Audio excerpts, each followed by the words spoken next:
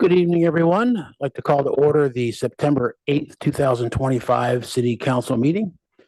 City Clerk, please call the roll. Councilmember Lithcott-Hames.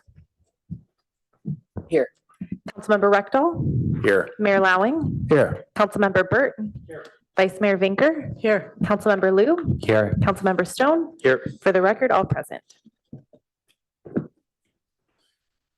Thank you. So for our first item on our slightly revised agenda, is any additions, changes, deletions, other edits, the city manager? Thank you, Mayor. I would just note for the public's awareness, as you alluded to, there was an amended agenda issued. And so item number 1, which is the pre-screening for 414 California Avenue, has been deferred. That will be heard next week on September 15th. And that is the only modification to your agenda. Okay, so we will then go to normal public comment on items that are not on tonight's agenda.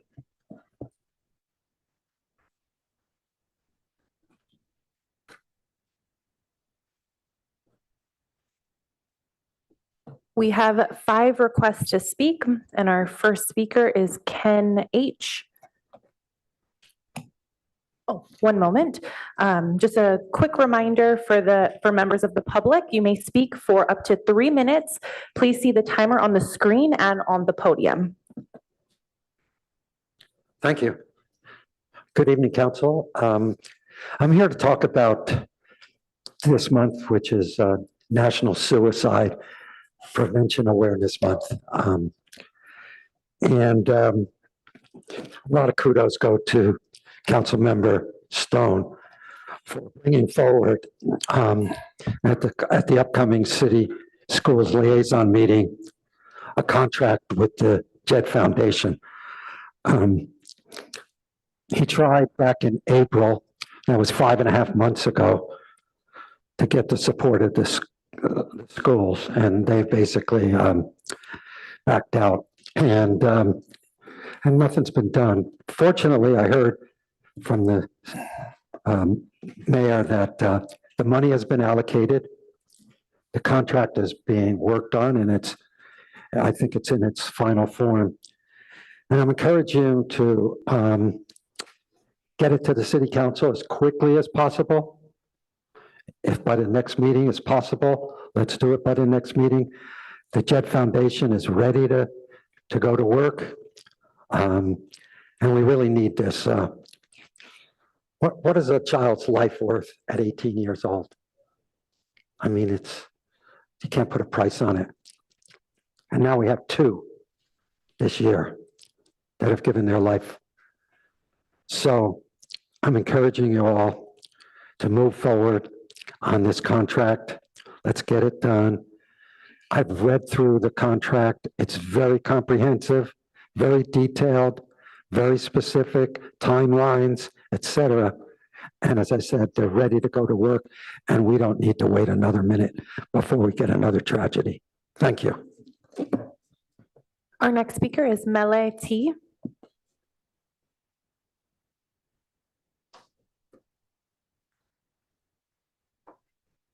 Good evening, Council. My name is Mele Tupo, and I'm a Palo Alto resident, along with my husband, Sam, and our 3 sons. I want to share the positive role pickleball has played in the life of my family. My family immigrated from the island of Tonga, and as an immigrant family, it can sometimes be challenging to find a true sense of belonging in a community.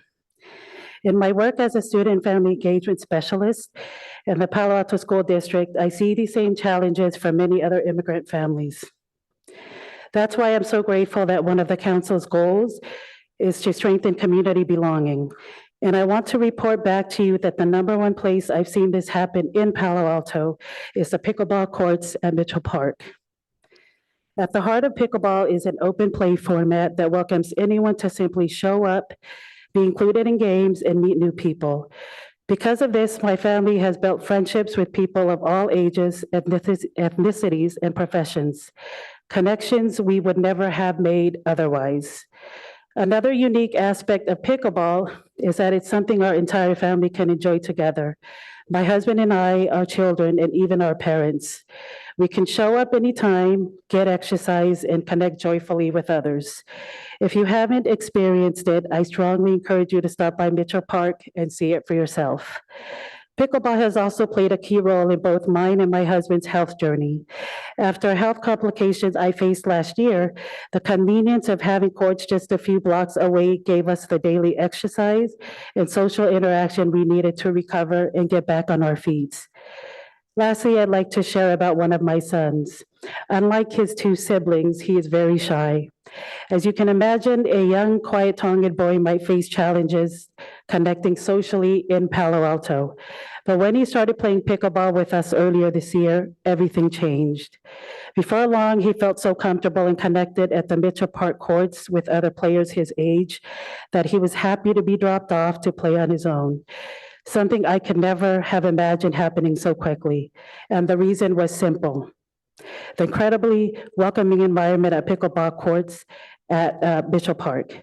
In summary, what is happening at Mitchell Park regarding community belonging is extraordinary. It's something that I would love to see many other families experience and benefit from. Thank you. Our next speaker is Sven T.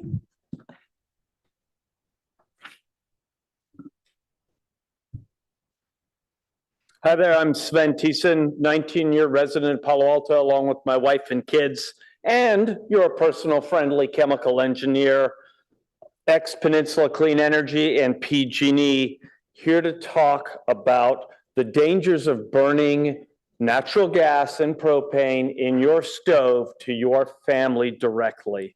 So first, some basic chemistry. Next week, you may get a quiz. Air is 78% nitrogen, 21% oxygen. So when you burn natural gas, that's a CH4 molecule. That's what it looks like. You get off water, H2O, and carbon dioxide. In addition, because air is what? 78% nitrogen, you also get emissions of nitrous oxide, oxides of nitrogen. There's a whole plethora of them, and some sexy contaminants. The most sexy one, in my opinion, is benzene, because it's a C6H6 ring. And how the heck CH4 goes to C6H6, we don't know yet. But the problem with it is carcinogenic. And it's carcinogenic, which means it causes cancer. So we as a utility, God bless you guys, are providing a product that is an endangerment to our kids and to everyone that breathes in that. And you can turn your hood on, you can open your windows, just take that damn thing outside, okay, if you really want to improve your indoor air quality. So the benzene causes cancer. The oxides of nitrogen, because kids' alveoli, that's a little sac in their lungs, and I'm not an epidemiologist, so nor a physician, but I have read all about this, and it scares me.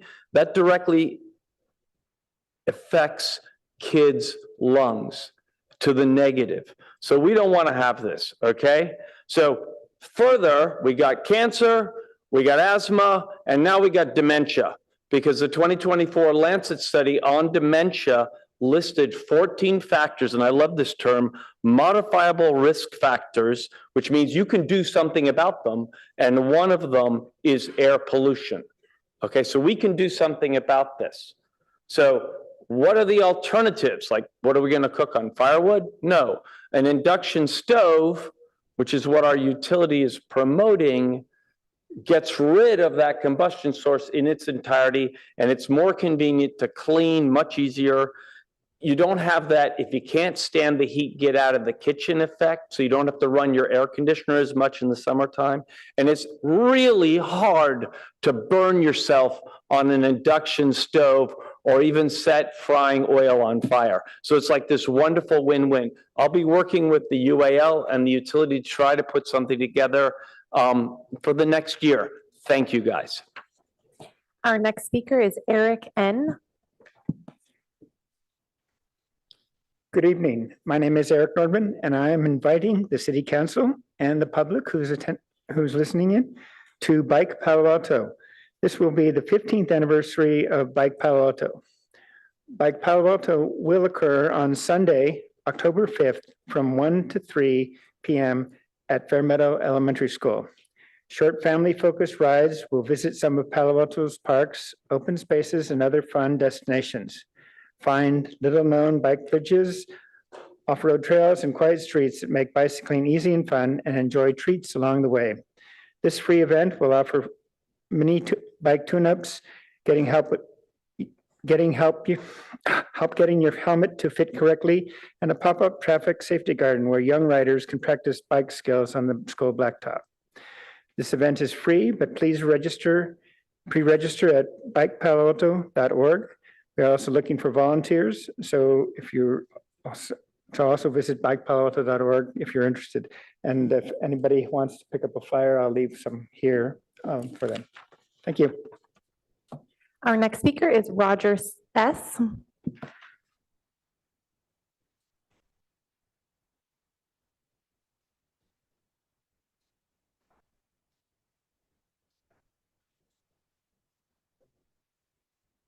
Eric's got an induction stove.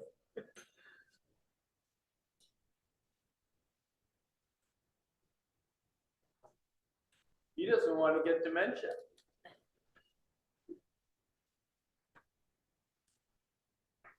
My name's Roger Smith, and I've been living here for 60 years. First of all, thank you all for doing what you do with your jobs, family, recreation. You're my heroes. We citizens have a rare opportunity to have our voices heard. The city has 11 commissions that gives advice to the city manager and the city council. We have 3 vacancies now, 3 on the Human Relations Commission, 3 on the Public Art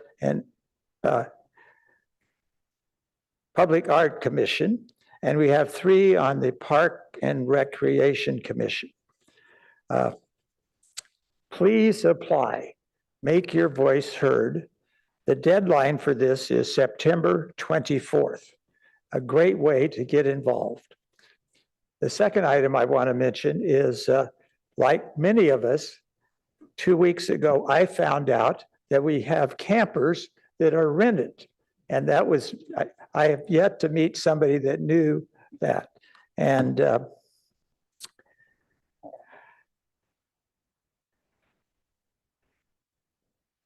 last week on the Friday, there's a great article on a lady who owns 15 campers and rent them out.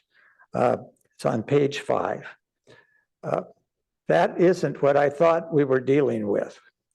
I would like to see action to address that issue. And I don't know when it's coming to council, but it's a great article. It's on page 5, and there's a whole bunch of Palo Alto weeklies down in the first office of the garage.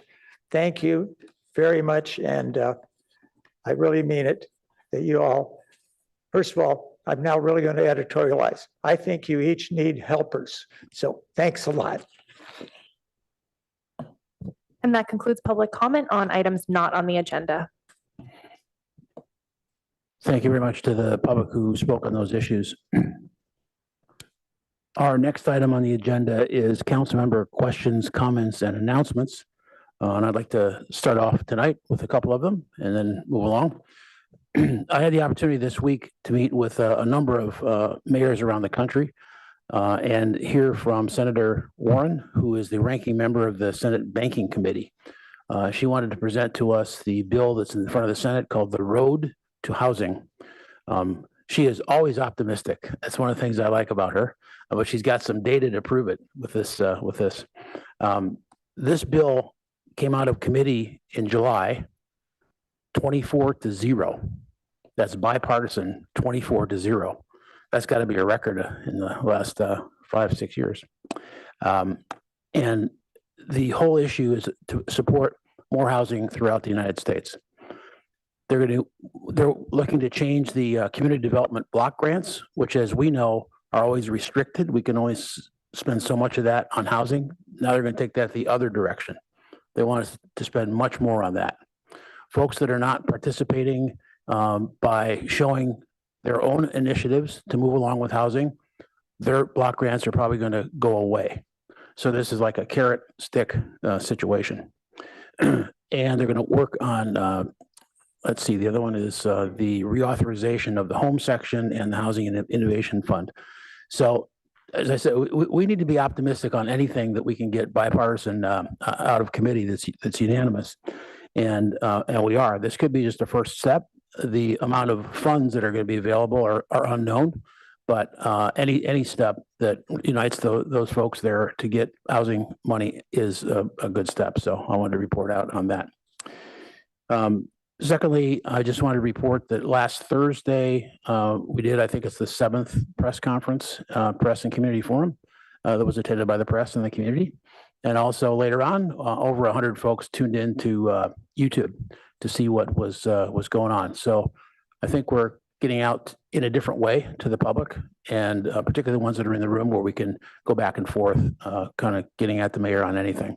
I made a couple of announcements there, and because they're important, I want to touch on them again right now for those that weren't one of the few in the room or the 100 that watched on YouTube. And the first is that, as we all know up here, but I want the public to know, we do have now a grade safety committee that's operative, and the idea there is to coordinate efforts already underway by council members and a number of community groups to establish the tragic situation we're having on the rails. And 3 council members are going to really focus on coordination and communication of possible actions to be taken and leveraging Caltrain and city resources where appropriate, and make recommendations as needed on anything that would require a formal vote of all the council. And those members are Pat Burt, Julie Lithcott-Hames, and Chris Stone. And I think there might be, are there any updates on Caltrain that you would like to add to that? Because one of the things that I also was able to announce, because of the work that Councilmember Burt has been doing with Caltrain, is that project is funded. I say that intentionally slowly because you won't believe it. It's actually already funded. So there's almost $1 million that's ready to go, and it's moving along at a pretty quick pace. So it's just, I'm remarkably optimistic given the reports. But Councilmember Burt, if you want to add. Sure.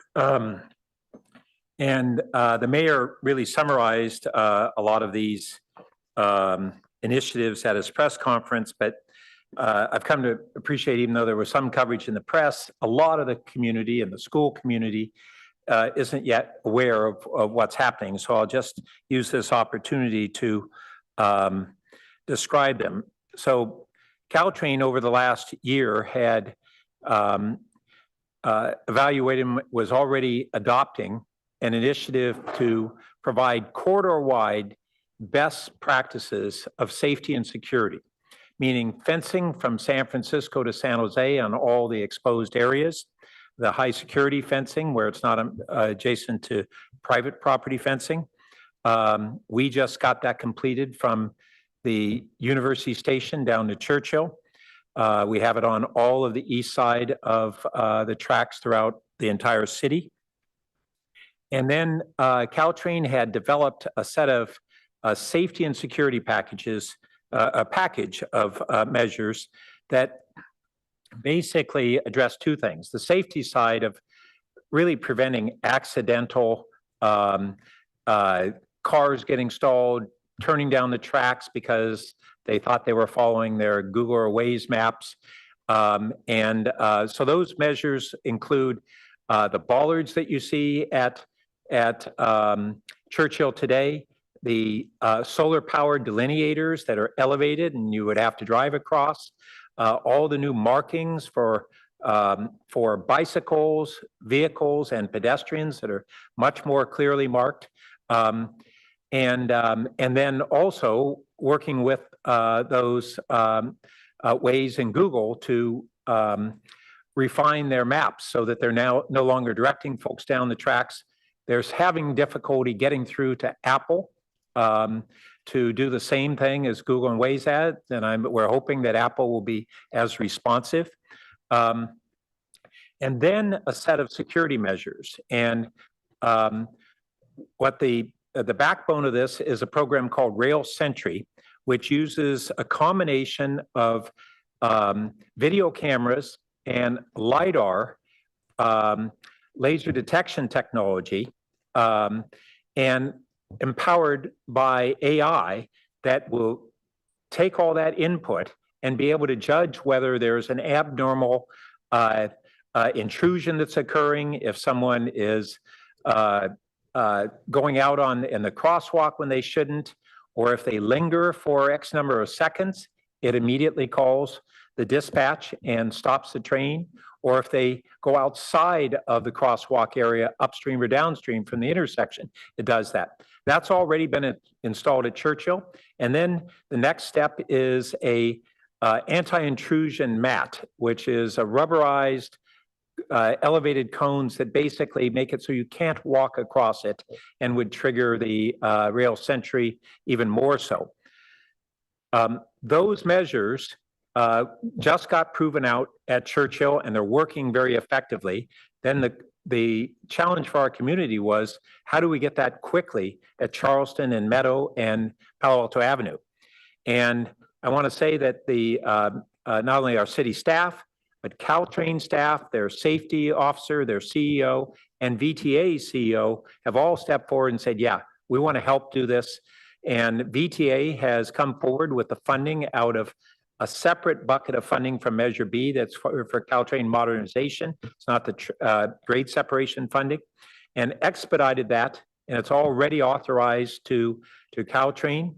And Caltrain is really basically breaking down any procedural barriers that will hold it up, and we hope to have this all installed before the end of the year, which is really rapid for these measures. And then I did have two other things, if it's okay I'll try and be brief. Yes. Yep, thanks. First, we had late last week a tour of all the Metropolitan Transportation Commission leadership touring Santa Clara County transit key locations. And the tour started at our University Avenue train station. And one of the things that we really emphasized to all those folks was, why is the Palo Alto University Avenue station the second highest boardings in the whole Caltrain corridor, despite us being the sixth largest, I think, population city? And it's on top of a number of other reasons, but really it goes back to the measures that have been going on for 25 years to drive transit passes to be in the hands of Stanford people, the hospitals, and through our downtown TMA, through our city employees, and other development agreements and TDM programs. And all that have become the basis for a package that Caltrain is now calling the city partnerships. And it's a model that drives transit use, and we are the real leaders in that. They were incredibly impressed. I mean, we're looking at the Dearborn station, billions of dollars to build that, and that it's a lot of reasons, but part of it is to drive transit. We have a much more effective approach that we should all be really proud of and continue to build on.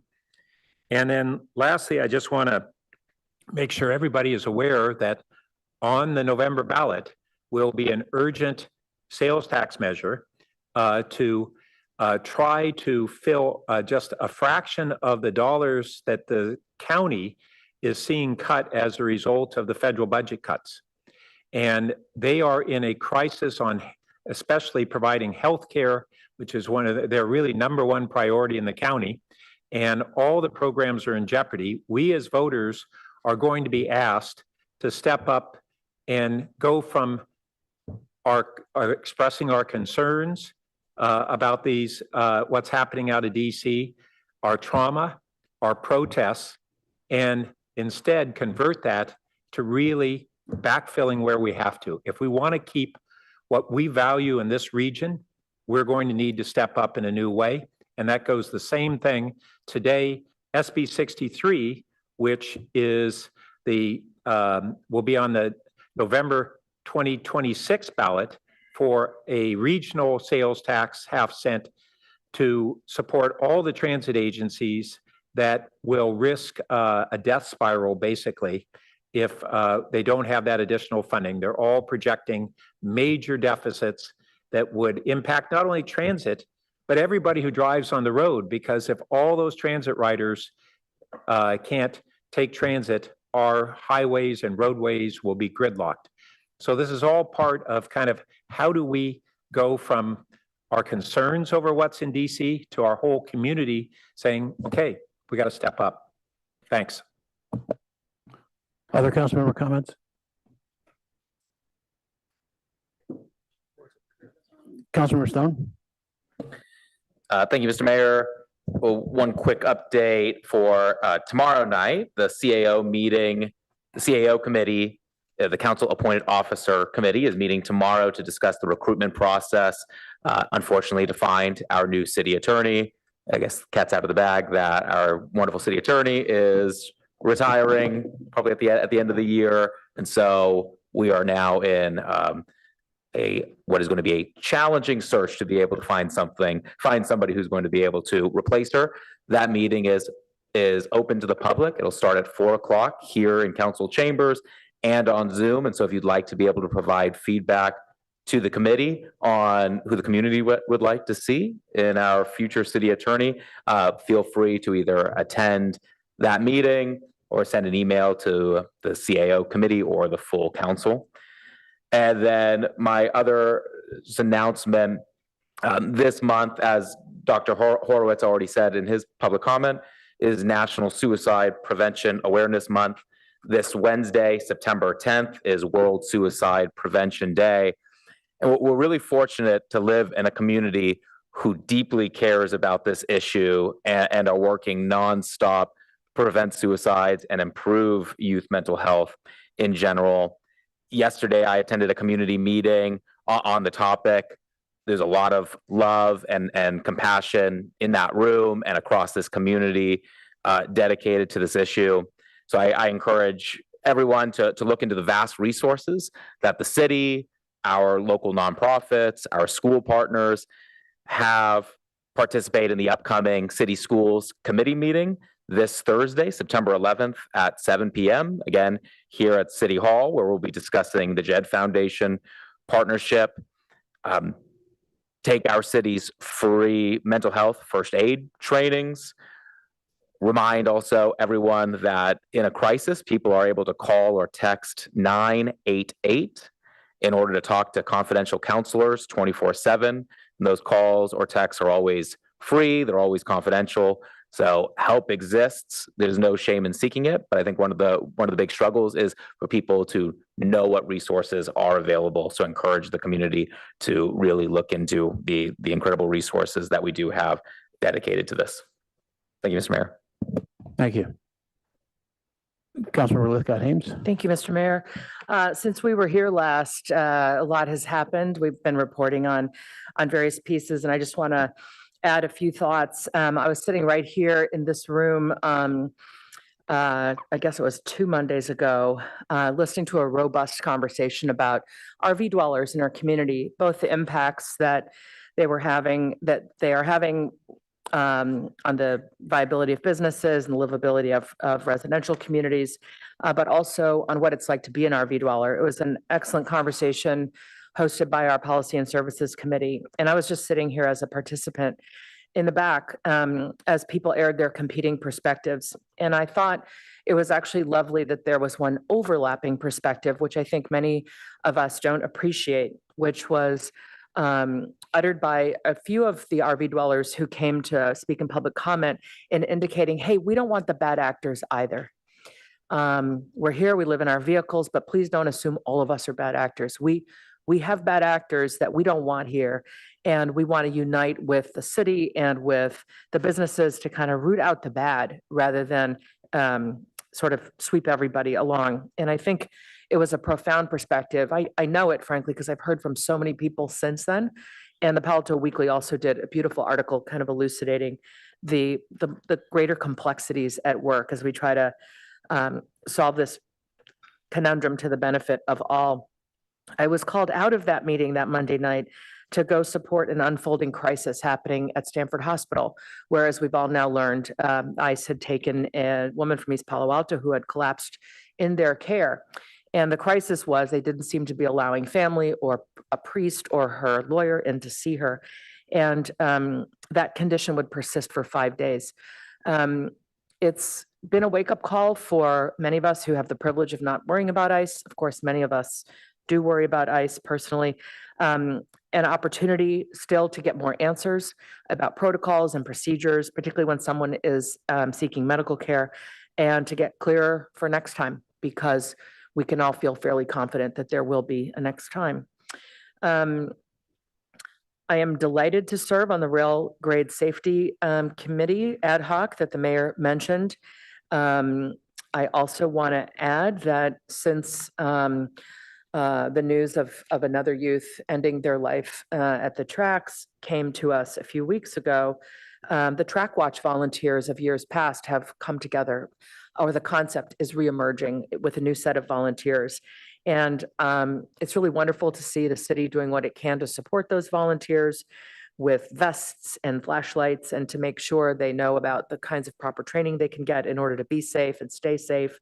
It's really wonderful to see in the immediate term our community coming together to say we need to stand watch and really send a signal to anybody who has these thoughts that you're not alone, that there is help.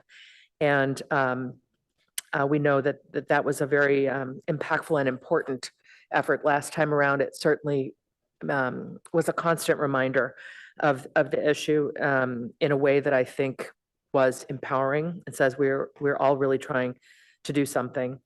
And finally, on that topic, because LGBT youth in particular seem to be quite at risk, it appears that some folks have taken to chalking some city sidewalks or crossings with rainbow colors to show our LGBT youth, we see you, you're not alone, you matter.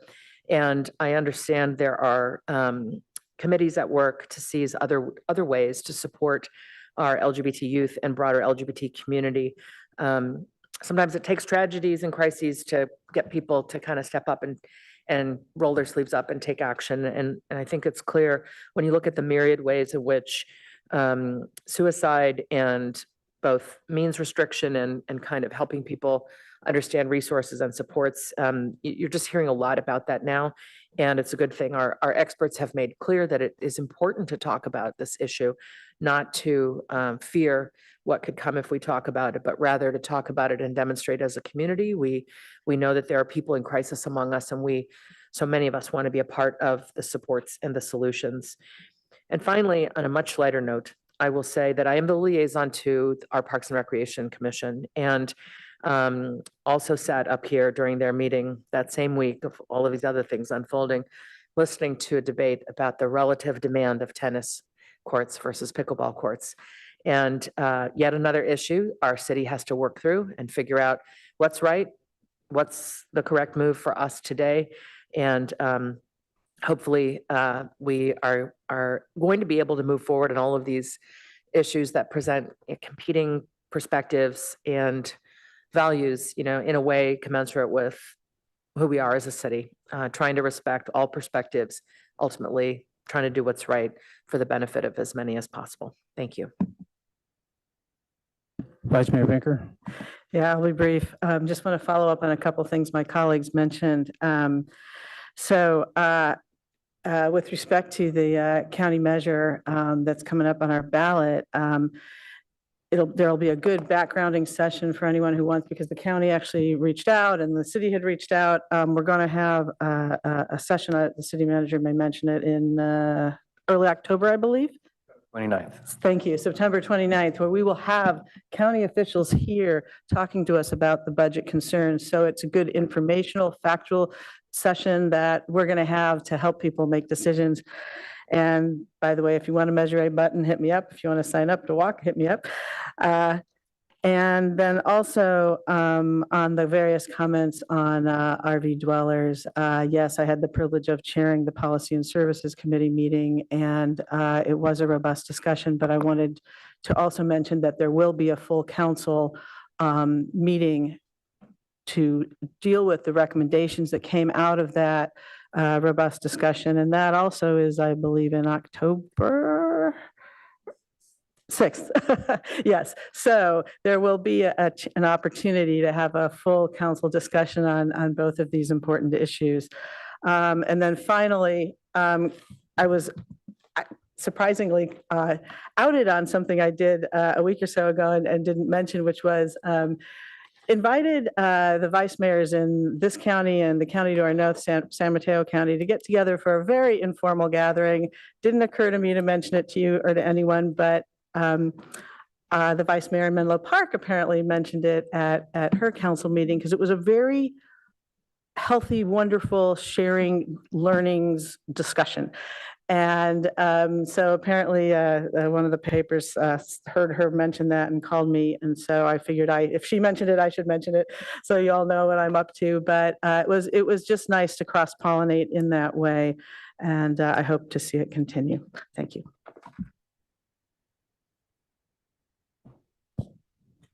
Okay, that concludes that item.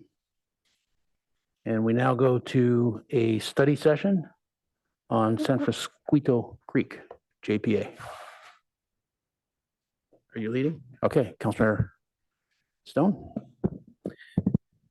Well, thank you, Mr. Mayor. So I'm honored to serve as Palo Alto's representative to the San Francisco Creek Joint Powers Authority, the SFCJPA. Currently, I also have the honor of being able to serve as chair of the board. And Miss Margaret Bruce and I, our executive director who's here, we've been making our rounds to the 5-member agencies, providing updates on the work of the JPA, seeking to raise awareness of the Reach 2 project, and requesting feedback from community members and elected leaders as well. So just a little background for those who don't know, the JPA was formed in 1999 as a partnership among 5-member agencies: Palo Alto, East Palo Alto, Menlo Park, Santa Clara Valley Water District, and San Mateo County, which is now represented as One Shoreline on our board. Its creation came in direct response to the devastating 1998 flood when the San Francisco Creek overtopped its banks, damaging more than 1,700 homes and displacing thousands of residents across our communities. And I was only 9 years old at the time, but I can vividly remember my own mom's classroom at Duveneck Elementary School here in Palo Alto flooded in over a foot of water, and it was bad damage to her room, the entire school, and countless homes across Palo Alto and our surrounding communities. And that event really underscored the need for a coordinated regional approach to flood protection that no single jurisdiction could achieve on its own. But beyond the property damage and economic loss, flooding is really first and foremost a public safety risk. Flood waters can strand families in their home and cut off critical roadways, overwhelm emergency services, and put lives in danger. And tragically, we've seen reminders of this recently in Texas, where severe flooding caused widespread devastation, damaging homes, destroying infrastructure, taking the lives of over 130 people. And these events highlight just how quickly a flood can escalate from an inconvenience into a true public safety emergency. So our responsibility at the JPA is to ensure that our communities never again face that kind of danger without robust protections in place. So since its founding, the JPA has worked to collaboratively plan, design, and secure funding for flood risk reduction projects. One of our early successes was the Reach 1 project near the Friendship Bridge, which has already delivered substantial protection for vulnerable neighborhoods. But today, our focus is on the Reach 2 project, which will stretch from the Pope Chaucer Bridge through East Palo Alto. And our goal is to provide protection up to the flood of record. So that's equivalent to the 1998 event, while being able to safeguard thousands of homes and businesses. And importantly, this project also seeks to balance flood protection with enhancements to the creek habitat, preservation of trees where feasible, and new opportunities for recreation along the corridor. I know you're going to see some of these potential designs. So recently and in the months ahead, we will advance several key studies and evaluations of alternatives. These will include widening portions of the channel, addressing pinch points, replacing or modifying bridges like Pope Chaucer and Middlefield, and considering and exploring innovative measures such as bypass tunnels and passive flood barriers. So our intent right now is to break up the Reach 2 project over 2 phases. Our executive director will speak to that in greater detail in her presentation, along with all of these alternatives. So looking ahead, next steps include completing the alternatives evaluation report, selecting the full suite of project components for Reach 2, then moving into detailed design, permitting, and a cost-sharing framework for the 5 agencies. So while this work is complex, our progress represents a major step toward ensuring that Palo Alto and our neighboring communities are finally protected from the kind of flooding we experienced in 1998 and also 2 years ago during the New Year's Eve flood.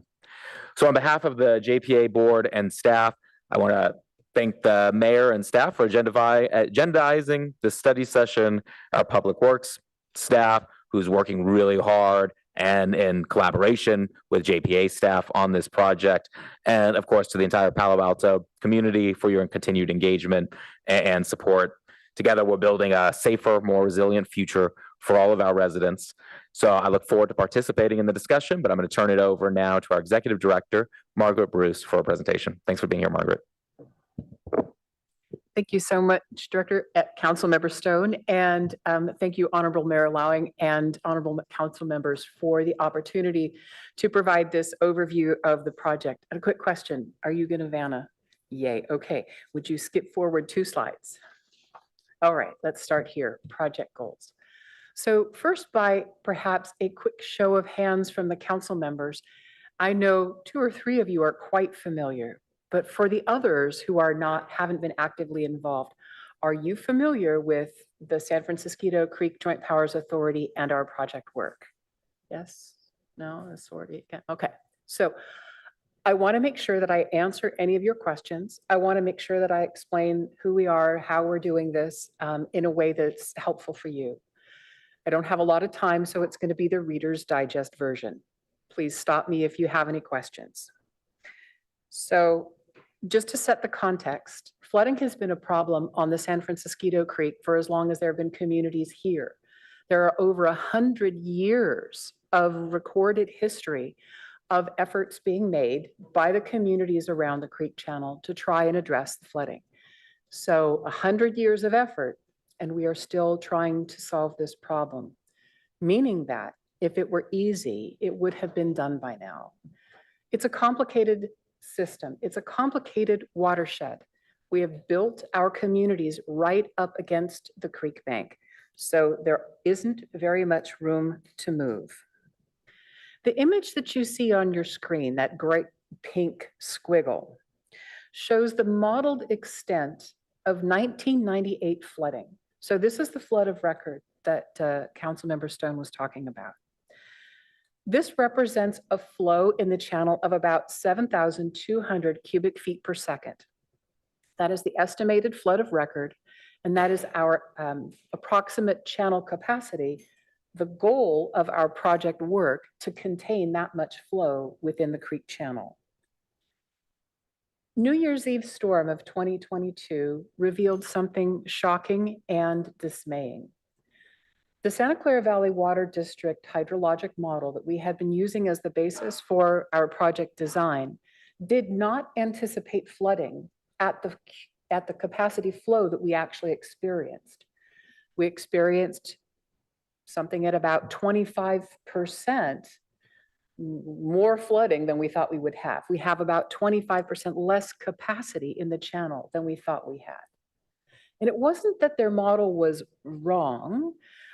I liken it to, in the 1980s, there were video games. They had about 6 pixels each on the screen, and you could kind of make out what the shapes were supposed to be. And then a couple years later, there were, 16, and then 64, and then 100. Now we have such fine resolution in video games, they look like movies. We are getting the same kind of improved resolution in our modeling, the more flood experiences and the more data we have. So now that we have a more advanced model with more data points about how the channel behaves in flood, we are using that refined model and that additional information to both evaluate the designs previously done, validate some of those designs, and upscale what needs to be made effective for the creek to contain 7,200 cubic feet per second of flow. This is going to be a large project. And when you build large projects, you hopefully add, as Councilmember Stone said, some additional benefits. So while we are looking at containing this flow, we are also mindful that it is a steelhead stream, that it is a beautiful riparian corridor that adds beauty and recreation and habitat through an urban area, and that is precious and rare. And our goal is to maintain as much of that and improve as much of that as possible.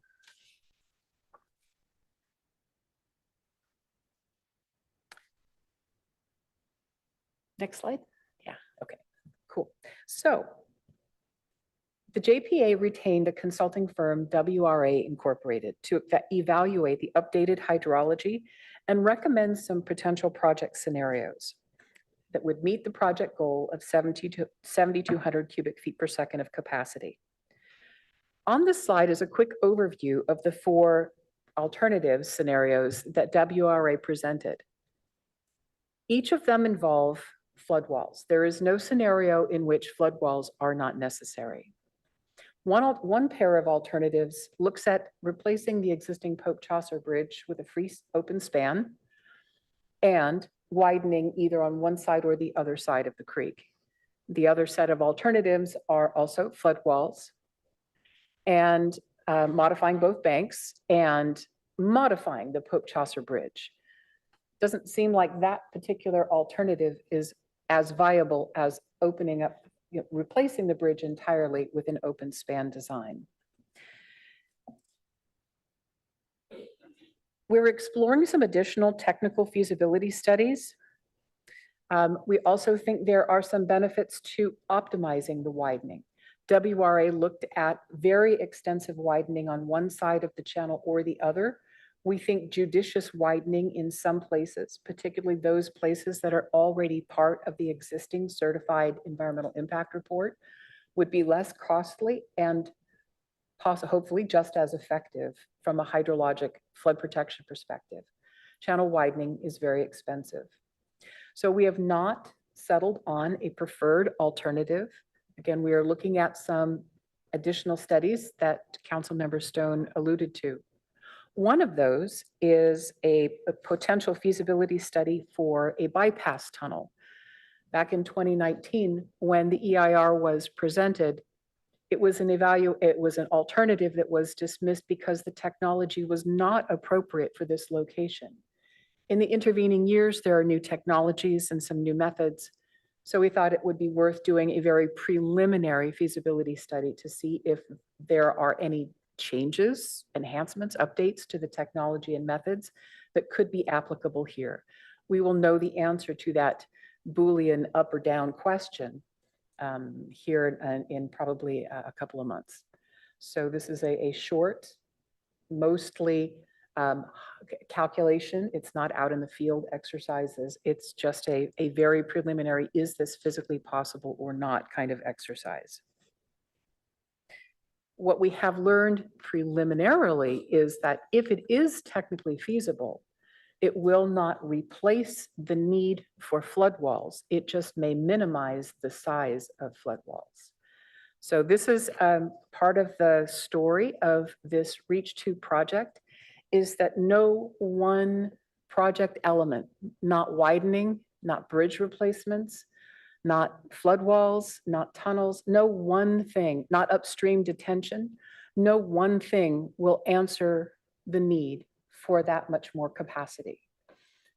So this is going to be a patchwork of interconnected, mutually beneficial project elements that support an overall project design to protect our communities to that flow of record number.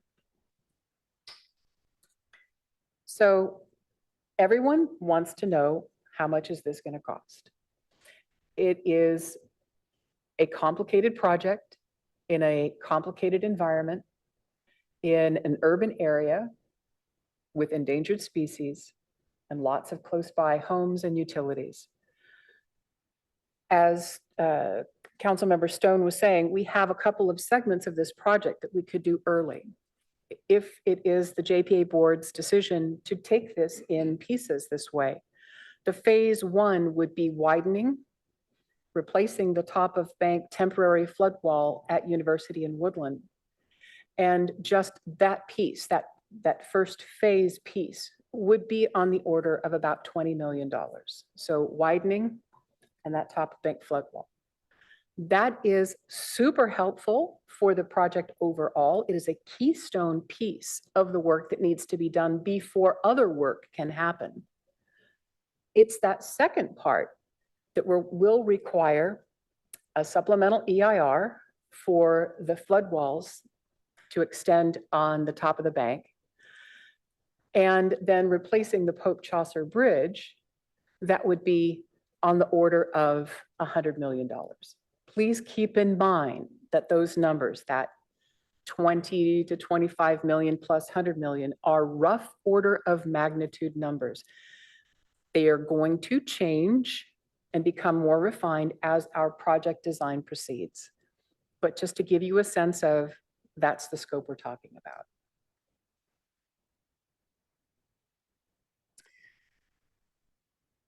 So I know there have been community members, both in Menlo Park and in Palo Alto, who have expressed concerns about flood walls.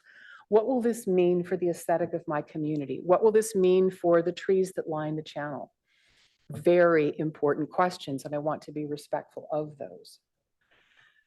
We will need to make some hard choices and compromises between what we have as flood protection and what we have as a riparian corridor. However, we are eager to look at all possible flood protection technologies, whether it's sheet pile walls, soldier pile walls, berms, or other kinds of technologies that we haven't explored yet, to be as respectful as we can about local considerations for tree protection, for public access, for public safety access. And we know there are community members who are already experiencing the impacts of and are concerned about homeless encampments being either sheltered by or encouraged by certain kinds of project designs, whether they be flood walls or access ramps. We are nowhere near our level of detail yet in our projects to be able to say how we could design a project to be sensitive to those concerns, but we certainly will be. We know that in East Palo Alto, illegal dumping is a terrible problem. People back trucks from out of town up against the existing bank of the creek and just dump construction debris into the channel. So East Palo Alto is very interested in having some kind of a project designed to help thwart that persistent problem. Similarly, we're very interested in making sure that our project design can support the public safety issues about homeless encampments.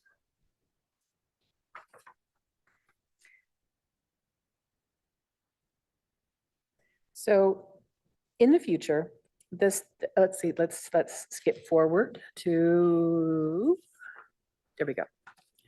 So to begin with, channel widening, we would consider a no regrets option. So when we talk about this as being part of the first part or the first phase of the project, the community should be aware that there is no circumstance in which this would happen where it would transfer risk somewhere else.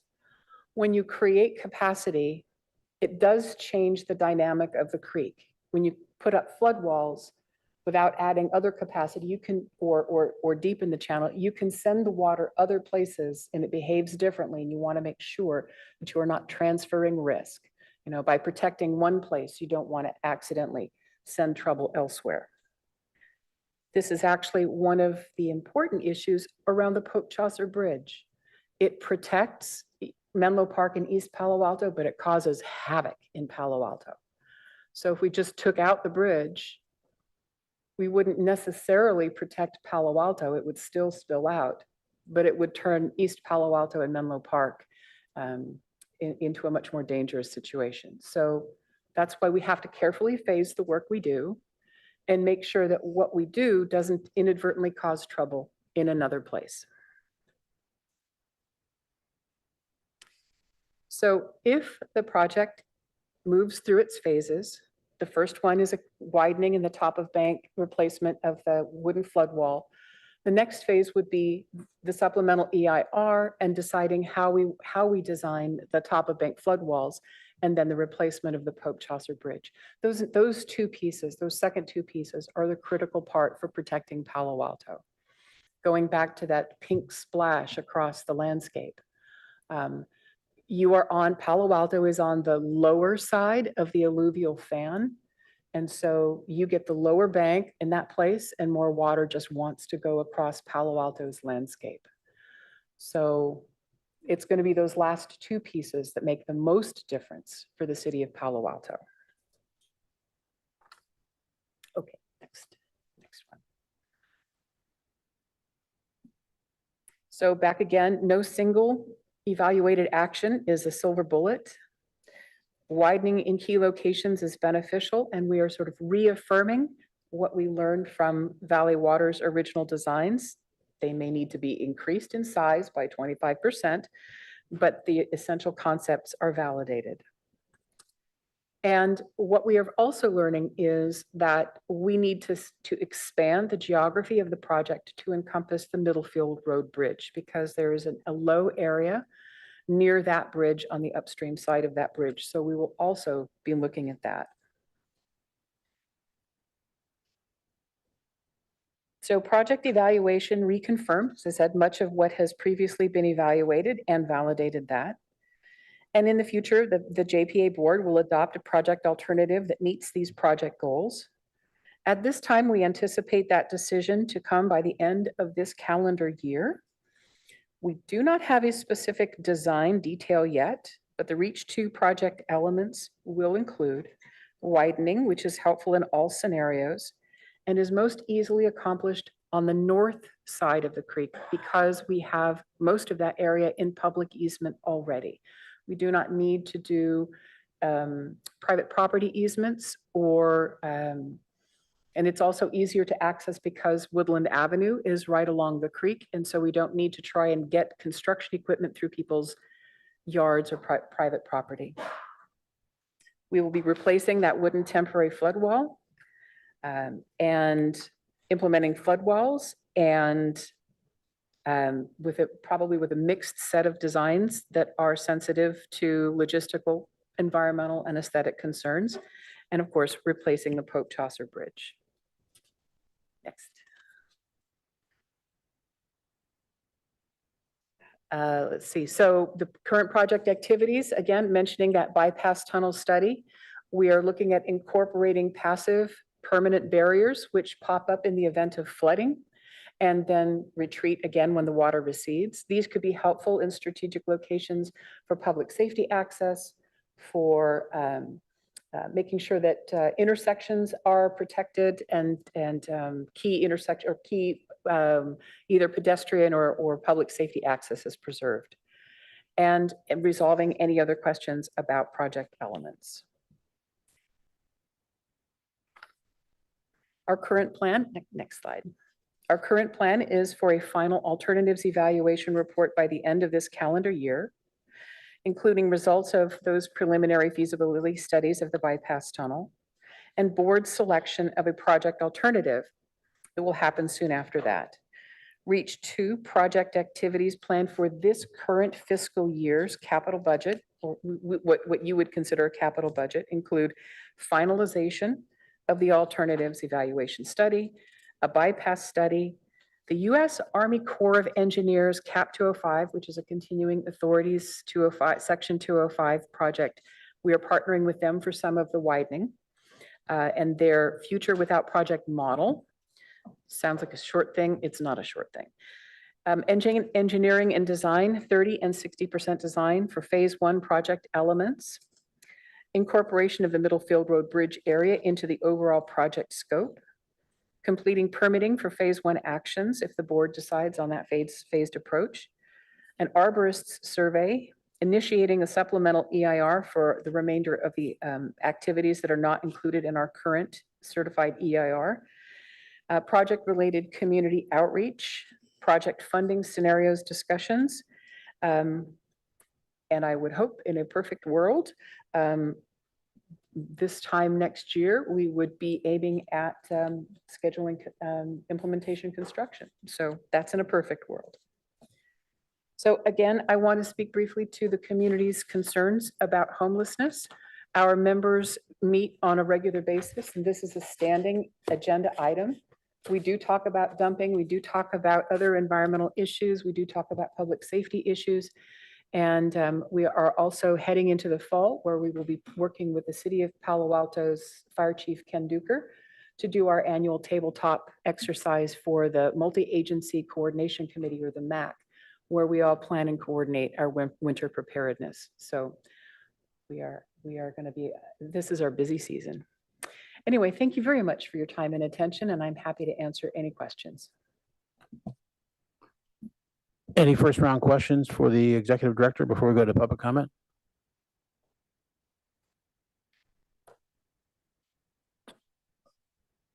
Yes. Vice Mayor? Just to confirm, it's a very simple question. On the slide, I think it was 5 that had the WRA alternatives, the 4 pictures, talks about the left bank. I assume that's the north side and the Menlo Park side, because there's no orientation indicia on this slide that I can find. That is right. It's left and right is your oriented facing downstream. I just want to make sure, because left side could be either. Okay, thank you. Okay, let's go to public comment. Oh, sorry. Okay. Councilor Rectal is going to wait. Councilor Vert? One question on the flood walls that are being considered today. Are those necessarily concrete, or are they potentially earthen berm? They are potentially earthen berm. They are potentially soldier pile. They're potentially sheet pile. They're potentially construction methods that we haven't yet even explored. Councilmember Burt, we understand that there are community members who are very concerned about the aesthetic as much as they are concerned about the effectiveness. So we are attentive to that. Yep, that's why I was hopeful that earthen berm was still a possibility, because aesthetically they're probably more acceptable.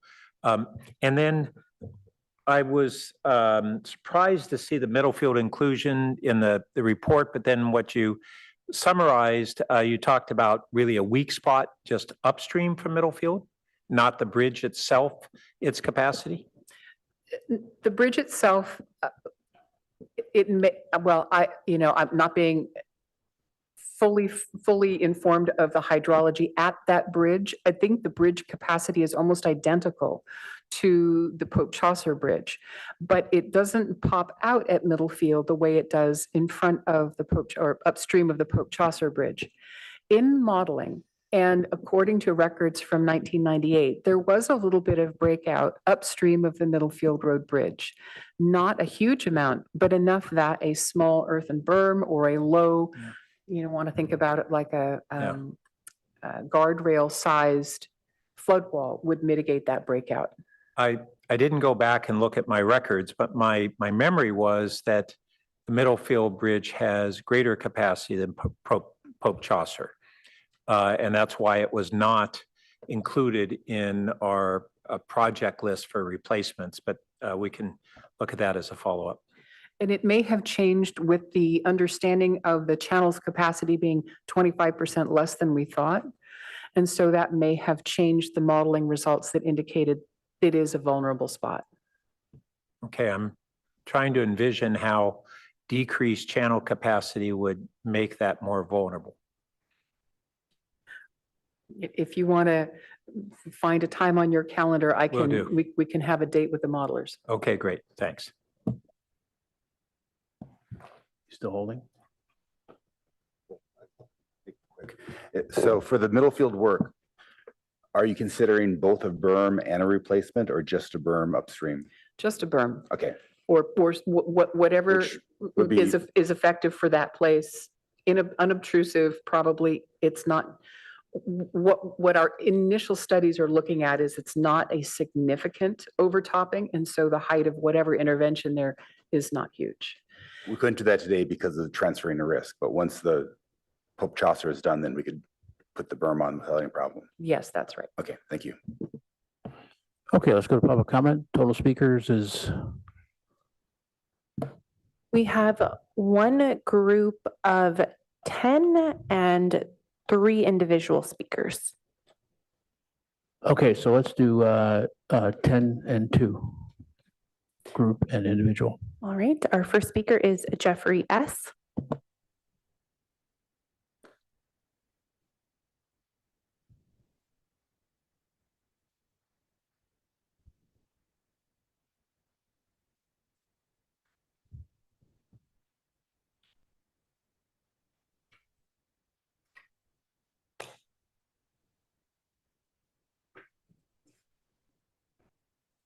Great, thank you. Good evening, Mayor Lowing, council members. At the outset, I want to commend JPA staff and member agency technical staff for a thorough and solid draft report. And I also want to tip my hat to our activist environmental community for their vision and leadership dating back to the Watershed Council, a community that has pledged to preserve San Francisco Creek, one of the few partly natural urbanized creeks on the peninsula. A community that is devoted, in partnership with Stanford University, to restoring the creek as a vibrant migration run for steelhead trout. And a community that continues to be outspoken in support of the Reach 2 flood control project, which has as its overarching objective the reduction of the risk of flooding, which has its to protect people and property, to preserve and enhance the environment and create amenities for public enjoyment. But despite the community's decades-long vigilance, when it comes to the degradation of the creek habitat from perennial homeless encampments, their environmental advocacy becomes hesitant. And it's understandable. I mean, there's a reluctance to weigh in on the adverse ecological impacts surrounding this sensitive social issue, so they tend not to talk about it. Well, I'm here to talk about it, and not as a matter of social judgment or social justice. Simply this: the unhoused are a vulnerable population, and they present a measurable ecological problem in the creek. Now, I appreciate that the staff from various agencies meet regularly and talk about the homeless situation, but the report does not appear to make any mention of a history of chronic encampments in the creek or the creek's unfettered access from the San Mateo County side. The closest we get to this issue in the report are a couple references to litter. So that being said, the report properly and exhaustively focuses on the flood safety of residents and their properties along the creek and throughout the floodplain. I'm just saying that the safety of unhoused individuals who do take up residence in the creek should also be in scope within the report. Next slide. So this is a photo of an encampment in the creek that was taken from the backyard of one of the properties fronting on Edgewood Drive in Palo Alto. Next slide, please. And this is another recent photo of an encampment in the same general area from another vantage point behind Edgewood Drive. Next slide. So this slide comes from the report itself, which illustrates a typical section of the creek where channel widening is installed on the East Palo Alto, that is on the left side of the screen, and the flood walls on the Palo Alto on the right side. And I'm using this slide because it shows two main types of flood risk reduction devices, not because I endorse either or both treatments on one side or both sides of the creek. Okay, focusing first on the Palo Alto side, on the far right of that slide, the top of bank flood walls are proposed preliminarily in the draft report for various sites along properties fronting on Edgewood Drive. But there is no discussion in the report regarding how to deter encampments in the gap between the flood walls and the private security fences. And that gap is indicated with a red horizontal line in the slide. Next slide. So this is looking downstream. This is a recent photo of an encampment in the gap between an existing Palo Alto top of bank flood wall on the left and a Palo Alto backyard security fence on the right. Next slide, please. This is another encampment in the same spot. The top of bank flood wall was installed, for your information, in Palo Alto by Valley Water in 2002 along the first 1,000 linear feet upstream of Highway 101. Valley Water required a 3 to 5 foot permanent easement for flood wall maintenance, thus the gap. Next slide, please. And this is another encampment in the same corridor. Next slide, please. Okay, back to the typical section of the creek, but here I want to focus on the channel widening structure on the left in East Palo Alto. So on the San Mateo County side, there are several discrete sites on Woodland Avenue in Menlo Park, East Palo Alto, which are proposed for channel widening, which would involve excavating sloped creek banks, right, and transforming them into what effectively would become unscalable 12 to 15 foot vertical sheet pile retaining walls, as you can see. So the brown sheet pile wall in the diagram is obscured by the tree to the right, which is illustrated as having been planted on the plateau created by the excavation. Next slide, please. So this is a conceptual rendering of the channel widening site. Starting on the left is a curving white flood wall, then a walking trail, then a railing, and finally a vertical drop of 12 to 15 feet, which would obviously deter encampment access. But there's no indication in the report that creek access outside or between the discrete channel widening sites would be limited.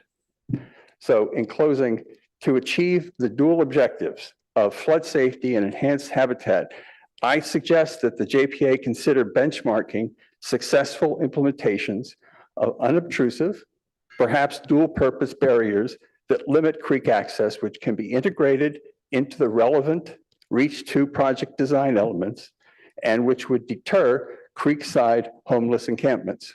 Thank you very much. Our next speaker is Thomas R.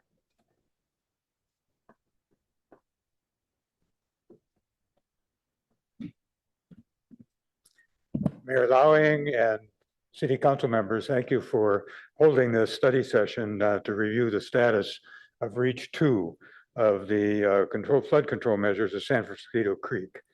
I'd like to speak in full support of the WRA preferred alternative for increasing flood protection in Reach 2 of San Francisco Creek.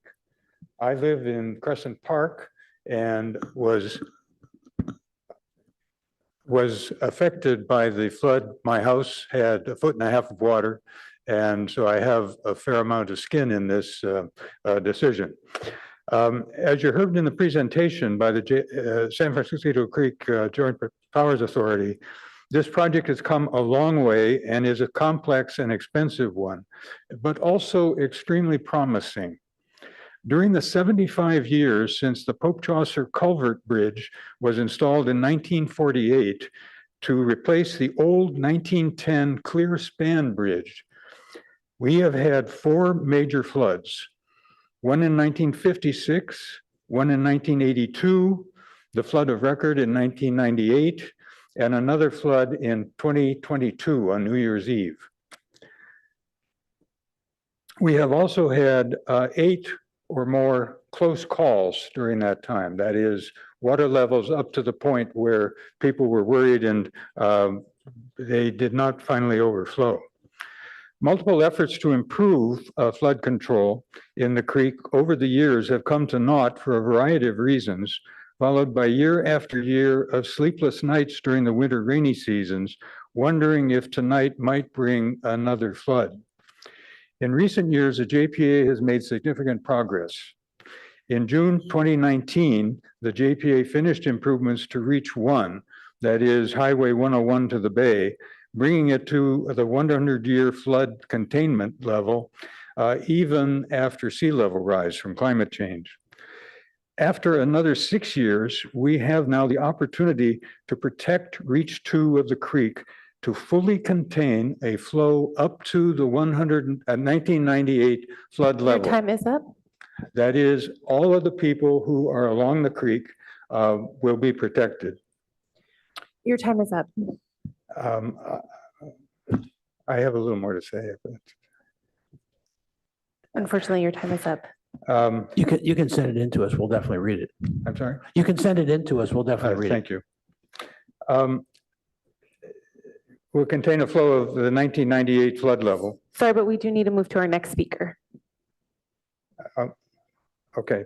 This alternative is technically sound after study by multiple professional civil engineering groups. Maintains the natural character. If you'd send in the rest of that to us.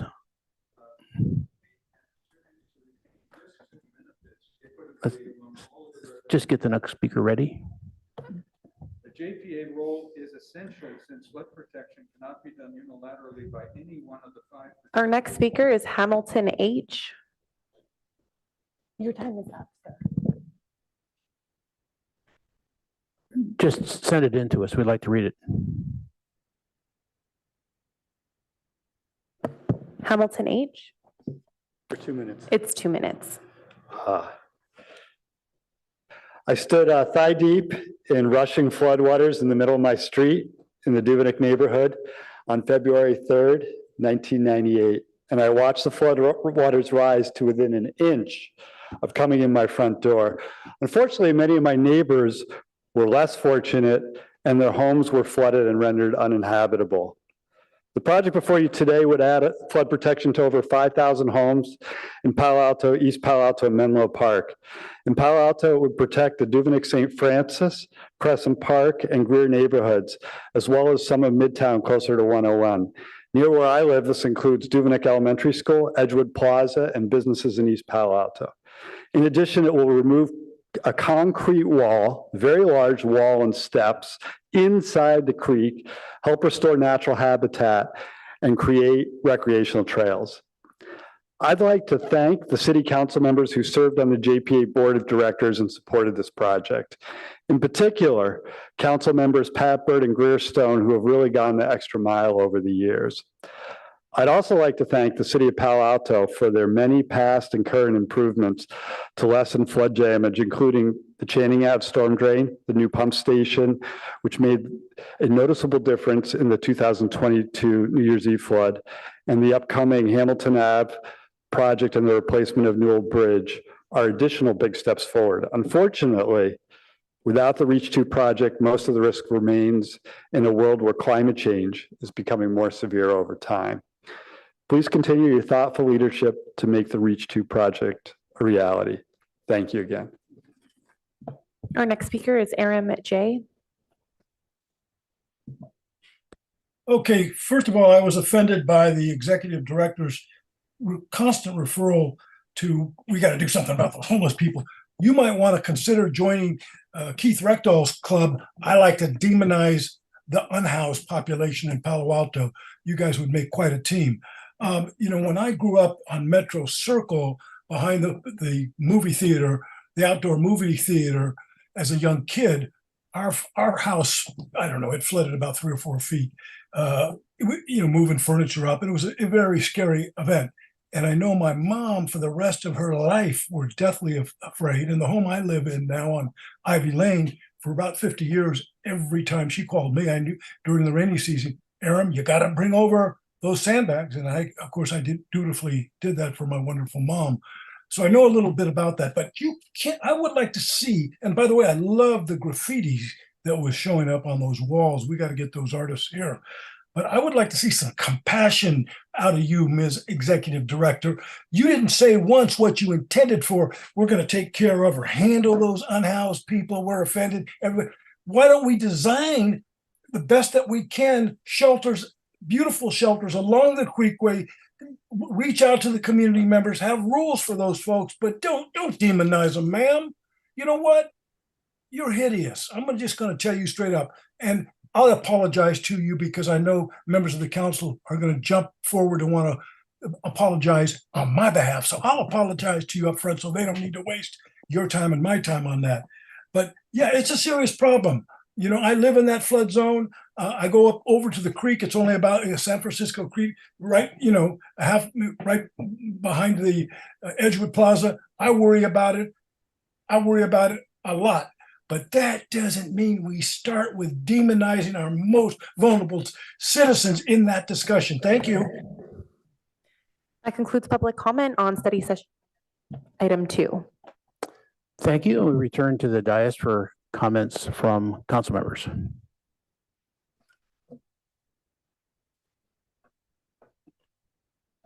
Were you out in the first round? Councilmember Rectal was on first. Yeah, I want to talk about the phase 1 that's doing the replacing the flood wall down by University.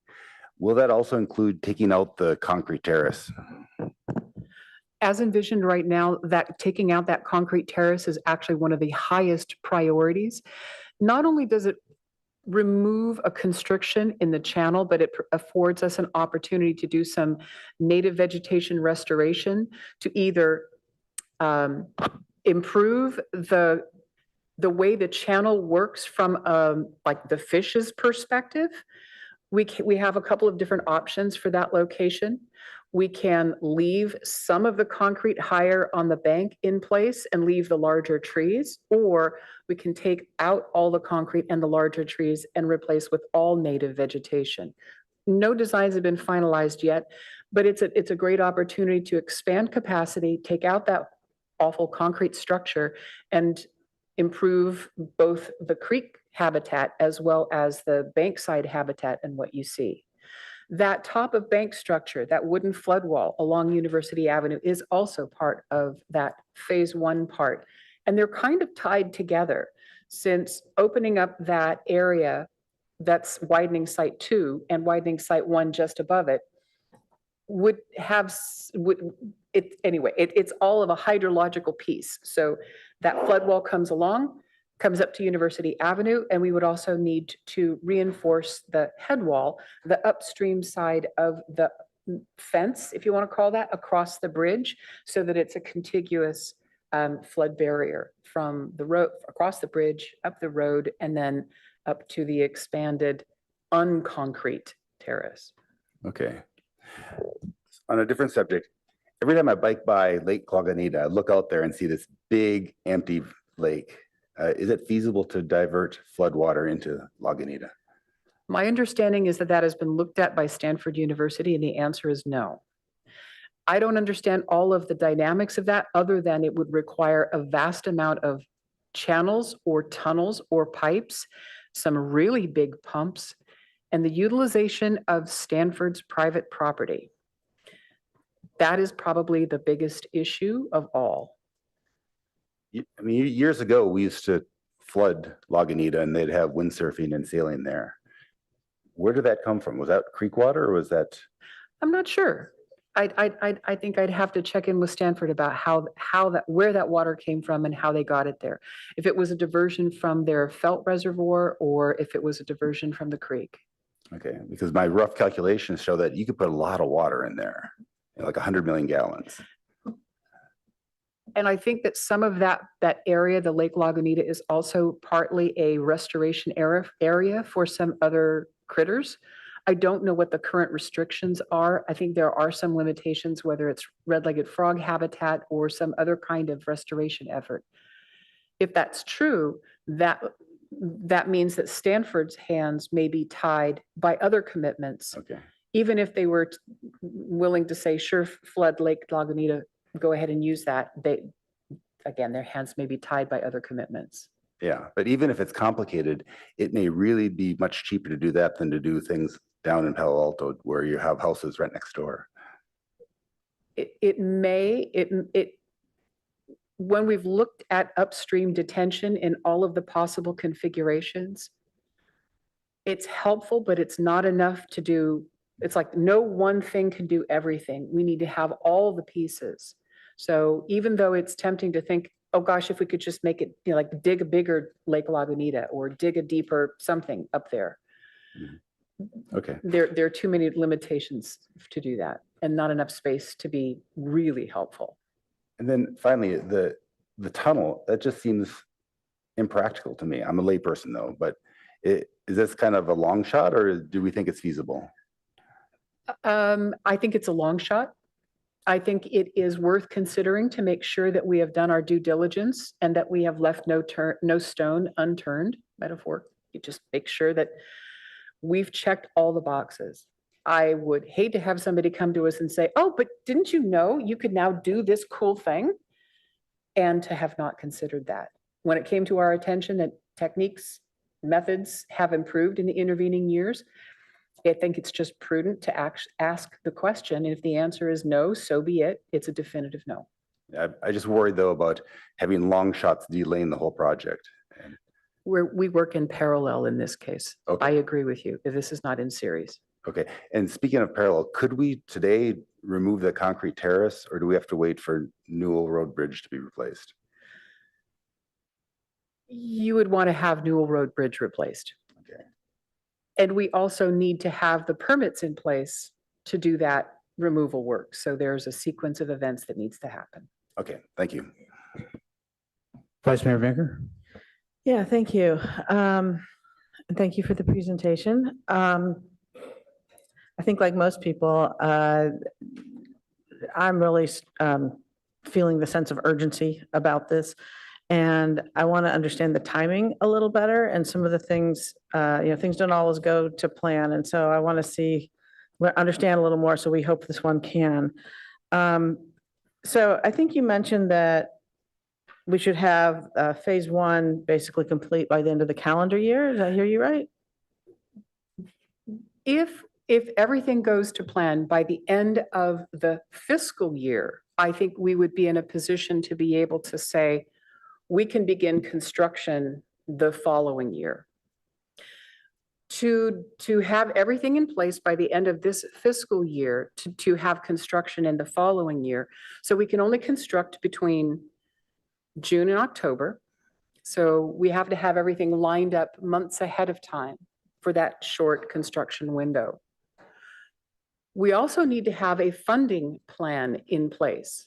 And so there are some questions that will come before the JPA board about how they would like to do this in segments where we can do some work overlapping and in parallel, or all of a piece, like let's have everything designed all together so that that funding discussion can be fully informed by here's what we think the whole thing is going to cost. If the board is comfortable having a little bit of a question in the future, the scope known, but the dollar amount not quite known, we can begin with a phased approach. Yeah.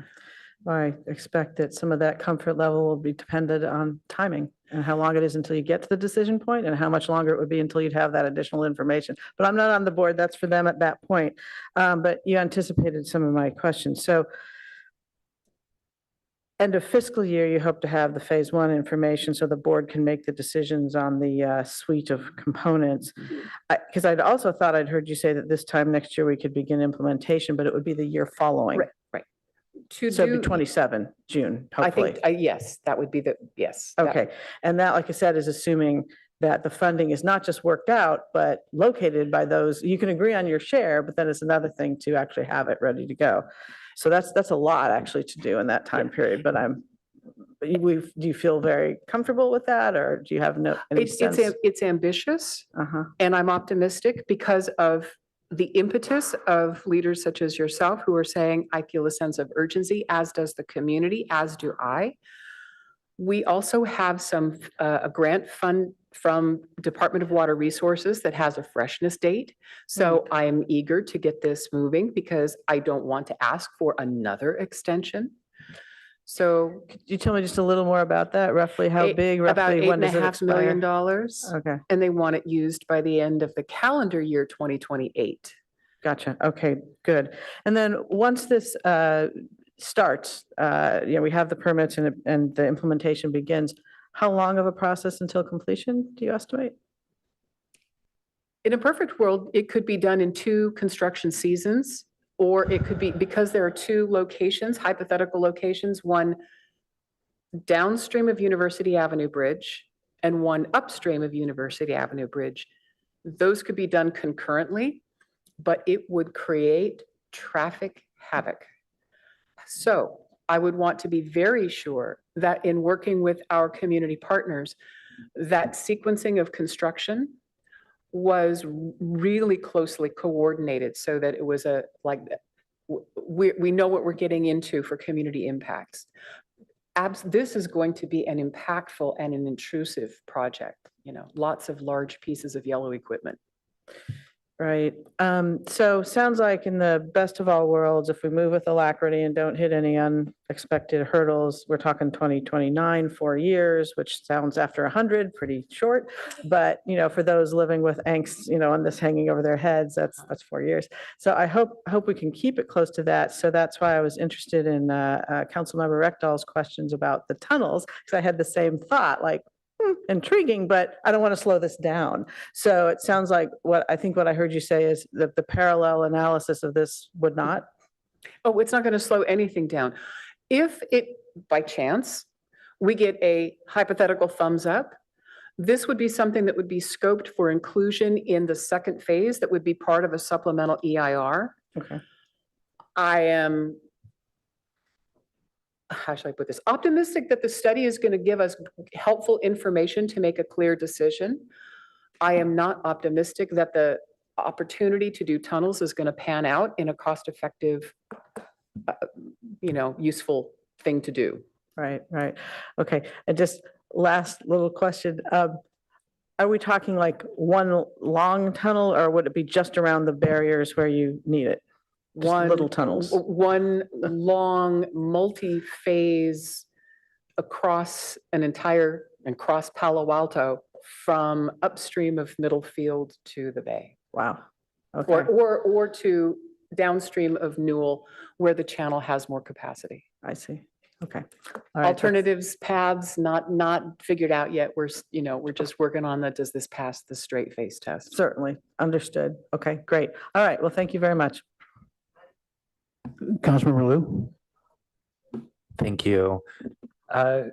Just to, do due diligence on the due diligence options, are permanent passive or strategically located permanent passive flood barriers also something that we are studying but don't expect to be a viable solution?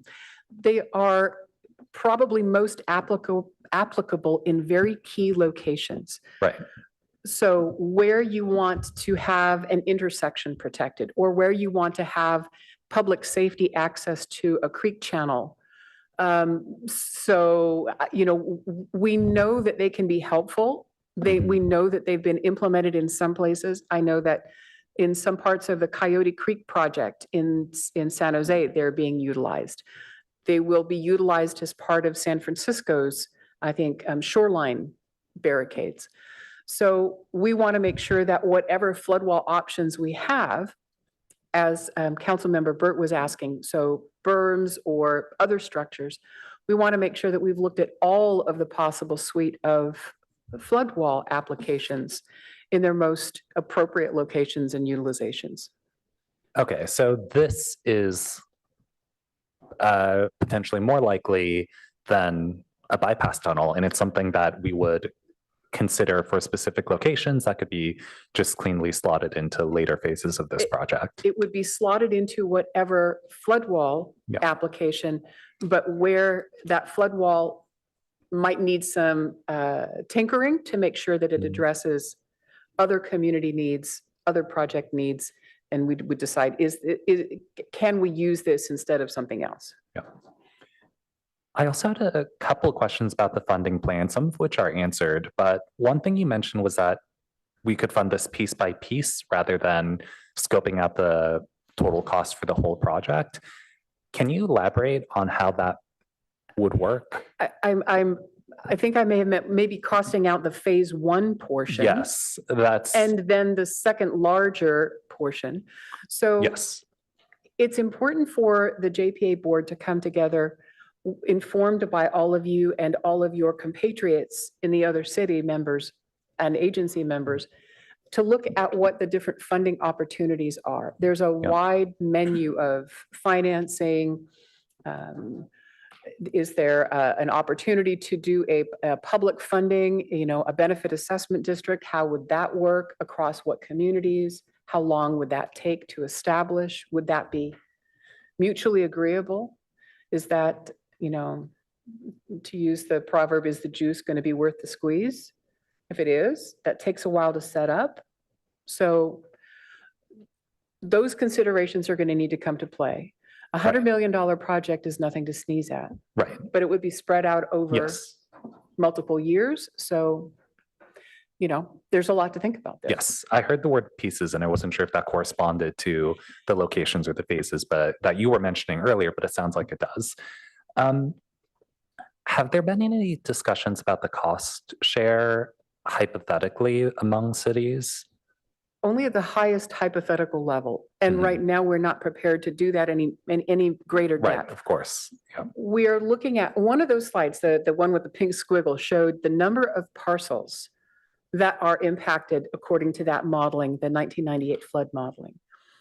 Using the number of parcels impacted by flooding for each community is probably a good place to start as a basis of apportionment.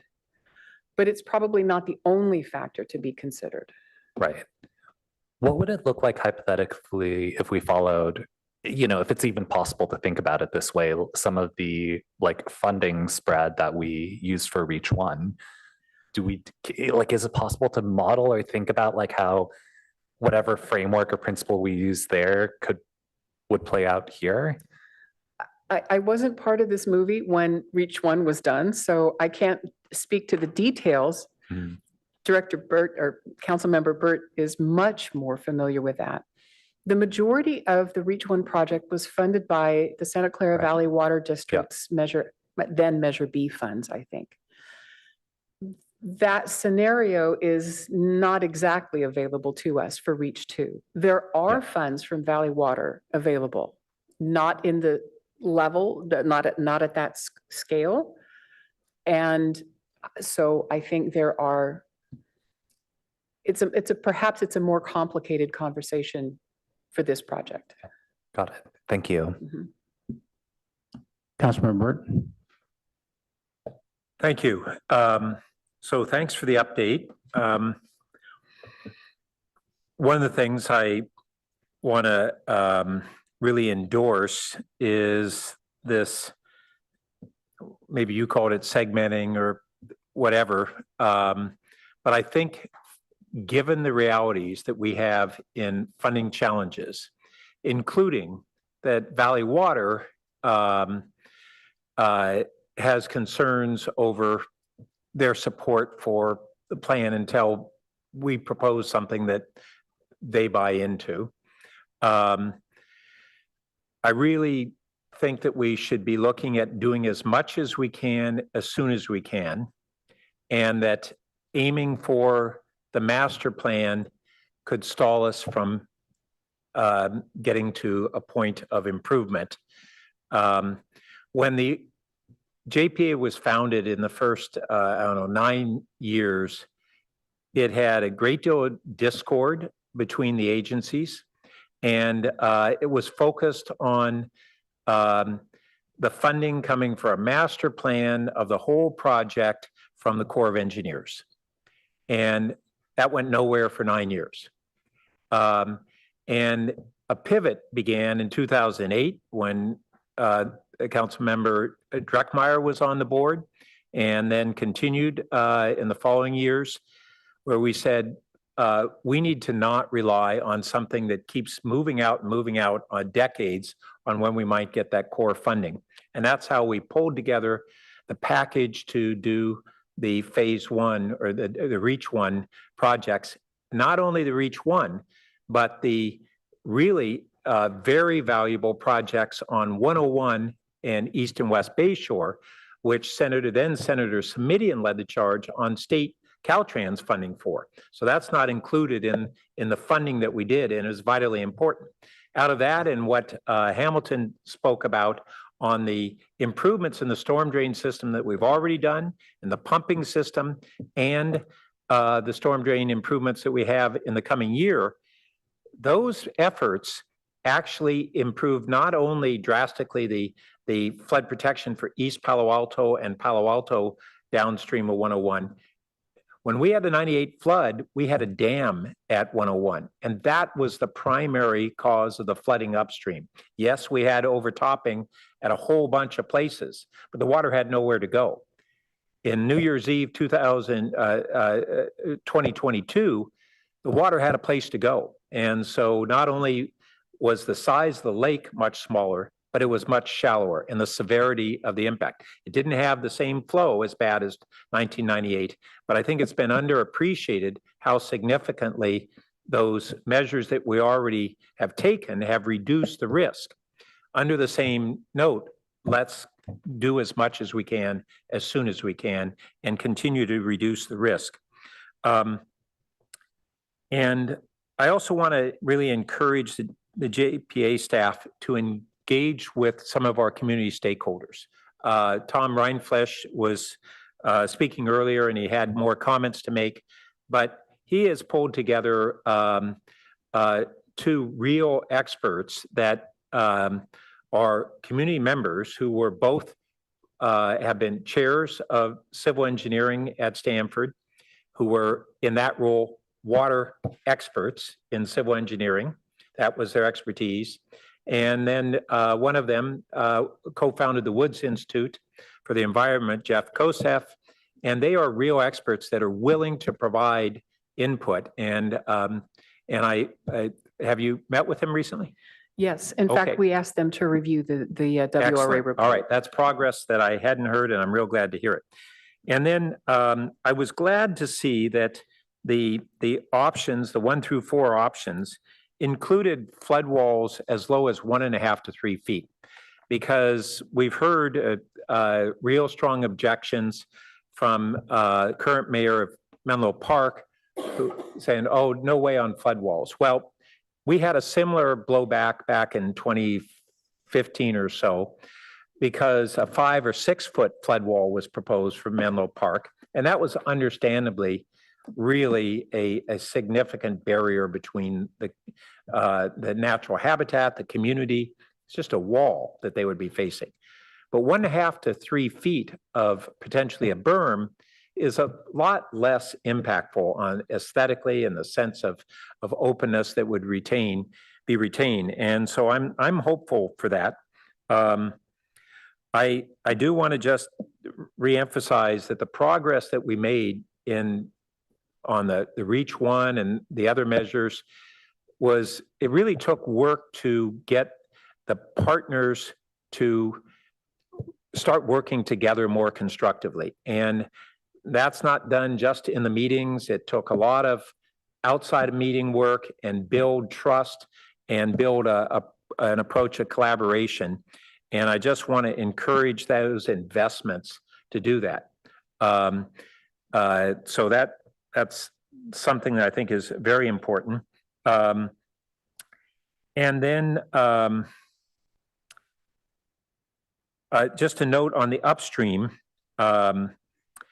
there's been a lot of study on this, and basically the plan is that the replacement of the Searsville Dam with basically a hole at the bottom will drain the lake and create a flooding attenuation along with reestablishing the natural habitat for steelhead, and that's the model.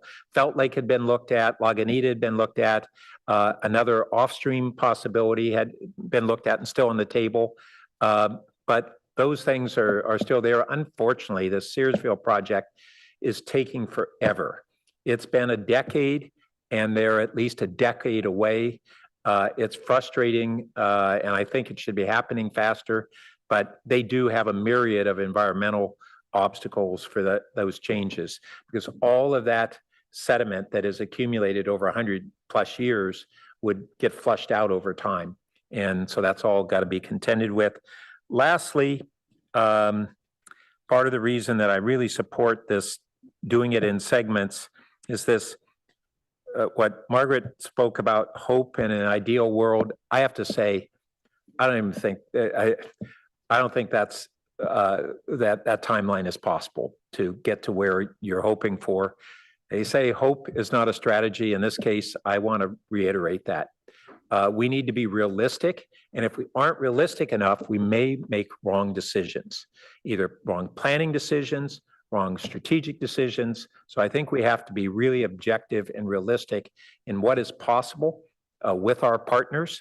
As Margaret mentioned, the downstream Reach 1 was largely funded by Valley Water, and the benefits did not accrue to Santa Clara County most of all. And Valley Water was a great partner in that, with an understanding that we were going to then get up to Reach 2. And the Valley Water dollars that they put in are construed to be largely Palo Alto dollars. This is the return we get on our tax dollars that go to there. So it's going to be very difficult to obtain the higher and higher level of funding, and consequently, I think we just need to work step by step and get as much progress as possible. Thanks.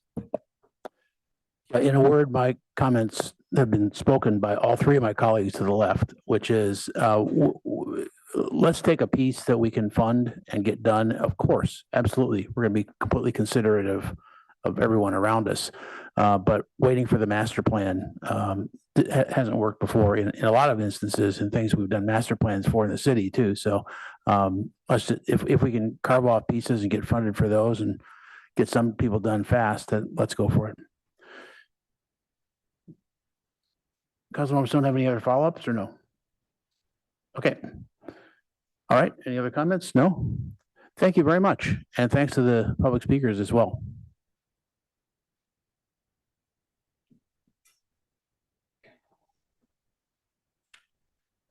Our next item is our consent calendar.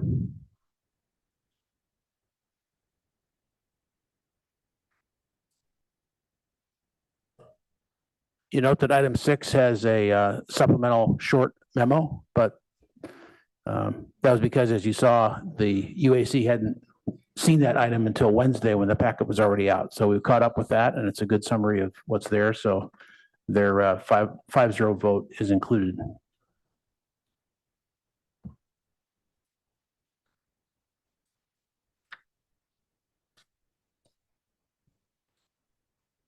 Are we ready to go?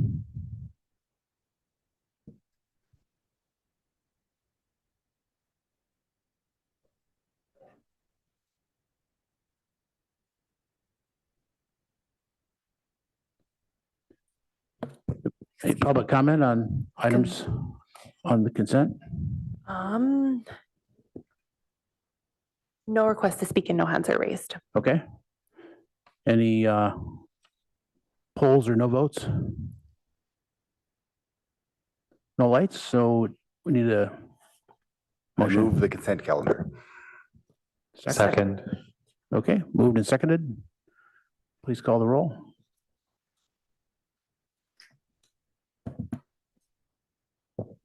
Vice Mayor Vinker, Yes. Mayor Lowing, Yes. Councilmember Stone, Yes. Councilmember Rectal, Yes. Councilmember Lou, Yes. Councilmember Burt, Yes. Councilmember Lithcott-Haynes. Yes. Motion carries unanimously. Thank you very much. Now, city manager comments. Thank you, Mayor, members of the council. If I could get the city clerk's assistance with a few slides. Looks like you're really multitasking in the moment.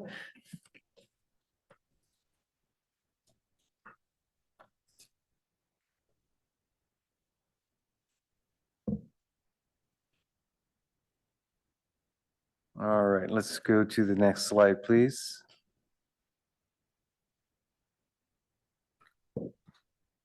All right, really just want to follow up some earlier comments, noting that we do have a number of both meetings and opportunities for input coming up. The first is on the South Palo Alto bike pedestrian Caltrain crossings. We have a workshop coming up tomorrow, September 9th, as well as an online survey that will close this Friday. This is to provide input on the variety of alternatives that have been floated for discussion. We'll be coming back to the city council shortly thereafter. Next slide, please. Also want to note that community members may be aware, but if not, to highlight that we've heard some news of unfortunately setbacks related to nonprofits here in town. One is the Downtown Streets Team announcement that they will be ending operations within the next 60 days. It was noted here, really sorry to see an organization that started here in Palo Alto 20 years ago unfortunately succumbing to the current, they have stated, both financial and political environment.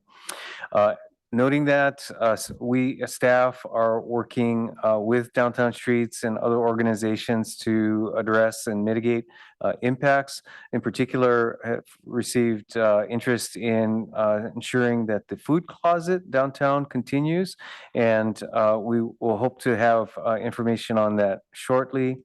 Also related to downtown services to unhoused members of the community, the Opportunity Center is currently closed due to water damage that they have had at the facility, and that has impacted daytime services provided at the Opportunity Center. Their staff is continuing their work in the field, going to people as opposed to vice versa. And we're also looking at alternative means of providing services that they would typically provide on site. All of which is to say that community members may be seeing greater presence of community members that would be receiving support from these organizations, in particular in downtown area.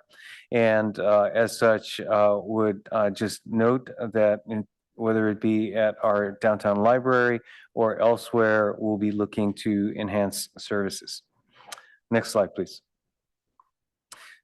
Then looking more broadly at feedback from community members on ongoing issues throughout Palo Alto, the annual community survey is now available for community members who choose to fill it out. This is at our website, messed up again, paloalto.gov/annual community survey. Then you can self-select to fill out this survey.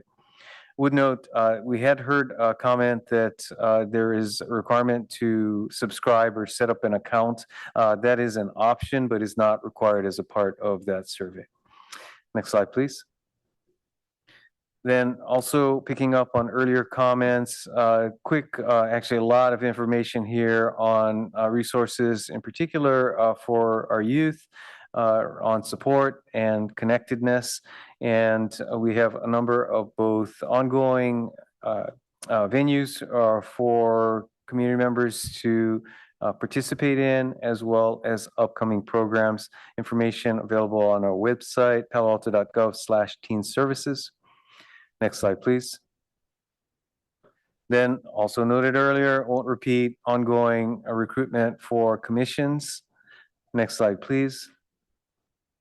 And also on our rail grade separation multi-year effort, we do have a workshop coming up on September 30th. It was previously scheduled for both the 30th and October 1st.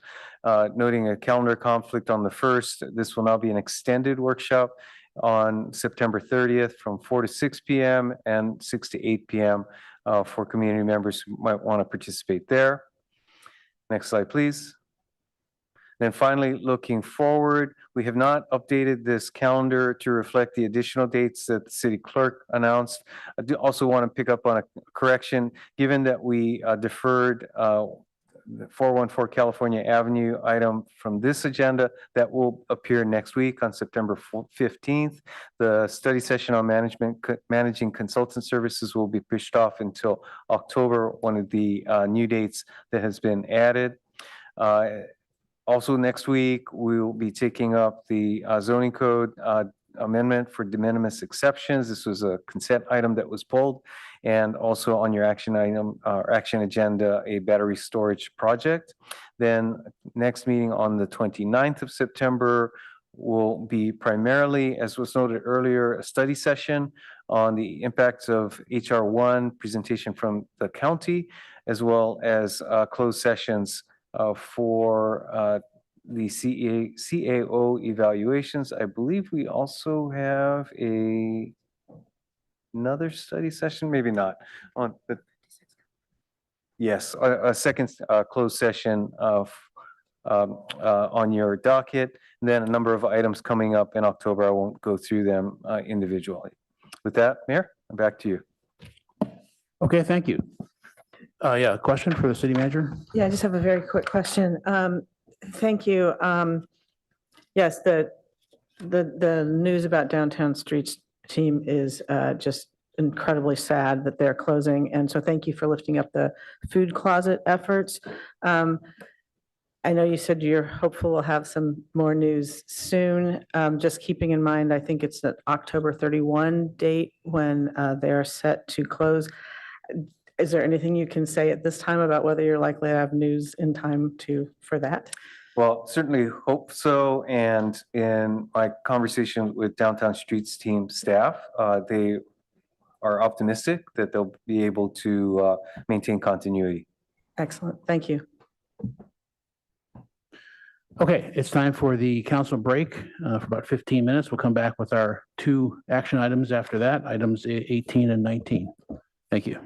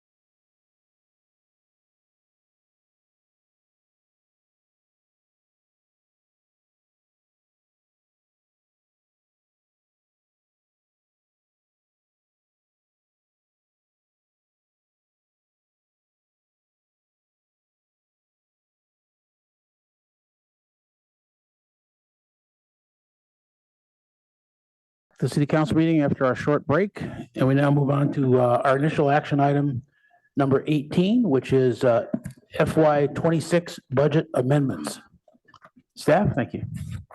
Good evening, Mayor, Council, members of the public, Lauren Lai, Chief Financial Officer. So tonight, the item before you is to discuss and approve the fiscal 26 budget amendments, thereby reducing the general fund appropriation by approximately $6.2 million. We brought this to Finance Committee, and they have also recommended the amendments with some additional considerations. First of all, I'd like to say thank you to the city staff and the departments who all worked on this very thorough set of recommendations, and also Finance Committee who studied it on August the 18th. I also want to acknowledge before we get going that whenever we make budget reductions, it's a hard conversation to have. So I wanted to take a moment and just acknowledge that. Beside me is also Paul Harper, the budget manager. We'll go through the slides, Mayor, and then at the end, we have city staff and departments who are available to answer any questions. Great. Next slide, please. So similar to our budget presentations, we'll go through the background really quickly on how we got here for members of the public to understand, go through an executive summary. There are going to be two components of the reductions, one that relates to the general fund and another set that relates to capital improvement projects. I'll quickly summarize the deliberation and the recommendations from the Finance Committee. And tonight, the goal is to ask that Council approve the budget amendments so they could be recorded and our budget can be updated accordingly. Next slide, please. So for members of the public who may be wondering, how did we get here? As a part of the budget development, we engaged with the community, the Finance Committee, and the Council during the course of May and June. And during that time when we adopted the budget, given that we had a budget shortfall whereby the general fund did not have enough revenues to meet the expenditures, and given the current uncertainty that we have, the council directed staff to come back with budget reductions and then also to shore up our reserves that would put us in a better position. So we went to Finance Committee on August the 19th to deliberate and make the recommendation, and we are here before you tonight as a council to formally adopt these reductions in spending. Next slide, please. So as an executive summary, the council direction was to retain our reserves, reduce our budget gap, and help and continue to prepare us during these economic uncertainties. The direction was to reduce our general fund budget by at least $6 million, with at least $2 million of that as ongoing. The recommendation that is before you in this agenda packet actually includes $6.2 million of savings in the general fund. And by order of magnitude, that is about 2% of the general fund budget.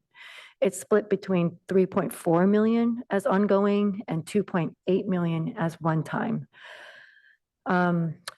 Staff spent a lot of time prioritizing and thinking about ways to approach these financial savings while protecting our core services and also while balancing the impact to the extent possible on capital projects and core services. A lot of these, almost all of these are targeted towards vacant positions with exception of one right now. So we spent a lot of time really focusing on balancing all of those to bring this recommendation back to you. Next slide, please. On the capital side, as you may recall, the general fund funds capital projects with a transfer. So we reduce the transfer. What you have tonight before you is a list of specific projects that we're recommending to defer mostly in order to create the savings and ease the cash flow constraints that we have. In doing so, it was very important for us to look at projects that would not exacerbate cost extraordinarily and also focus on projects that are underway and preserving those construction projects, and also looking at safety and welfare of our community and the conditions of some of these projects and our facilities. We continue to evolve our services. It's really important to us to continue to innovate. And in this budget, as you see, we are freezing vacant positions. We are limiting our use of contracts, and you may be aware we are controlling those expenses by converting some of our multi-year contracts where we have these master agreements with multiple vendors onto an annual appropriations that allows us more precision and control over those contracts, in particular in information technology, planning, and the transportation departments. As these are a set of estimates, any true ups that we have, especially around some of these positions or capital projects, those will be brought back to you in the fiscal 26 mid-year report, which will come to you in February. All right, next slide, please. I'll give you the top line and then we'll go into the Finance Committee recommendation. In terms of the top line, how we read this table is it summarizes the general fund budget and the capital budget and across by fiscal year. So in fiscal 26, we have $6.2 million, $3 million in general fund and $3.2 million in capital. Of that 6.2 million, we have 3.4 being shown as ongoing savings and 2.8 million shown as one time. And the ongoing savings continues in 27 and 28. It was very important for us to continue to target the ongoing savings because that is going to ensure that we could have a better financial position during these uncertain times and continue to preserve our reserves. Next slide, please. So now we'll go into the Finance Committee recommendations. This is just a cliff note of the thoughtful discussion that we had and the insightful questions from the committee. The committee wanted us to provide and indicate in the report which positions were vacant versus filled, recognizing that the council has a really large packet. So as you'll see in table 2, it indicates all the defunded positions are vacant with the exception of one. It was also asked that we include the vacancy date, so you get a sense of how long that particular classification has been vacant. In addition, we were requested to summarize the historical trends of positions and vacancies by department. And we did that in attachment B. It goes from 2019 to 2026. That gives us a sense of our vacancy level by department. And this afternoon, Councilmember Rectal pointed out that there were some discrepancies in attachment B. And so I wanted to point out that in 2019, we wanted to show the baseline because there was some reorganization, but we didn't have vacancy numbers. So that line doesn't mean we have 0 vacancies. We just didn't have that number citywide to report. So that report was developed in 2020. We managed everything at the department level. And in 2026, we didn't disclose the current vacancy that we have as of right now. The current vacancy trends very closely to 2025, and we are at about 960 filled position. So I wanted to call that out, and I can answer any question later as well. So Finance Committee wanted us to bring that back to see if that could inform the committee and the council tonight.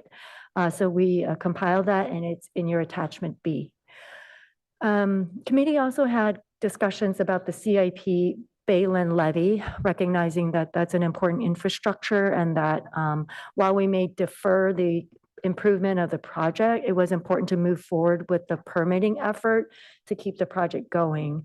And so the permitting effort may take about 50,000. So the idea was to retain at least that much so staff can continue with that planning work.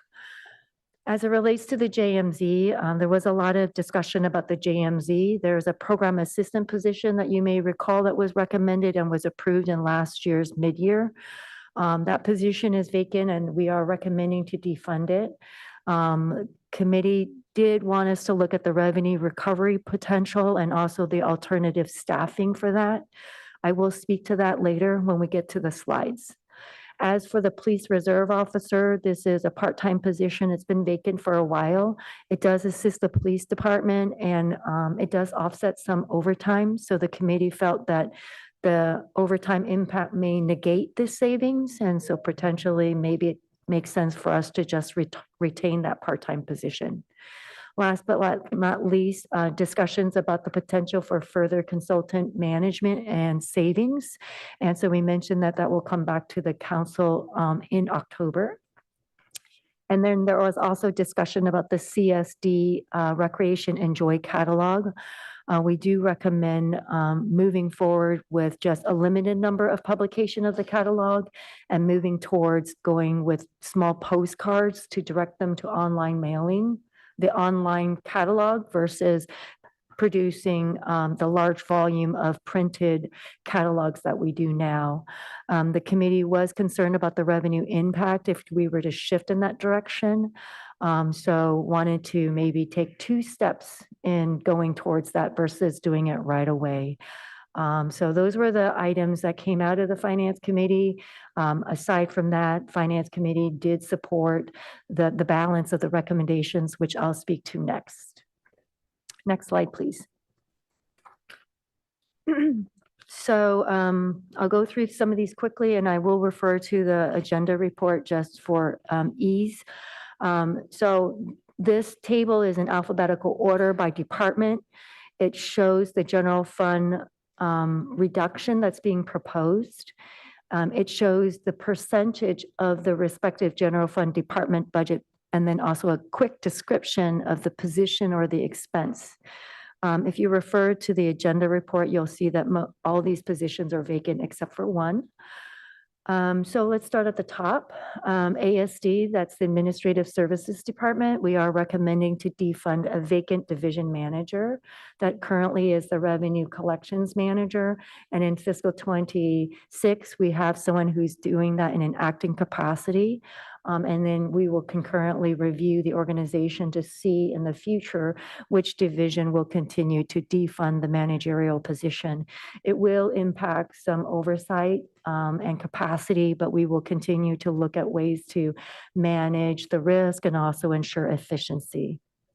The city attorney's office, city clerk, and city auditor, these are all general expenses of about $25,000. They're fairly nominal and manageable, either by way of expense in professional service, task order, small contracts, and the likes.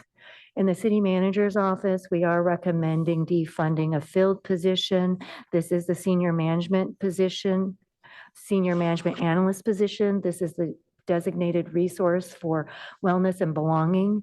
We will be continuing our efforts with the Wellness and Belonging Action Plan. However, it will be a citywide effort versus a dedicated resource.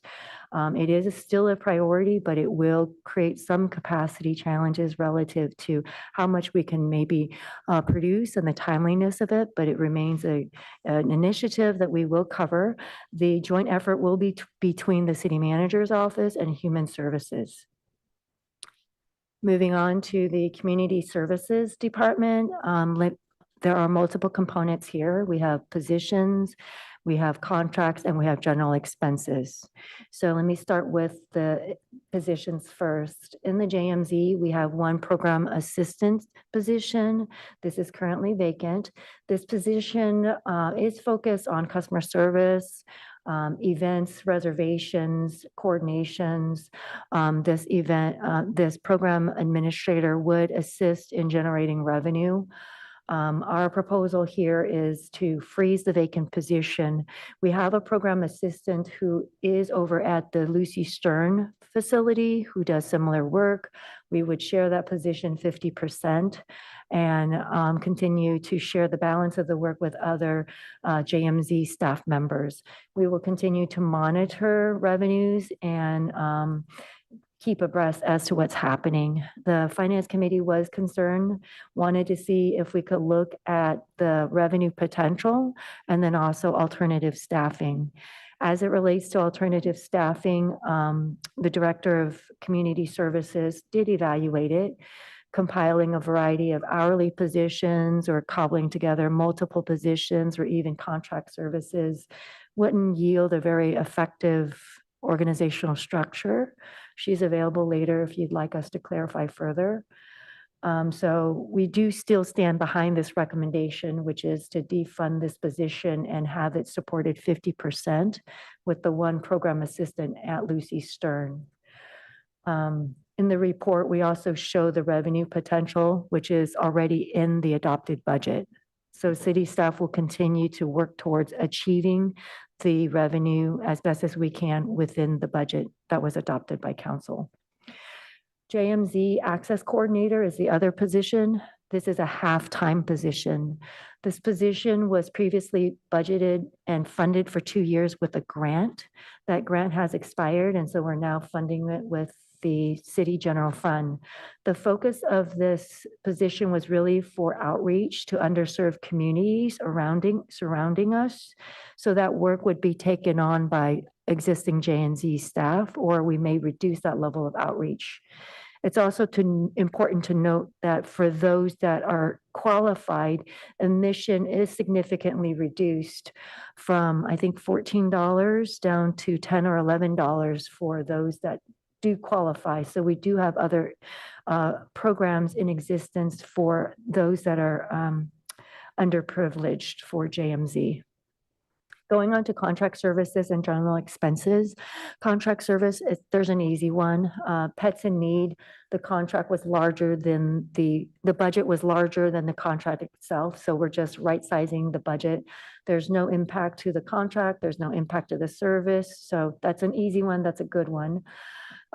Printing and mailing catalogs. So this is one where I should explain that Finance Committee asked, and we were able to pull up the statistics. Over 90% of our class registration occurs online. And so the proposal here is to discontinue printing our 4 quarterly catalogs, and in 2026, we would reduce it down to 2. And starting in 2027, we would use postcard mailers that would direct them to our online catalog.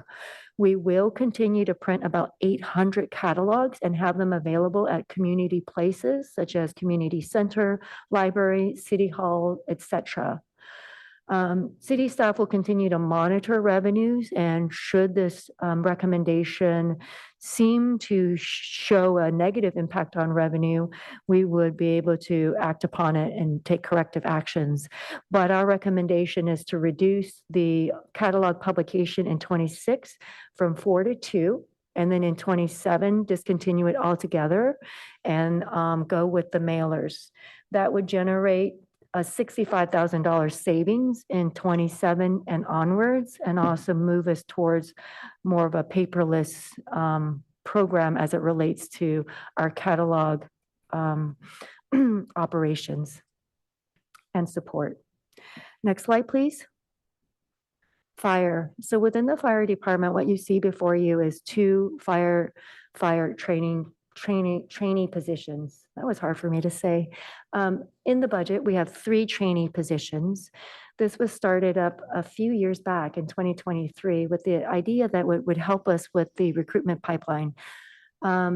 This program never really got underway. These positions have been vacant since 2023. It's only been most recently that they were filled on a limited term basis because we had a couple of firefighters that needed and had limited duty restrictions. So the recommendation here is to defund 2 of the 3 trainee positions, retaining 1 for the department for some flexibility. We do not anticipate a service impact here because, again, they've been vacant and they really haven't been utilized. So this is what we're putting forth for the fire department. As it relates to the human HR department, the human resources department, we have a couple of recommendations here. One relates to a HR technician position. This position focuses on supporting vacancy management and recruitment. Is currently vacant. I think this position the duties will be absorbed with existing staff. It will ultimately delay some of our recruitment and some capacities, and maybe impact our ability to look at developing maybe long-term programs around recruitment policies and programs. Again, this is a vacant position. It is one that we're putting forth for your consideration.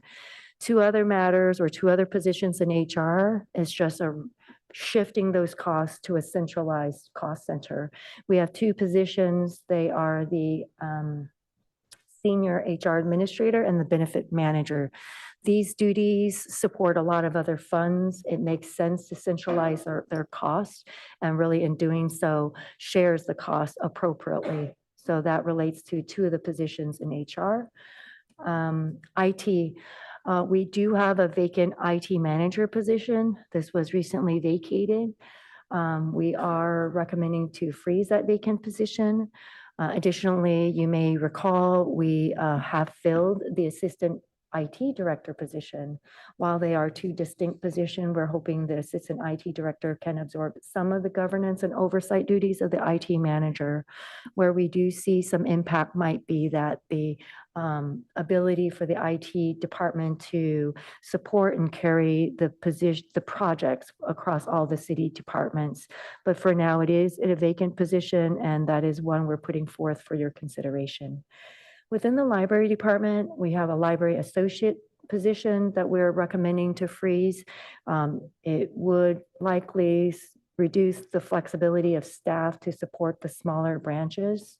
In addition, we're recommending a reduction of general expenses. Likely, this will hit what we call the collections purchase for books, whether they be hard copies or digital. Ultimately, we may not be able to buy as much volume. And then also it may create a little bit longer wait for higher demand collection and books themselves. Moving on to the Office of Emergency Services, we have a $25,000 general expense reduction, which is fairly manageable. In the Office of Transportation, we have one planner position. Here, this position relates to the safe routes to school. We are recommending shifting the funding from the general fund to Measure B, and that's a qualified use. So again, not a reduction of service, but a change in funding source. Next slide, please. For the Planning and Development Services Department, we have two recommendations. As you could see there, we have two positions. One will be an ongoing reduction and one will be a one-time reduction. The ongoing reduction relates to a planner that supports the current planning program. And so it will retain about 6 planners. The current planning program division has experienced and operated with a certain level of staff vacancy for a number of years due to leave and or turnover. So unfortunately, this would be kind of business as usual because we are freezing a vacant position and they've kind of endured a certain level of vacancy. With that said, code development and updates, that work will shift to the long-term and long-range planning function.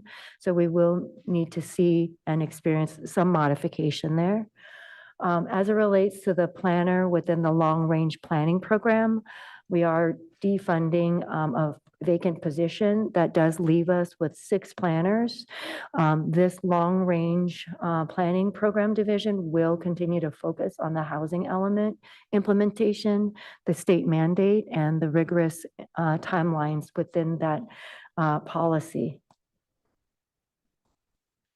Moving on to police. Within the police department, as you may recall in the fiscal 26 budget, it included what we had a hire ahead program. It was an appropriation of about $150,000. It's a brand new program. We thought it would help with the recruitment pipeline. In talking with the chief, we have currently 7 vacant sworn positions. That's going to be our effort and our focus on recruitment. We need to focus on filling those positions. In 2026, we really don't see us actually dipping into this $150,000 hire ahead appropriation. So that's our recommendation, is to eliminate that funding and that program because it's not going to be something we're going to utilize, and we don't see the impact because we have this high level of vacancy that we need to focus on filling. In the police department, we also have the part-time reserve officer position. This is typically filled by a retired police officer. It's 0.12 FTE. Usually it helps transport maybe prisoners or a Stanford event. So it is our recommendation, but Finance Committee felt that maybe with the overtime offset, it's something that council may wish to retain. That's about $12,000. General expenses, here, the police department scrubbed the details. We're pleased to bring back a couple of great ideas. We have a backup analog radio system that backs up our very robust digital system. We are the only agency in the county that has a backup analog system for this digital system. In researching this digital system has redundancy already. So the police department will not be continuing to back up and maintain it. It really wouldn't be necessary. So this research has helped us make some good decisions around this analog system. And so we're recommending that we shouldn't appropriate this expenditure going forward. And again, we are the only agency in the county that has this analog radio backup system for our digital system. Also, we have in the budget appropriations for other programs that we haven't been able to do, such as the Scouting, Explorer Program, Citizens Academy, and a variety of other community service initiatives. Commonly, the police department would have these other programs if they were at full staffing or more. We're not at that staffing level, so the police department feels that removing this appropriation will not have an impact.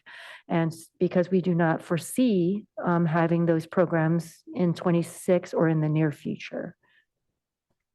Moving on to Public Works. Within the Public Works, we have a couple of reductions. One is the tree trimmer position.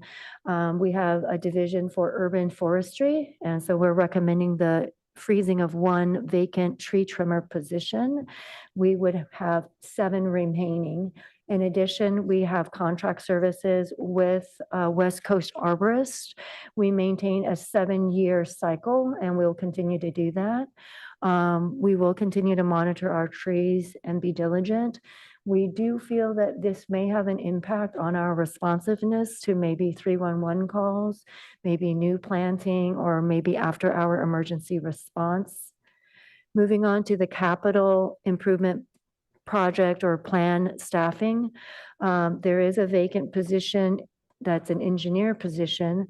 We're proposing to freeze this, and soon you'll hear that we are also deferring capital projects. And so given that this position does oversee projects, we do feel that in 2026, it should not create a challenge, but in 27 and onward, as we resume a higher level of project volume, we are a little concerned about capacity there.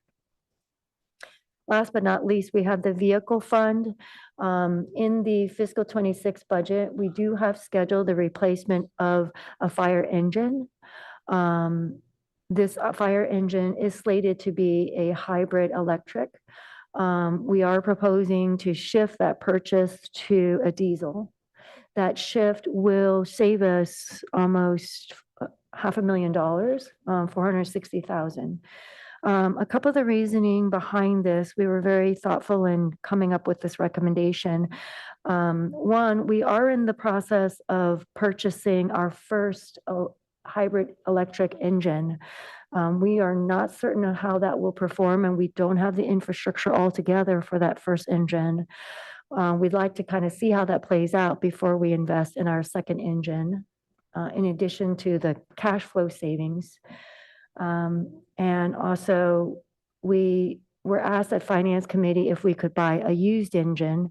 We are actively looking for used engines, but that's not something we can necessarily control. And we were also asked to determine if we could delay this purchase. Given the lead time and also where we are with reserve engines, we do stand behind this recommendation. We should move forward with the purchase in 2026, and we should move forward with the purchase with this diesel to enable us to save $460,000 given our financial situation. As you can see on the slide there, that summarizes the general fund reduction in the departments and by departments. Okay, next slide. We'll move to capital projects. So first, let's talk a little bit about capital risk management before we dive into these projects. We have 2 areas where we manage risk in capital projects. One, in addition to prioritizing projects, of course, but One is making sure financially we have a reserve for our projects. We typically hold a 10% reserve on some of these projects. And then two is with our capital project fund, we hold at least a $3 million fund balance. You'll see in the report there that this rebalancing and deferral of projects, we do achieve that $3 million reserve balance except for 2026. In later years, it's higher than that, but in 2026, I believe it's 2.4. Okay, let's move into the projects. So ADA compliance. In this area here, we are reducing the funding. We are not cutting it all together, but we are reducing it from $600,000 to $400,000. We will focus on active construction projects and urgent path of travel corrections. As it relates to the Bayland levee repair, I mentioned this in the opening remarks.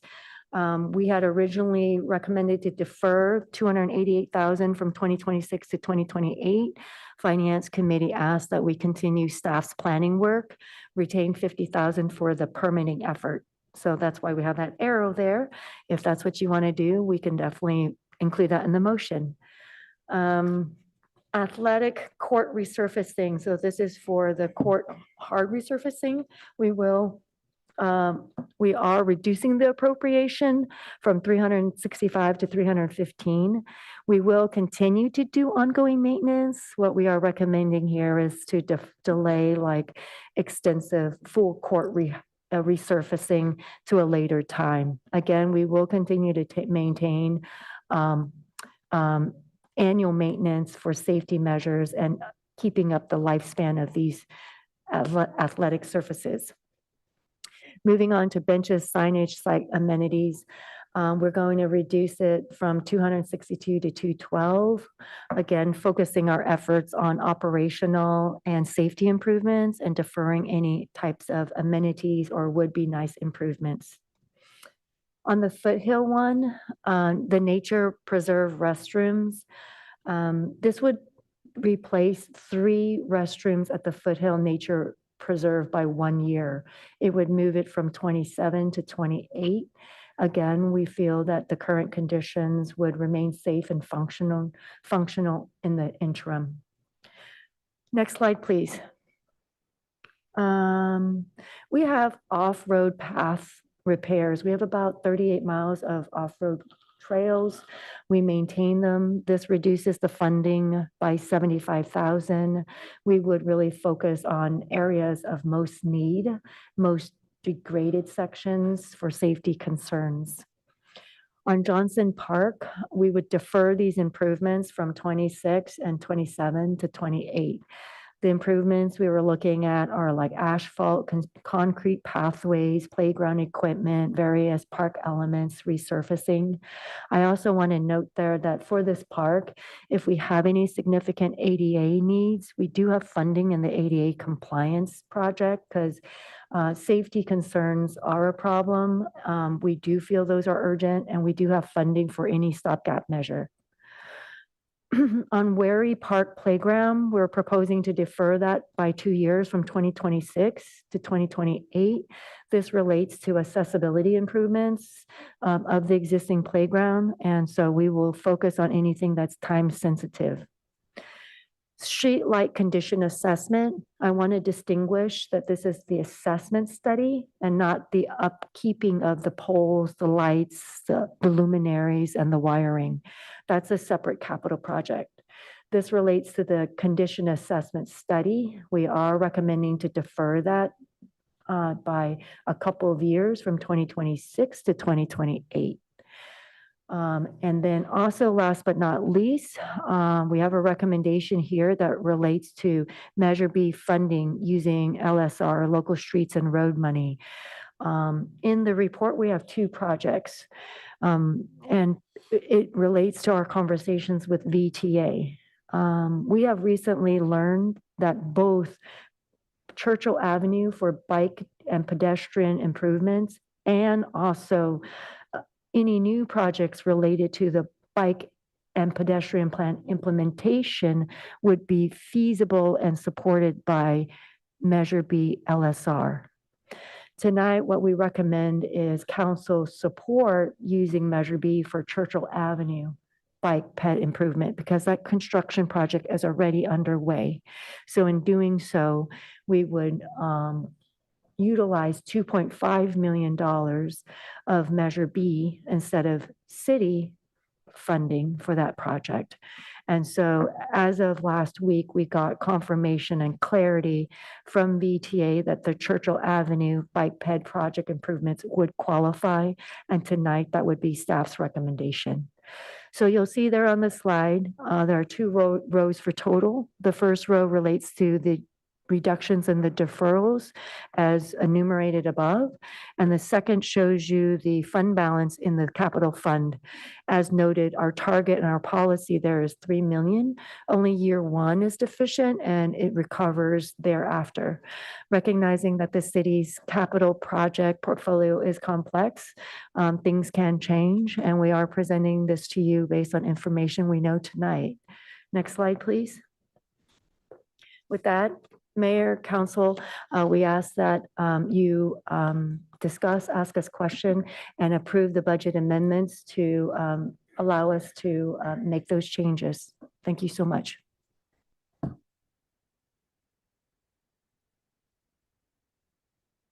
Councilmember Berta is the Chair of Finance Committee. Thank you. Well, first, I want to thank staff for a lot of hard work and my colleagues. We really scrubbed this pretty thoroughly. There were a few items that we were still struggling with, and they're listed on page 2 of the staff report.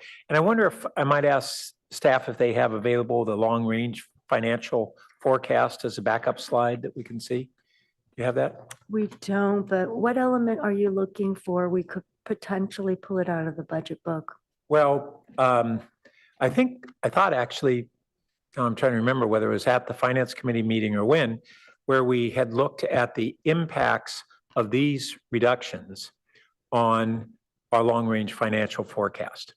And the context was that we had these basically 2 reserve funds, and our normal reserve fund, and then the second one that I always forget its name. What's it called? Uncertainty reserve. Uncertainty reserve, which that uncertainty reserve was funded from when we had a large surplus from having really had recovery from COVID, but not having restored the staff positions that had been cut there. And what we had seen in the financial forecast was that we were going to be using up that remainder of the uncertainty reserve almost entirely in this fiscal year. And the aim was we need to spread that out. So that's what this was all intended to try to do. But I wanted to see if we could get that context so that we could all be looking at where we really are still, even with these cuts. We're still using that reserve. Now, I will say that the committee recommended that the remainder of that uncertainty reserve actually just be folded in to our regular reserve, so we no longer have 2 of them. Yes. Maybe City Clerk could help. There is a paragraph in the background that may lead us to the same conclusion. Okay. It's in the background paragraph of the agenda report. Do you need the page number? There's only 2 paragraphs. Yeah. The second paragraph, if council wants to advance to it, I think makes the same conclusion. I think once we wrap this all in, what it shows is that in the last sentence, moving forward with all this and collapsing or combining the 2 uncertainty reserve and budget stabilization reserve, this would leave 2 million in the uncertainty reserve, partially to offset the $8 million deficit in 2027. So we're still looking at that deficit in 2027, which leads to kind of 2 of the big areas that we were hoping to be able to understand better in the Finance Committee. First is, where are we really at in filled staff positions compared to where we were in 2019. And we got a lot of help in this attachment B of this report, but unfortunately, the take-home number was the vacant or the filled positions we had in 2019. And we don't have that, right, in the report. We have the authorized positions, but it listed the same number as Lauren mentioned earlier. What's listed there as filled positions is not actually this on page 413. That's not actually the filled positions. That's I don't know why it differs from the adopted, but it's essentially the adopted. So we're trying to understand how many people are actually on the job in the city now compared to pre-COVID, to get that frame of reference. Now, that's not determinative of any action that we should take, but it's very informative. So that one we were hoping would be here, and we got a lot of valuable data, but that was the most important data point, and we don't have it. The second thing that we had been struggling with since last year, and the Finance Committee had requested that staff come back with feedback on how any reductions in our use of consultants would affect the budget. And what we had was a referral to the Policy and Services Committee on a policy basis, but not the financial part that we were actually seeking. It's a difficult thing to appraise too. So out of fairness, there's not some simple apples to apples comparison in that regard that we can make. But once again, it's informative. And staff has already let us know that even in the spring of last year, they began to scrutinize the use of those consultant services more, and that's continuing. And I'm really glad to hear that, but we don't have any sense of what that means in dollars. And so we may see that indirectly at the end of the year, because those contracts come to us over the course of the year, usually as a series of mostly consent calendar items. And they can be millions of dollars throughout the year. Some of them we actually discuss on action, but most of them come under consent. Probably the ones that are most important for us to scrutinize are the ones that come under action items. But they're not clearly laid out in the budget over the course of the year, or at the start of the year. We don't see, here's for this department what we anticipate in consultant services, in part because they aren't necessarily known at the beginning of the year. So that's part of what makes it hard for staff and us to get a handle on, well, if we say that we're going to reduce the use of consultants, what's that going to mean? And we don't know. So we hope that we're going to see some more of that information coming back to us at Finance Committee so we can get a better handle on it. But I think it's those two things are really important strategic planning concepts on our budget. How many people are really working here? How much are we using consultants? And what can we do to rein that in so that we move toward a balanced, sustainable budget, which we don't yet have for 2027? Thanks. Before I move to your colleagues who both have their lights on of the committee, I want to ask another question about the revenue side. We made some assumptions on revenue when we suggested, well, we asked the Finance Committee to look at this $6 million in cuts, but we don't have any information tonight on, is the revenue holding up? Is it about what you suspected? Is there any weaknesses? Should we be concerned? Should we be ecstatic? Should we be spending $6 million more because we're flush? So can you give us an overview on that? Well, knock out the last two. Yeah, I thought so. We shouldn't be spending more because we're flush. I could take that off the table. Right. What I can say is where we landed last year is very close to what we estimated. We're still scrubbing the numbers for year-end close. The auditors were upstairs and they left just tonight. And nothing from last year so far informs us differently than what we have in the budget. Okay, in terms of our major revenues, there's nothing that is coming in much more favorably, materially more favorably. And as you all know, we continue to monitor a couple of our consumer sensitive categories, in Right. particular sales tax.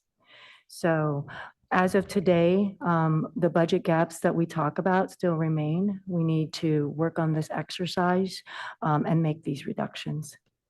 Okay, good. That's helpful. So we have the same kind of compass. And one sort of modeling structural question. When you assume that something's not going to be filled,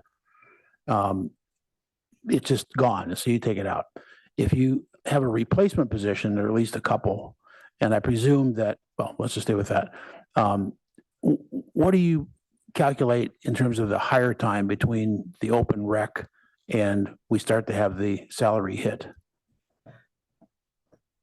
I'm gonna make sure I understand the question. Is the question related to If there are, the delay in recruitment? So if it takes us 4 months to recruit, it's not a delay, it's a process. sure. But if you had 6 open right now that were just open now because 6 people left, what would you be forecasting for? Was it gonna take 90 days before we start to get the salary hits, or? Oh, got it. We don't budget at that level. That would just fold into our vacancy savings. The recruitment process might take 90 days, 120 days. Right. And that just contributes to our 5% vacancy assumption. We don't dial our budgeting down to that level of position budgeting down Okay. to the month. Okay. I think Councilmember Lithcott-Hames was first. Thank you, Mr. Mayor. Thank you to the staff, your whole team for slogging through all of this. I'm grateful to my Finance Committee colleagues. I want to be sure that my colleagues on council recall that we asked for a reduction of $6 million in the fiscal 26 budget, and staff actually, did the work and came up with 6.2 million. So we do have, unless you've decided that the 6.2 is the better number, I believe we do have 200,000 to play with, and I think it's important for us to keep that in mind. People think that a budget is about numbers, but it's also a story of what we value and what we don't, or what we value more and what we value less. And I personally really don't want to see a signal that in this tough budget year, we're cutting items that address the needs of underserved communities. Why should those things be among the very first to go? For example, this JMZ Access Coordinator exists to be sure that the JMZ, which many are concerned offers a ticket price that is really out of reach for a number of families. This position exists to ensure that underserved communities are aware of the JMZ, that inclusion policies and strategies are developed, that community partnerships are formed. And we've been told it's a 0.48 FTE, so almost 0.5, but we don't have, unless I missed it, the dollars associated with that particular position. We've got the aggregate for community services is 332,000, but that includes this 0.48 FTE and 1.0 FTE and the Enjoy catalog reduction. So how much is allocated to this 0.48 access coordinator position? It's about $42,000. 42,000. Thank you. It also, in the staff report, indicates that this position was funded through a 2-year grant, and yet the position is unfilled, right? It's vacant. It's vacant. So for how much of this grant interval has the position been vacant? I will need help. Let's see if the director O'Kane is on.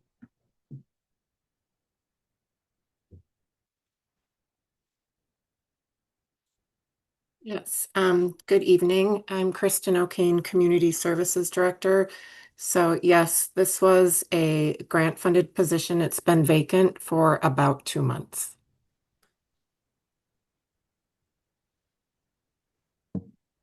Oops. Okay, thank you. So a few $1,000s have been recouped and have gone somewhere, or did we have to return that money?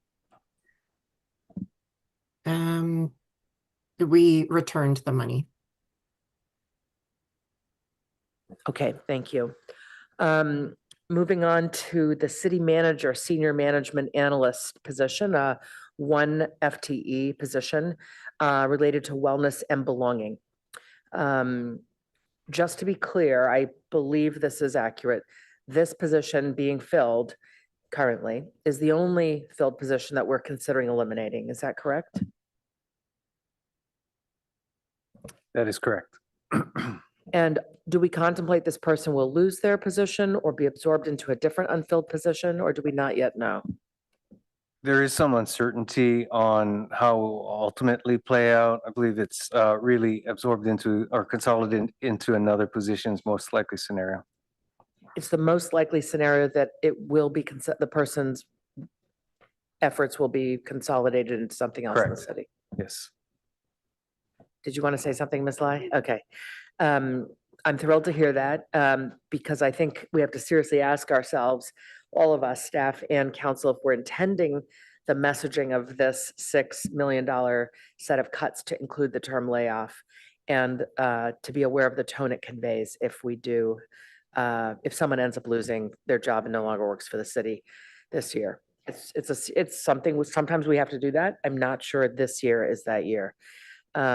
Moving on to the JMZ program assistant, this is the 1 FTE position. I would love for us to really drill into the revenue recovery potential. Again, I don't know the dollars allocated to this salary because it's all been aggregated into 332. Yes, we've included that in the report. Let us. I missed it, sorry. It's all right. No. Let me get us there. I suppose I could, no, I can't. I don't yet know that Enjoy catalog costs. Here we go. In the CSD section, a half FTE for the program assistant would bring in between an estimated 80 to 115,000, whereas a full FTE is estimated to bring in 160 to 195,000. I saw that. Yes, that's the revenue side. I'm asking, what is the salary of this person currently? Oh, the salary. Oh, excuse me. The salary is about $126,000. So they make 126 and we think they could bring in somewhere if they were maintained at the level of 1 FTE, they would bring in 160,000 to 195,000, which is a net gain. Yes, and the adopted budget already included 215,000 of revenue. It did? Yes. Because in our finance committee meeting, people in public comment spoke about, and they were on the JMZ board, that they thought the position could bring in so much more revenue than we seem to appreciate as a Okay. city. So because it's new, we would be concerned about increasing the revenue above 15,000, which is already in the budget. We could do as directed, but right now we would be concerned increasing that, especially if we're going to freeze this vacant position and leverage another resource. We wouldn't want to bump the revenue up. Yeah. I didn't realize that it was, yeah. Can you bring yours? Yeah, the mic is, I didn't realize that 215 in revenue was 215. already baked in. So Yes. that's, okay, thank you for that. Finally, on the Enjoy catalog, I realize I'm over time. May I just finish this question? Okay. Can we get a dollar breakdown on decreasing the frequency of the printed mail? You said we're going down from whatever the current volume number is down to 800, but I don't think we know what decreasing the frequency of the printed / mailed Enjoy catalog will save us this year. In 2026, going from 4 to 2, eliminating it altogether will save us 65,000. So eliminating it altogether and going towards postcard is going to save us 65,000. So I imagine half of that. So going from 4 to 2, maybe about 30,000 in 2026 is my ballpark estimate. So the plan for 2027 doesn't assume we've already done half of it in 2026? If we would save 65 in 2027 by going from 2 to 0, wouldn't that mean we're saving 65 by going from 4 to 2? If 2027 already assumes we've done this year's cut. Oh, got it. Incrementally? Yeah, let me get back to you on that then. Are you hoping, let me understand what you're striving for, and then we can come back with the answer. I'm striving to understand the number the amount of savings we achieve if we cut from 4 to 2 this year? That's probably about 25 or 30,000.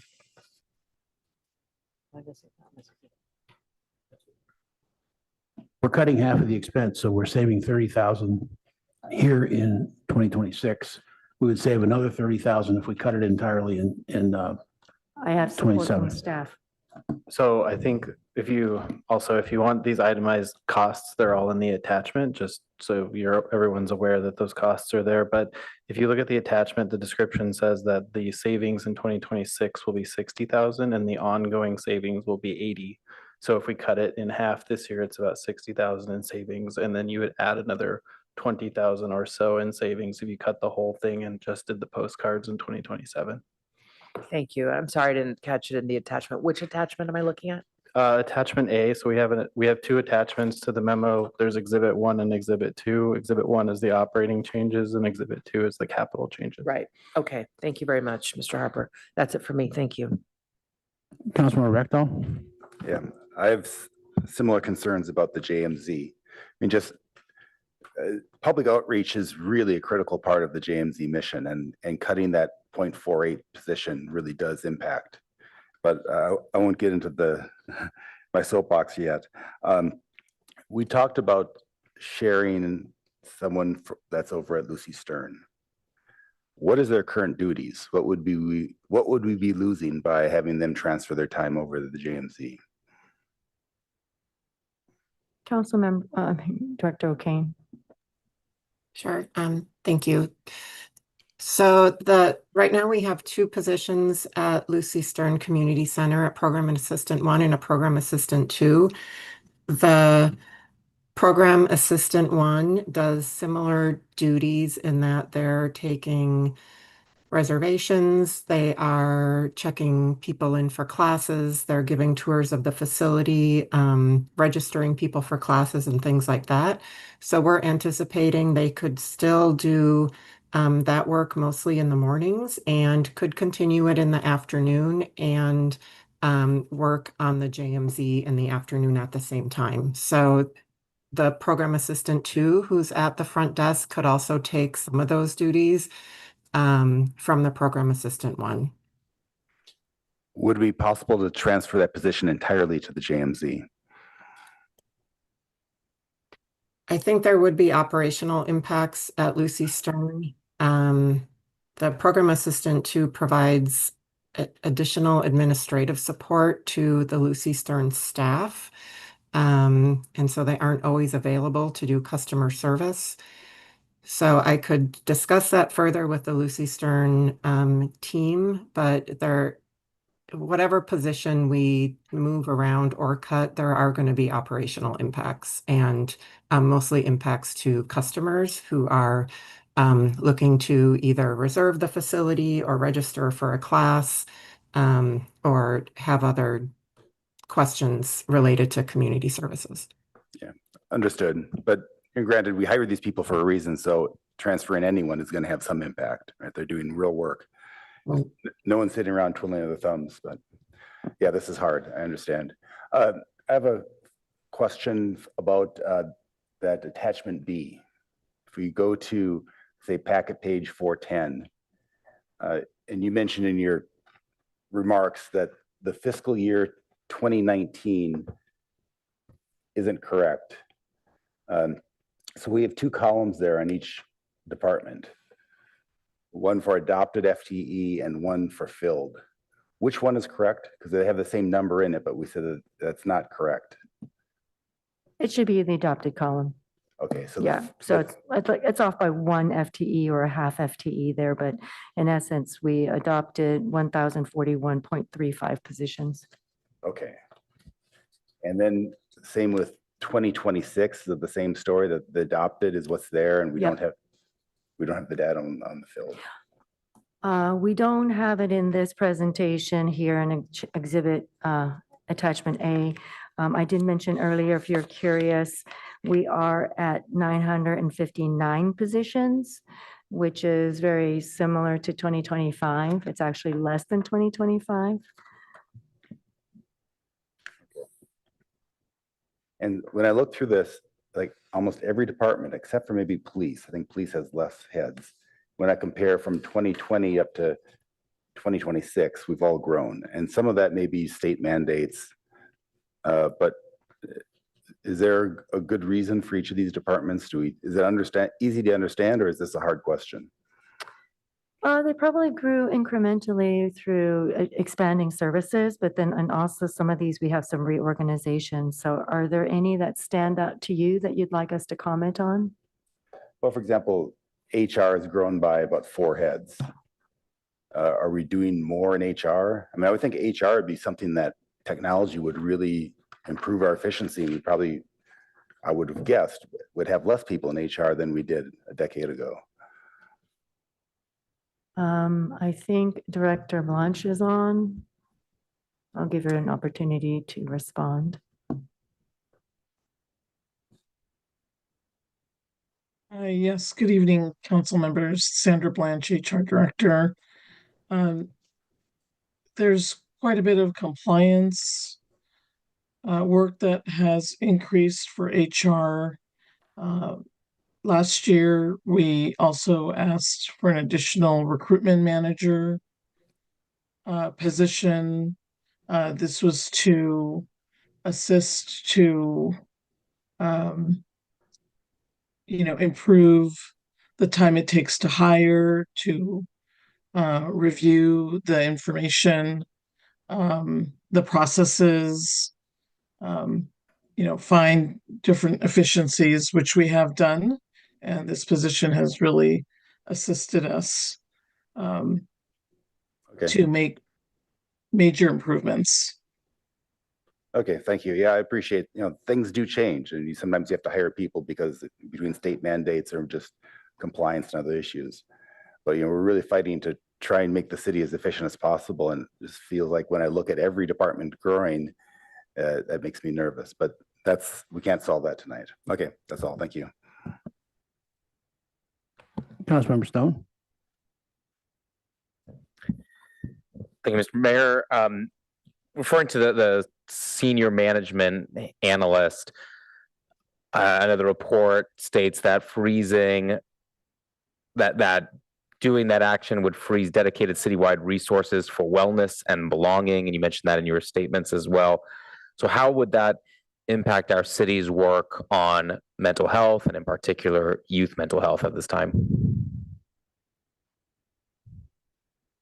Let me ask our Deputy City Manager, Chantel Cotton-Gaines, to respond. Mute. Your audio is not working. Can you hear me now? Yes. Okay, too many microphones. Thank you. Good evening, Chantel Cotton-Gaines, Deputy City Manager. We are still continuing to work on our youth mental health work. That's been split right now between the city manager's office as well as the community services department and their human services work. And so we would figure out between the two departments how we continue to move forward those efforts. For example, the work that's going on right now that's proposed to the City Schools Liaison Committee on Thursday with the JED Foundation. That is work that is being managed by the city manager's office in partnership with the community services department. So we would continue to figure out how we balance the efforts between the two departments related to youth mental health. This position of the senior management analyst is intended to be the person that manages that work. So you're saying if we remove that position, then you need to figure out how that work is going to be divided between the two departments? That position has been helping with our youth mental health efforts in addition to our broader wellness and belonging, previously our race and equity efforts.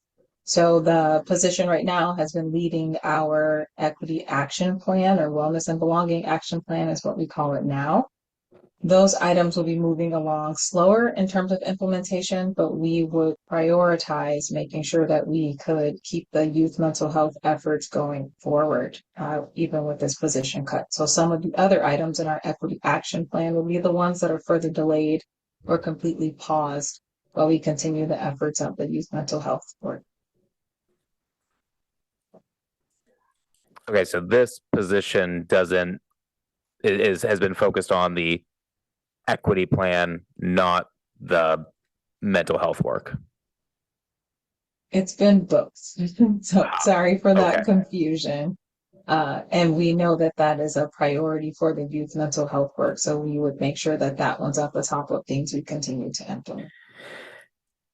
Yeah, and I trust that is the intent of staff, but I think that these are large priorities for the council, complex work, a lot of moving parts, and I'm worried that things will fall through the cracks by not having a dedicated person who is managing that work, and the risk of this work kind of falling through the cracks, I think is unacceptable at this time, especially given recent tragedies that we've had in the community. So I'm really worried about this, especially right now. And I agree with what Councilmember Lithcott-Haynes said earlier, that budgets are a statement of our values, and this really does not seem aligned with that. And given too that what the price here is, what is the ongoing costs? 176. So it's within the 200,000 that we theoretically have to play around with. So that's one I'm not sure I'm willing to support tonight. And timing, Ms. Mayor, I see about a minute left. I've got kind of one more area to look into. Would you like me to continue? Sure, go ahead. Okay. So regarding the firefighter trainees, my understanding then, this is similar to the hire ahead program that we have for the police department. It's just kind of classified a different way. Okay, seeing heads nod. So I'm worried. I understand that it hasn't fully been utilized, but I'm worried that we're going to leave ourselves vulnerable by increasing the risk that we'll be understaffed in our fire department. And with this recommendation, we would be down to only one trainee position. But my understanding is that one existing position is currently filled with a firefighter who is on full workers' comp disability. And so if we do this, I guess I'm concerned that position is kind of currently filled. What then happens if another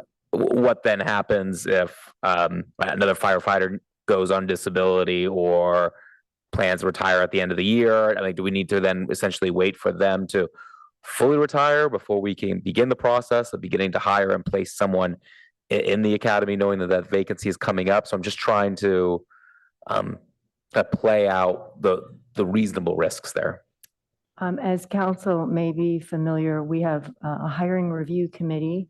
One of the duties is to review overstrength requests from departments. And so should that situation arise, the fire chief would approach the city manager, the hiring review committee, ask for overstrength, and the city manager has certain authorities prescribed within the administrative rules.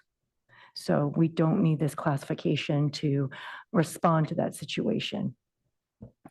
That's helpful. Thanks. And then just kind of one more question related to this. So the report states we'll save $324,000 in ongoing costs eliminating these positions.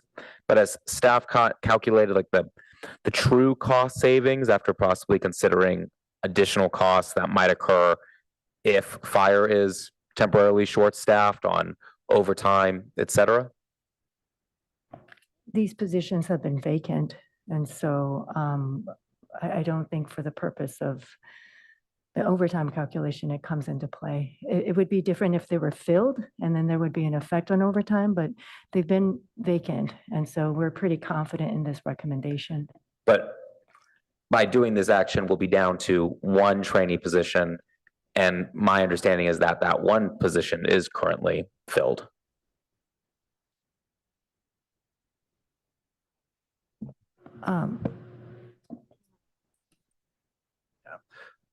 It's filled, but my understanding, and the human resources director can fill in if there's more information. If it's filled because it's somebody on workers' comp, that's paid through the workers' comp fund. And so it's not being paid for by the general fund. It's being paid for by a separate fund that backfills those costs because the person is on leave at the moment. But then can we be over authorized with fire personnel, I guess? let me perhaps lend a perspective. This is a very common situation, and as has been stated, we really don't need the trainee positions in order to manage it. We've got a, unfortunately, very prescribed process for dealing with workers' comp issues and being able to backfill for those. And if the fire chief could also just kind of weigh in on this, would be Chief. helpful. You're obviously comfortable with this recommendation, so let us know how. Okay, so Geo Blackshire, Fire Chief here in Palo Alto. So there's a few things. There was a lot of discussion about these particular trainee positions. So as it was said, the trainee positions were originally proposed and and accepted so we can minimize the reflex time that it takes when there is a vacancy and to hire a firefighter. On average, we have about 3 vacancies a year. So if you look at the history through our department, on average, 3 positions a year, which is why we were awarded the 3. And therefore, we would be, as people left, we would have people that are already there to fill the position. But we hadn't filled the position, and we did have one person in workers' comp on that position. But as the Director Lai said, we were able to request overstrengths based on the compositions that we have. So we currently have 12 offers, conditional offers out there for firefighters, 2 of which are overstrength positions. Good, thank you. Thank you, Chief. Vice Mayor Baker. Thank you. Thank you, Director Lai, for this really excellent presentation. Starting with the staff report, I felt like I'd been at the Finance Committee meeting. It was, and the detailed responses to the questions that were set forth. So, and I want to acknowledge what you said at the outset is these are never easy conversations. So I appreciate that too. And I'm sure internally it's very tough. So thanks to all staff for working on this. I do have 3 specific items, but before that, I want to zoom out for just a moment and ask you probably an impossible question, but in the staff report, it did say that there was council direction to, quote, prepare for economic uncertainty. And, we had from the long range financial forecast a deficit before this year, and we were projecting it for a couple of out years. It doesn't seem like we've had a lot of impact to date from the various, some of the unusual circumstances we've seen in our economy, but I wanted to ask you, I mean, we have seen swings from tariffs. We've seen, pharmaceutical stocks go down and AI stocks go up and all kinds of things, which were unexpected. And how do you feel, how comfortable do you feel about the budget going forward? Have we appropriately prepared for economic uncertainty? Great question, and it's good to always step back to take perspective. I think I am comfortable within the adopted budget. I am also comfortable with the reductions we're making tonight. We do need to shore up some of these opportunities and continue to preserve our reserves. As mentioned, we are closely watching sales tax, and it is one we have less control of. So I do feel tonight's exercise, while difficult, is in line with what we need to do. And we will continue to monitor and have other opportunities to come back to Finance Committee to bring forward timely information. Yeah, thank you for that. And I note that also in the staff report, it mentioned that the mid-year budget review that we always do, and that would be one such opportunity, I would suspect. So thank you. And thank you for also outlining the BSR and the uncertainty reserve and how all that, the interplay there, which makes sense. And I know Councilmember Burt, Chair Burt also mentioned that. Okay, so this is a couple of specifics.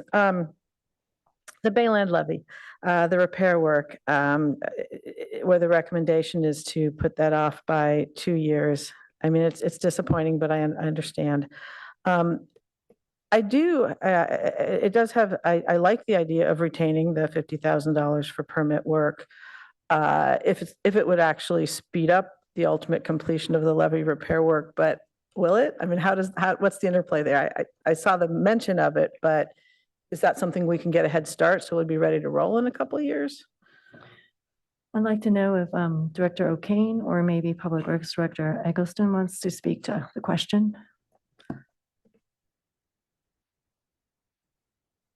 Basically, I just want to know if we kept 50K for permit this year, if it would actually speed up the ultimate completion of the levee repair work that is set to be delayed by 2 years. Because if not, there's another 50,000 we could. Although I guess actually you can have the help. budget set. I can help with the financial implications. So if you love the idea of retaining it and thinking that it will help with this 200,000 that we're playing around with, It's actually, you can keep the 50,000 in the project because it's separate and we've already impacted the transfer. So we can keep the 50,000 there in this project and still work with 200,000 outside. got it. So if that helps and you don't need this answered, that would be okay It does, too. but if there's a short answer to that, I am Okay, curious. wonderful. Thank you. Brad Eggleston, Director of Public Works. I'll just say that we've been constrained on the staff side in terms of beginning this project. We are trying to find staff resources to get underway though, so I can't guarantee that it would happen faster, but I think if we don't have any funding for doing that early legwork, then it could set us back even further than what we're showing here in this current plan. Got it. Okay, good. Thank you. Because, yeah, it has gut appeal, but I wanted to make sure it had that kind of impact. So I have a question about back to the JMZ. We've had a lot of conversation about it, but the 0.48 outreach one. In response to Councilmember Lithcott-Hames' question about it's been vacant for a couple months and we returned that grant money. I guess I'm confused because if we were to eliminate it, would we not have to return all the grant money, and where is the gain in that? What am I missing? The grant funding was for 2 years and that 2 years has expired. So now it's moved towards general fund funding.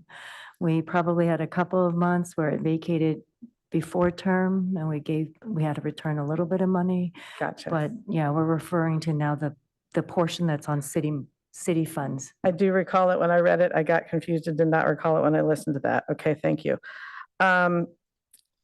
And just to underscore Councilmember Stone's point, because I was going to make a similar one, the senior management analyst,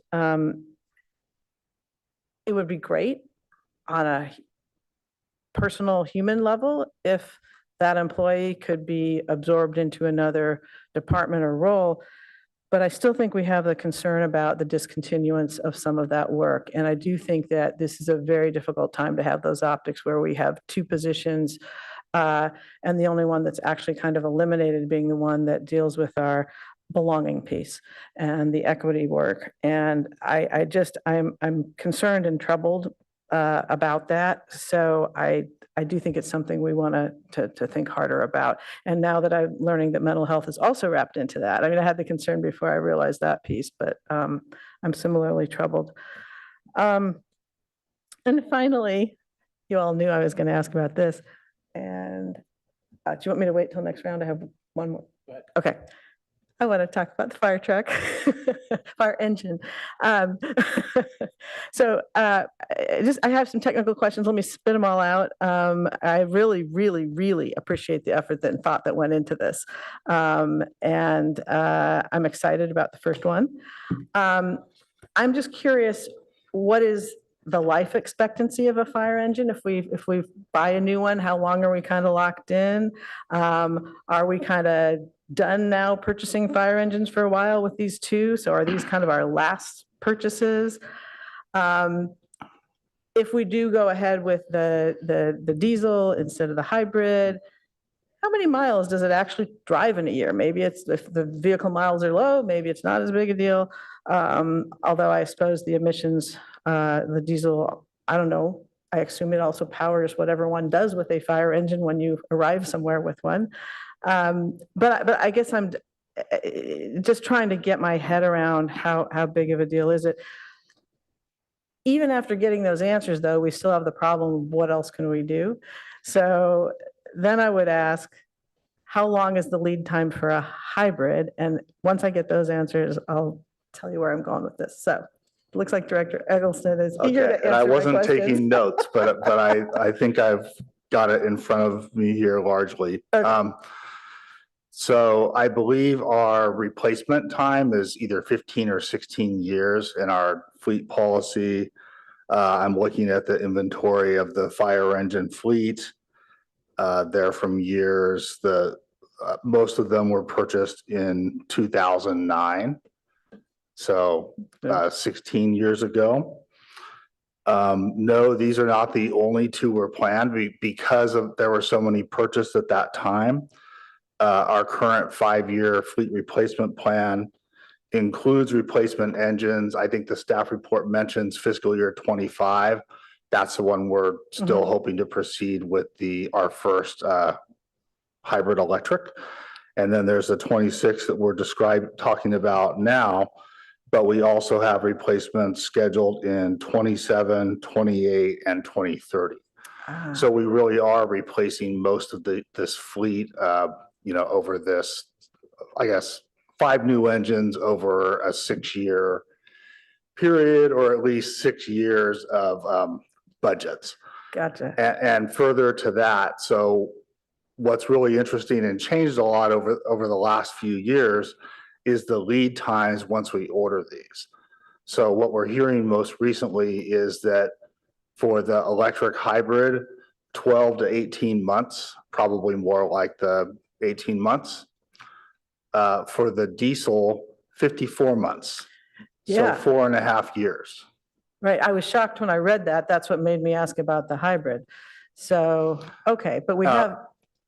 Well, and one more question you had about the miles are driven per year. Yes. I think on average, it's like on the order of 7,000 to 8,000 miles. Yeah, so that's what, they're not, we're not out driving these things all the time. Now, if we go to assist in a remote region, that's a longer trip. But I suppose if we're getting some hybrids online, we could use some of those. And I believe those are typically the reserve engines that are going on the strike teams and traveling further, which probably mean they may go on a long trip, but not being used as much on a day in, day out basis. Okay. So the thought now, I think from staff is let's get this first hybrid in, see how it works, see if it works, get people comfortable with it. Because of the $500,000 delta, let's not do the second one right now, but we do still have future ones planned so we can still turn over our fleet. That's correct. And in fact, we're on the verge of starting construction on the replacement fire station 4. We've built the level 3 EV charging to support this and other electric fire vehicles at that station. Nice. That timing comes together pretty neatly for when we expect to complete that project and when this first hybrid engine would arrive. Just who makes these? Like who's the manufacturer? Pierce is the name of the manufacturer. Okay. They make a lot of fire trucks and engines. And I don't know if the mayor can get our friends at Rivian to branch out into fire engines, but okay, that's all I have for now. Thank you very much. Thank you for allowing it. No problem. Check with Rivian in the morning. Councilmember Liu. Thank you. For this round, I'll try to keep it to shorter technical questions or just clarification questions. And my first question is for Director O'Kane. If you are available, about the program assistant role.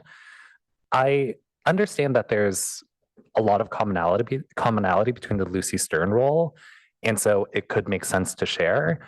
But just kind of looking at the budget, it seems like there are many program assistant 1 and 2s, like 8.75 throughout, assigned to different community centers or the Children's Theater. Is there more leeway? Does this have to come from Lucy Stern, or are there other ways to sort of reconfigure how the program assistants maybe more generally work across sites? So thank you. The reason we selected the PA1 from Lucy Stern is mostly due to proximity.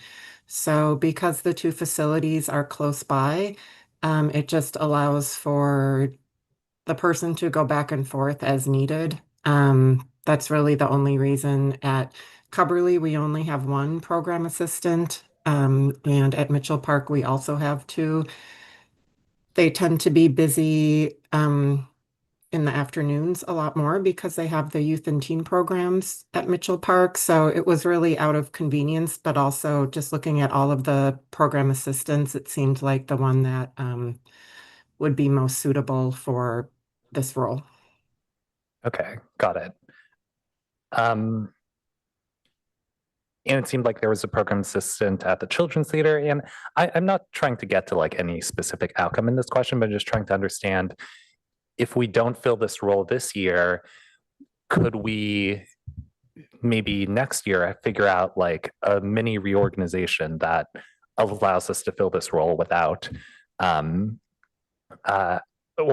functionally fill this role without adding a new position? Does that seem like something that could be possible? Maybe not immediately, but something that you like look at your bandwidth and look at your availability and think about like for next year? Definitely. I think it's something that we can continue to evaluate, especially as other positions become vacant.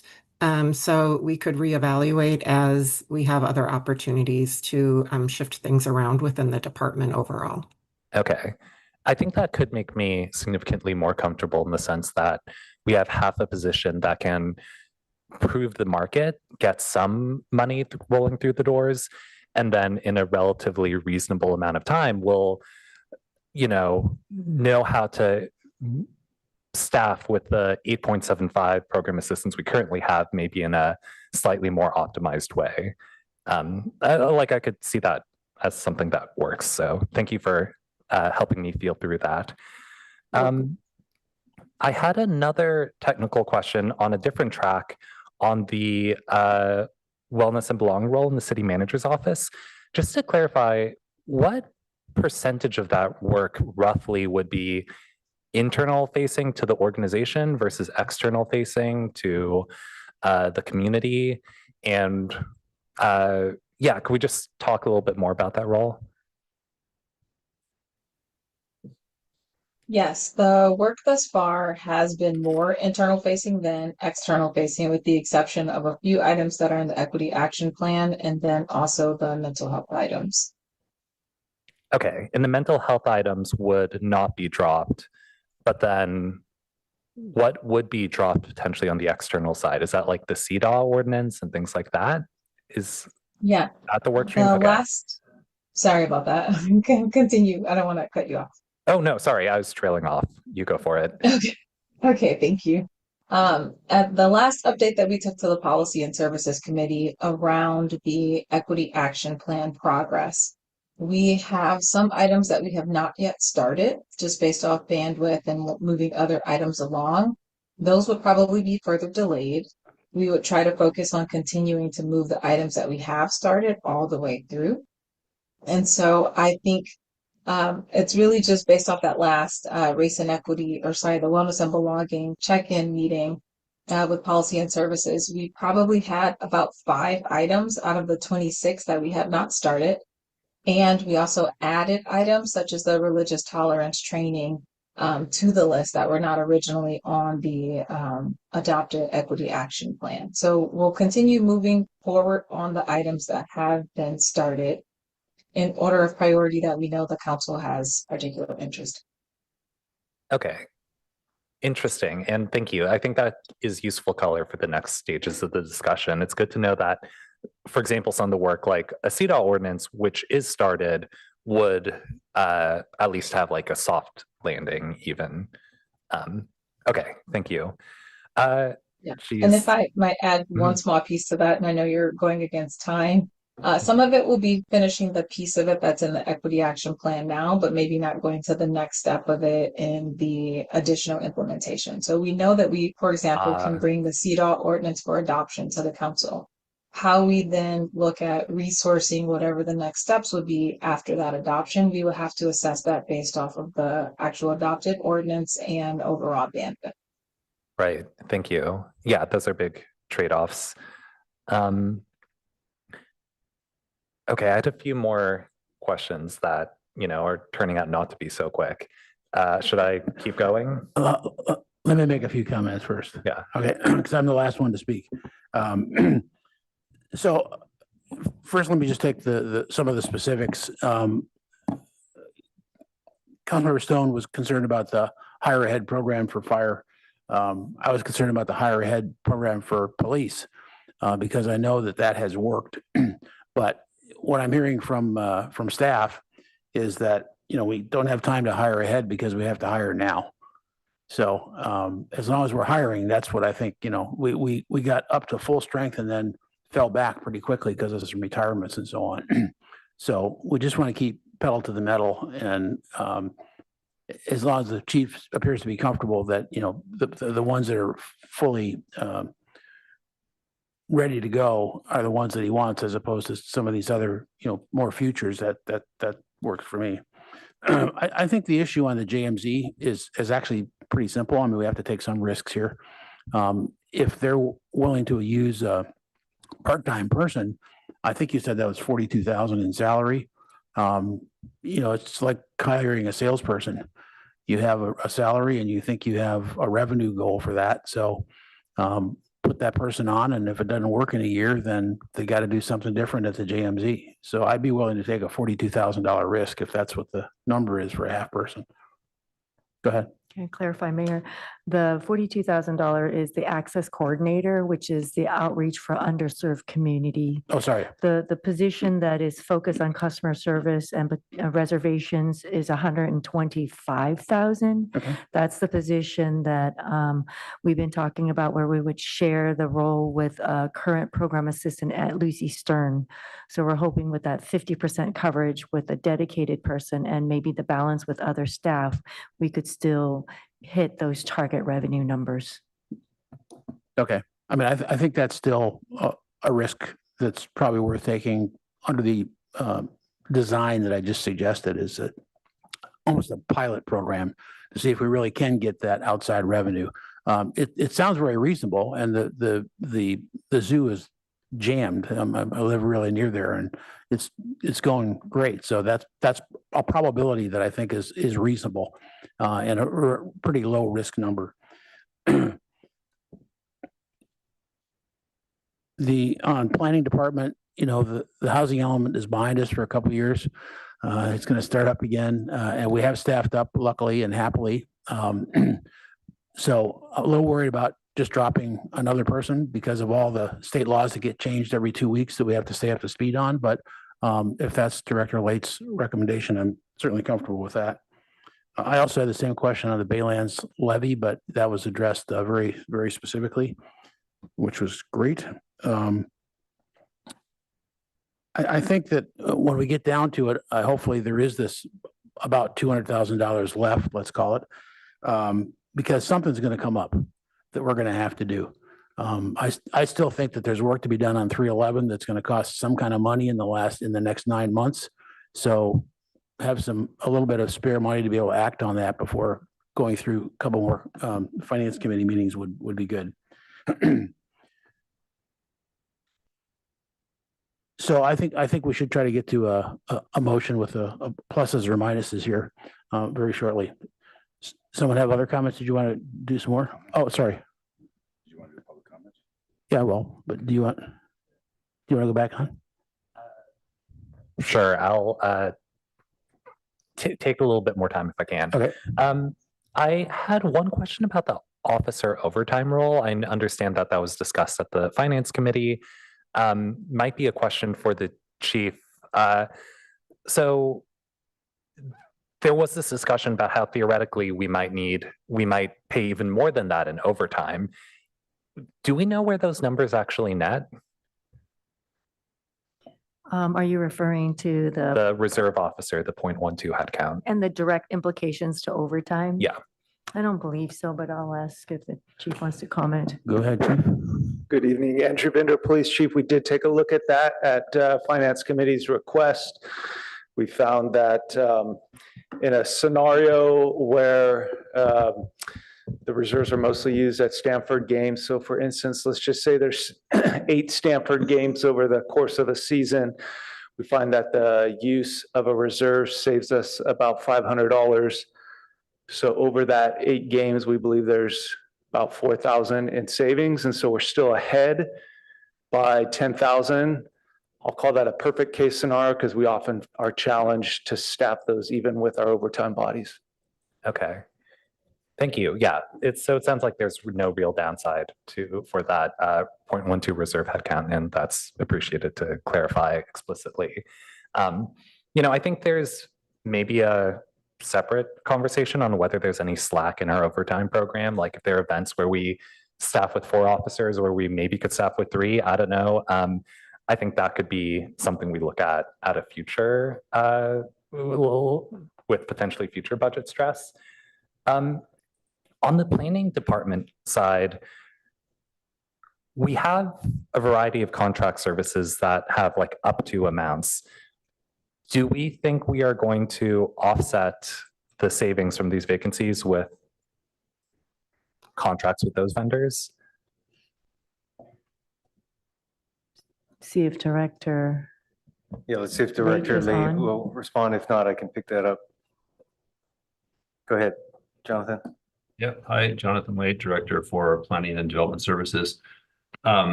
Those contracts that were recently approved by the City Council are not part of the budget cuts that are proposed as part of this item tonight.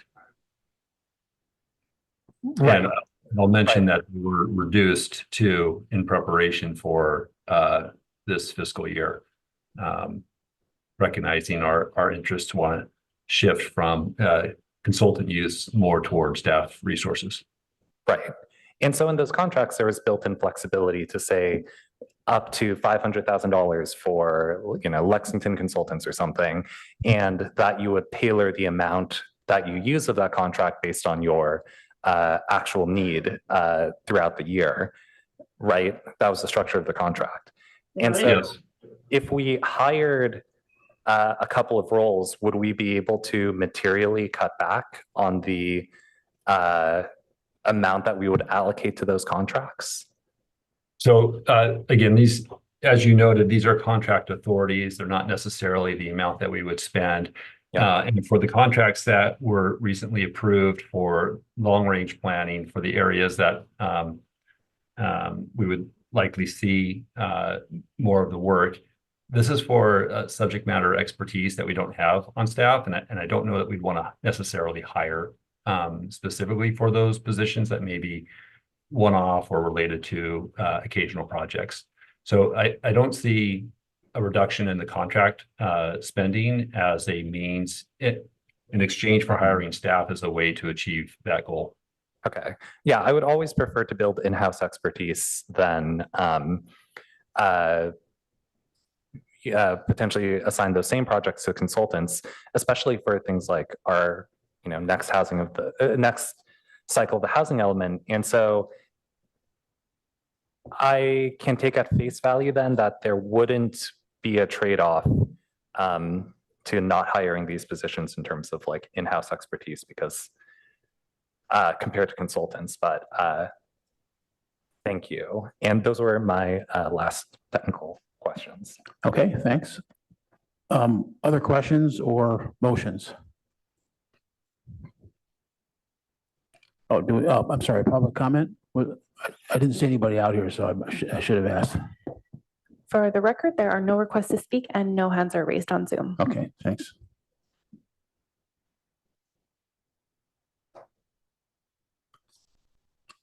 Councilmember Rectal? Man, I sort of sympathize with staff because we've been beating on you saying, cut, cut, cut.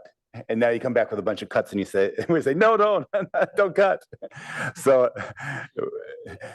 we're in a hard situation. So I really think that the JMZs are have merit, just that the half position, just outreach. It's a philosophical, really important part of JMZs to share the knowledge with the underserved communities. And also that I think we will gain revenue from that one head on the JMZ. So if we want those positions retained, what do we do? And so I was looking through the CIPs and saying, well, how many of these are actually mandatory? And the Foothills Nature Preserve improvements, some of that is just overcome by events. We had this big rush of people when we opened the park, and we wanted to put walking paths everywhere and more fences. And now the visitation is down back to normal, and I don't think most of those things are needed.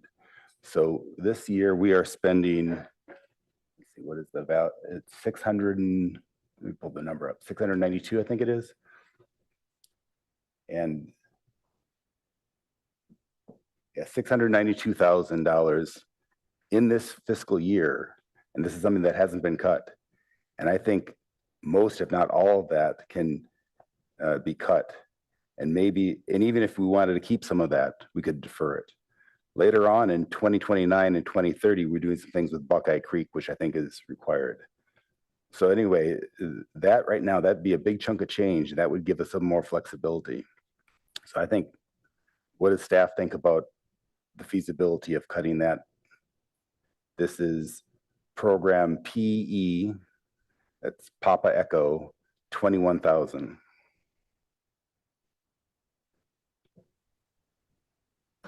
What's the reduction amount that you're looking at? Well, this year, for this fiscal year, we are looking at 692,000. I believe we have Assistant Public Works Assistant. Director. Good evening. My name is Holly Boyd. I'm Assistant Director of Public Works. So the Foothills Nature Preserve improvements, it's we awarded a contract with a consultant firm last year. There currently the scope includes creating designated pedestrian pathways along preserve roads from the interpretive center and entrance to Vista Hill to provide safe pedestrian access. In talking with staff and the rangers up at the Foothills, we believe it is still necessary. They're observing kind of safety issues, especially on weekends still, where there's lots of speeding. This project would also reconfigure existing parking at Vista Hill, adding speed humps and crosswalk in some areas to slow down the traffic and additional savings, and then the signage and striping as necessary for these improvements. So in talking to staff, we feel it's still needed just to encourage slower speeds and safer experience for pedestrians up there. Yeah, I mean, to me, I view it as a nice to have. When I go up there in the weekend, Vista Hill is just not packed. If we don't need to add parking up there. We have all the parking going up that hill. Down by the lake, maybe we'd want to spend a little money reconfiguring it, but I don't think that's a high priority. And to me, I would much rather be spending money in the JMZ than spending money up at the Foothills Park, making more parking spots. So I really think this is ripe for at least delay, if not complete cut. Councilmember, if I might, just to perhaps point out a couple of things and then ask Director O'Kane to comment. I think would want to remind council about the distinction between one-time and ongoing expenses, in that the CIP is one-time and the GMZ are ongoing. So they're not necessarily apples to apples in terms of a trade-off. On the ongoing activities, Director O'Kane, would you like to expand? I think as has been pointed out, these are observed as safety improvements, and to your point, there may be some trade-off on where parking is added as a potential scope reduction. Director O'Kane? Sure. So our visitation is pretty much back to pre-pandemic levels. As you mentioned, Councilmember Rectal, we still see a lot of safety issues, and part of that could be due to having new visitors in the preserve who aren't familiar with the traffic patterns and the parking. So we see illegal parking, we see people turning around in roadways that are one-way roads, things like that. So there are improvements that we feel are necessary to keep the public safe within the preserve. There are some opportunities, I think, for us to reevaluate the scope. Perhaps some of the parking areas we could reduce. So we can revisit that. I don't have what those numbers would be if we would pull certain things out of the scope, but I definitely think there are still some areas that we should pursue. You've probably seen in the preserve people walking along the roadways where there aren't designated pathways for people to walk in. So those are areas that we'd really like to correct just to keep pedestrians safe when they're walking right next to cars traveling and oftentimes speeding within the preserve. Yeah, understood. But certainly adding parking spots at Vista Hill seems unnecessary to me. I think there's room in this to reduce the scope. And with that extra money, granted, it is a one-time, and we do have to figure out, as Councilmember Burt mentioned, right now we are spending more this year than we're taking in tax revenue. And it's gonna be the same next year. The reserves are what's keeping us balanced. And so we really do have to figure out down the road, how are we gonna get out of this? Are we gonna cross our fingers and have the property tax bail us out, or are we going to somehow reduce the scope of the city government, or maybe some combination of the two? And this at least gives us a bridge to a couple years down the road when property taxes should be higher. So, okay.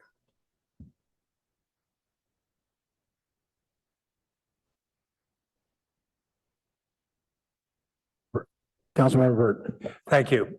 So first, I'd like to follow up on that issue of the Foothills Park capital program, recognizing that it's not an ongoing expense.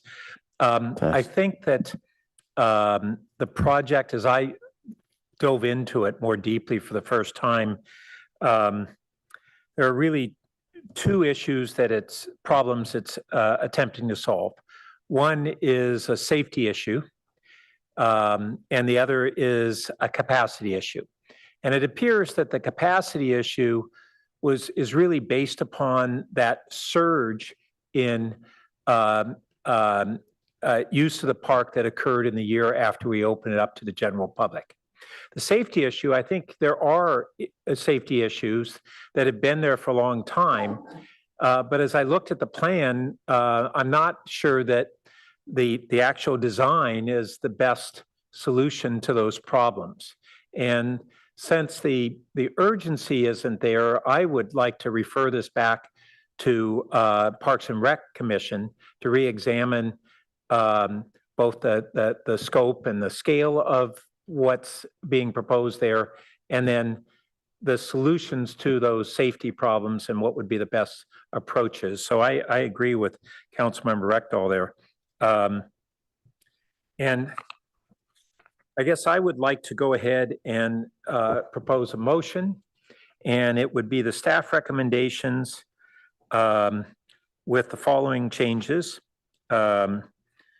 First, the police reserve officer would be restored, that fraction of an FTE. Second, that the JMZ program assistant would be added. And third, that the Foothills Park Capital Program PE 21,000, I guess it is, would be referred to Parks and Rec Commission. Question on that third point.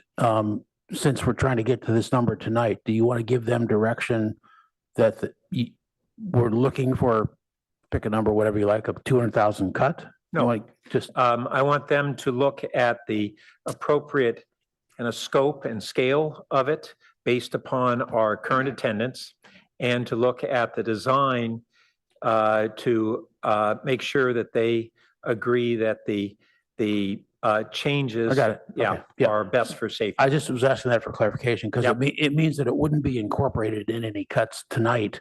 Oh, or- it would be pulled from the budget tonight. Oh, you want to pull the whole item from the budget? Yes. Oh, I was Yeah. sorry. I was asking the reverse side. Did Yeah. you want to give them a goal of X Yeah. number that had to And come so out? that it would come back in a revised form for next year. Okay, I'm glad I asked for the clarification. So Sorry. On that point, if I might, Councilmember and Mayor, ask Director O'Kane to report on the status of that effort with PRC. I believe PRC is currently reviewing the project. That's correct. This is scheduled to go to the PRC in October. The project review of the Foothills project. Okay, then I think the motions align with that plan. If it's going to PRC in October, the only difference might be whether it would then go out and begin construction in this fiscal year, or it would be the FY27 based on whatever revisions they recommend and we approve. So just to ensure I understand the motion, if the funding's removed, then I think by foregone conclusion, it will have to be next fiscal year. Right, Accurate. which doesn't sound like it would have much practical impact. If it's only going to them in October and would come to us sometime after that, I don't know what would be the intention in terms of commencing the project within this fiscal year anyway. Yeah, I wouldn't need to get confirmation from staff as to whether we're accessing the CIP funds as a way of supporting the planning effort with PRC and. So I wouldn't have any problem with the planning part. It's just the contract for For implementation. construction, gotcha, okay. Director O'Kane? I apologize, was that a question or just confirmation? More the confirmation that you're able to work with that. Yes, we can. And with Public Works assistance as well, as they're leading the design effort. And I don't know if we had a second to the motion or not. no, we're still getting the motion done. Yeah. Second. Okay. Councilor Rectal seconds. So discussion on the motion, Vice Mayor Baker. Oh, just a quick clarification from staff and or my colleague. The $50,000 that we talked about, is that in or out under this default staff piece? I would ask to clarify a friendly amendment to the motion would be to include the 50,000 in this motion because it's not. Which 50? This is For the for the- Bayland levies, the Bayland levies. So that way it can be incorporated. It's not in the schedule because it was an item of Finance Committee. Yes, that was consideration. one of our recommendations. You're right. Yes. And And then we would actually also like council to be specific on the Measure B project. Should we take Measure B and apply it towards Churchill Avenue bike ped or create a new project under bike ped implementation plan? Staff's recommendation would be to direct that Measure B be used towards the Churchill Avenue bike ped project. Okay. So 2.5 million. I will include in the motion the third bullet under the Finance Committee recommendations for review that the retain 50,000 in the FY26 budget for permitting efforts on the Bayland levy and to include the Churchill Bikeway with Measure B funding. Great, thank you. Other comments on the motion? Councilmember Lou? No, what? Councilmember, Okay, Maker, seconder. I don't have any further comments. No other comments. Councilmember Lou? I just wanted to make a comment that I agree with Councilmember Burt and Rectal that we are obviously not in great financial shape going into the next year as well.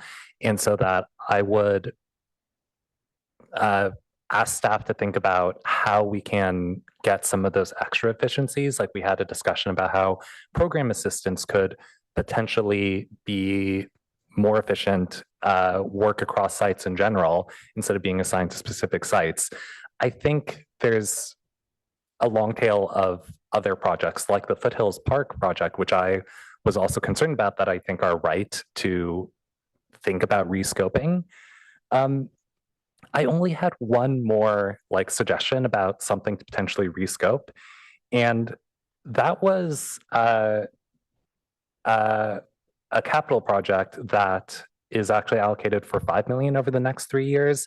And I think it's one that we spoke about, city manager, about the Palo Alto Ave grade separation plan. And I think at this point, we know we want to make safety improvements on Palo Alto Ave. We want to make it a quiet zone and things like that. But like the capital improvement plan still doesn't say what that is for. And it's 5 million. So, you know, are there things like that? Like, is that worth talking about today? And the short answer is no. Yes. This is a placeholder for regional funds. And so there's not a trade-off that the city could make on those funds, not for the upcoming year. Right. Okay. Yeah, there's no plan for that grade crossing at all right now. So we wouldn't be having budget numbers for it. No, we do have budget numbers for it. We have $2 million in fiscal year Why 26 and would- 27. Yeah, I don't know why we would have a placeholder for that, because we've had a policy decision to not proceed at all on that other than the quiet zone. So why is that in the, I didn't realize that. Let me see if our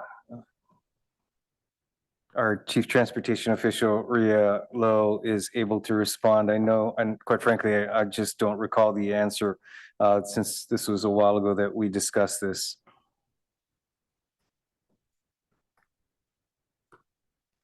Here?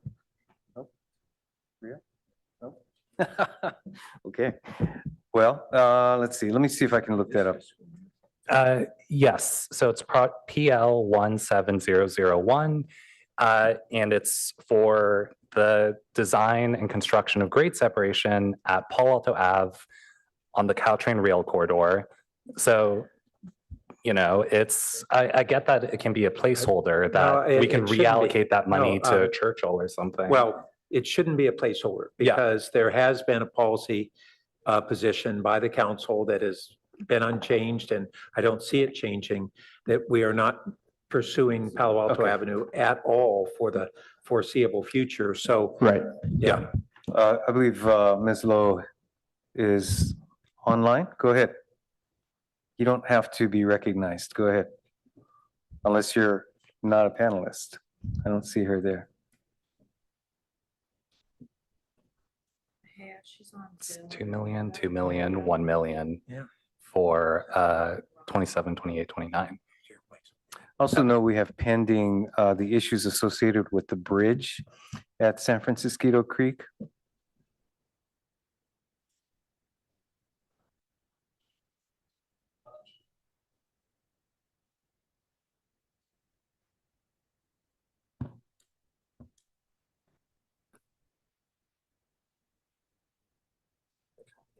Can you hear me? Hello? Yes. Yes, go ahead, Rhea. Hi, yeah, this is Rhea Hitchbarrett, Chief Transportation Official. So I believe the money that is in there for Palo Alto Avenue is actually grant funding. And so I'm not certain which source it is, whether it's TIRSIP or another source. But that's what it is at the moment. It's a placeholder for the grant funding that the city has already been allocated. And we're waiting for that to be ready. I don't believe we've been awarded grant funding for Palo Alto Avenue. So we may not be able to clarify that tonight. Right. I think we can remove it from that placeholder and go into the CIP reserve. Now, maybe it gets redirected to one of the other grade crossings. I don't know, but it doesn't belong there. It doesn't make any sense. I have no problem with that. Again, I would note we have I believe, an outstanding issue of what will happen with the bridge over San Francisco Creek that we've been working with Caltrain on. But in any case, that's not a current year issue.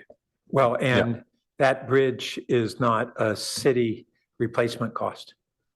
So I don't, that's a valid, important issue on the bridge, but I don't think that's what we're talking about here. So I will add to the motion to place the Councilmember, sorry, Paul Harper with the Office of Management and Budget. So the funding that is in that project is offset by Measure B funding.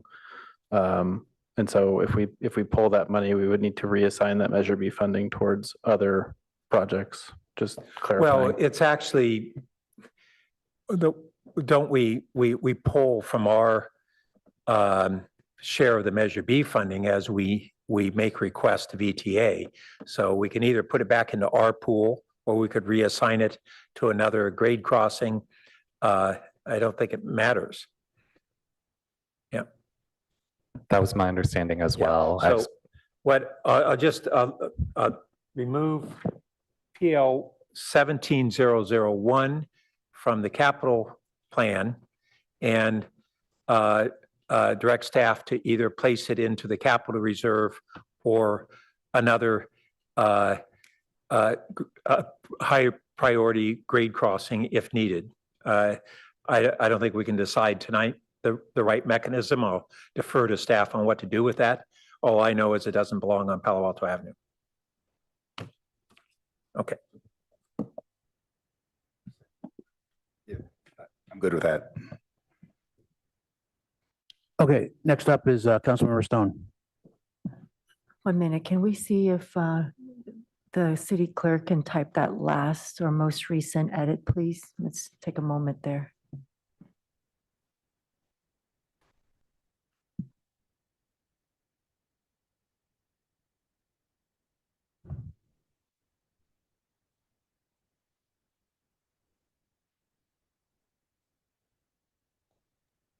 Hi, this is Ria Hoochbarrett-Low again. I just got clarification. That's federal earmark funding. Sorry, what was the clarification? That was federal earmark funding. Earmarked from where? It's federal earmark funding. So it was written into one of the federal budgets. So there could be also some uncertainty with that as well. Why don't we take that as a referral to staff to Sounds good. to the bottom.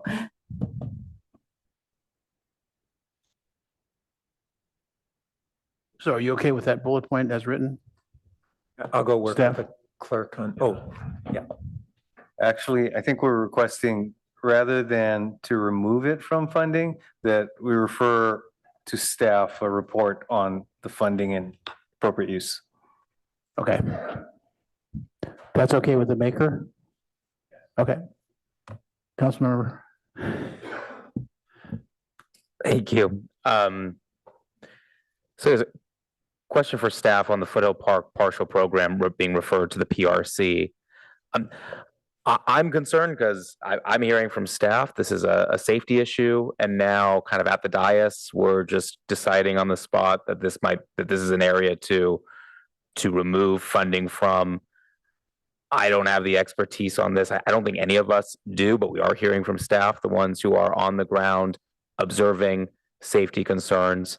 So what happens if this is referred to the PRC and the PRC, after vetting it, agrees that yes, this is a safety concern and should move forward? Does this motion then delay this by another year or what? So we'll see if Director O'King wants to speak to the process with the Parks and Rec. I thought the city manager said it would just move to the next fiscal year. Well, so at this point, I think we're trying to confirm how much funding should remain in the project to keep it moving through this year and then allow the construction to begin next. Now, as a practical matter, I think at most we're talking about a couple or a few months of delay. But again, it does interrupt the work stream of moving from the planning into the design and construction. But we can allocate some funding to be able to keep that going and then really not lose time? So we understood from Public Works that we have an existing design contract that was awarded in April of 2024. And so the amount of the budget of $692,000 is for the construction. So we could bump it into 2027. You could delay it for a couple of months. We could refer it to, it's already going to the Parks Commission and keep it in the budget. So Just wanted to clarify. Well, also, again, Director O'Kane can confirm, but I think what happens after the PRC reviews it may require a park improvement ordinance, which will need to come to council. And so there are a few steps that unfortunately do take a few months as well. And for that reason, I suspect it's not a major delay if we can continue the funding necessary to get to construction. Director O'Kane? Yes, I would agree with that. And I'd also like to add that there could be, I don't think it needs to be an all or nothing. There could be a scaled back version of the scope that the PRC decides upon.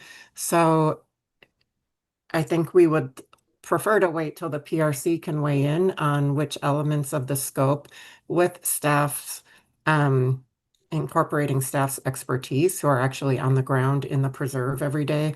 I think we'll know more after the PRC meeting, whether it's a reduction in the scope or full deferral. I think that's what I'm more comfortable with as well. And so I don't know how this would need to be amended to be able to reflect that. I think we should be providing that flexibility to the staff with the expertise and the park's ability to fully vet this rather than just kind of doing this on the spot tonight. And so does the motion itself, I mean, create that flexibility or no? And does that need to be changed? Well, perhaps as long as the council is not counting on using the savings for some other expenditure, I think we could take the general direction of reducing the construction costs to the extent possible. Yeah, I see heads nodding from the maker and well, at least from the maker. Yeah, and that we're assuming that whatever rescoping and redesign would not come for several months, and if staff wanted to propose that after going through PRC that some portion of that move forward in this fiscal year, we could reconsider at that time. There are aspects that could be taken as safety. There's others, like I mentioned, the parking spots up in Vista Hill, that's not a safety issue. And that was a capacity issue. And so I don't think we need that anymore. So I think PRC, given budget constraints, likely would trim some of it. Yeah, I think some of the trimming makes a lot of sense. Okay, then hearing that clarity from staff and the makers, okay with that. And then my only other request is an amendment to include or to I guess to really keep the one senior management analyst. I think that, as I said before, I think that position's too critical, especially at this time, to let go. Mayor, Council, we do have a recommendation regarding the Foothill Parks, potentially having the Recreation and Parks and Recreation Commission evaluate it, look at the scope, and then bring back the budget amendment at mid-year. And so that could be part of the motion where we don't take all the funding away tonight, but based on that deliberation. Yeah, I'm at fine with mid-year. that amendment. So we would just clarify that in that bullet point. Defer budget revision for this project until mid-year. What money is being spent right now on it? There's a design component. We have a contract that was approved. If they're going to de-scope it, do we want design to be going on right now, or do we want to halt the design? It's not a large value contract. If you'd like the dollar amount, we can get it for you. It'd be nice if you could get a rough estimate. I think we can. Assistant Director. I would think either way, the design would follow the rescoping. Yes, exactly. We don't want to go forward with a design just ahead of rescoping and then throw that money away. Was roughly around $99,000. I'll have to say about 65% of it has been spent getting up to this point to get ready to go to PRC because we've already done ARB review, et cetera. Well, I'd recommend that we just hold proceeding until the PRC has reviewed the design and the scope. That was my understanding, that we were authorizing going forward with design concurrent with that, or subsequent to it. Subsequent to that, yes.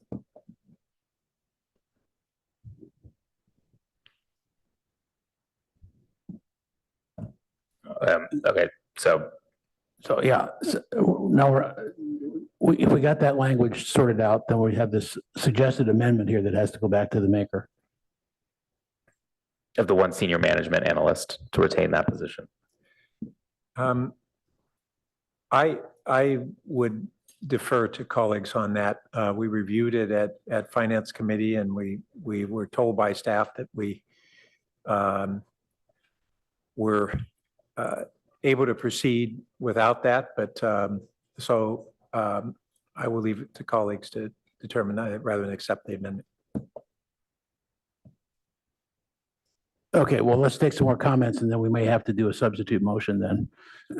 But No, it wouldn't be a substitute motion. It would be an amendment. that is also possible.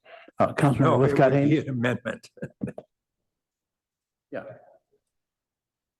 Is it an amendment? I thought, if the amendment isn't accepted, then you do a substitute. No.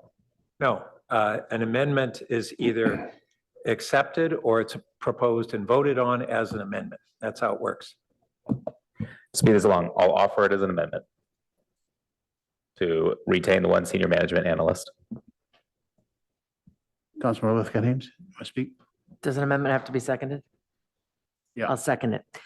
And while I have you, I wonder if you would accept to your amendment, adding back the JMZ access coordinator, the 0.48 position that attempts to ensure that our JMZ is accessible to underserved populations. Yes. And then what I just wanted to kind of add that came up in the exchange, I think with Councilmember Liu, another reason why the senior management analyst is such an important position is I'm pretty sure I heard staff say that this would also likely delay or prevent implementation of the religious tolerance trainings, which is something that council has endorsed, the HRC has worked on closely, members of the community have been really encouraging us to do for quite some time. That has taken a very long time to do. It's an incredibly complex task to do, and seems like we're almost there, and now we're going to be set back quite significantly if this position is lost. So not only on issues regarding equity, but the critical need of youth mental health right now, and for the religious tolerance trainings, I think this is just too important to let go. You want to? Councilmember Rectal. Yeah, I have a question for staff. What would be the cost of the senior management analyst?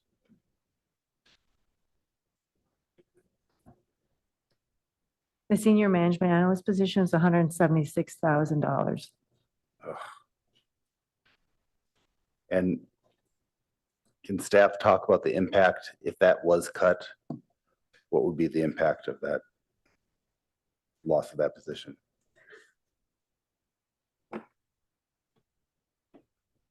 Well, I think we covered it. It basically is a slowdown in the elements of our wellness and belonging action plan that have not yet been implemented.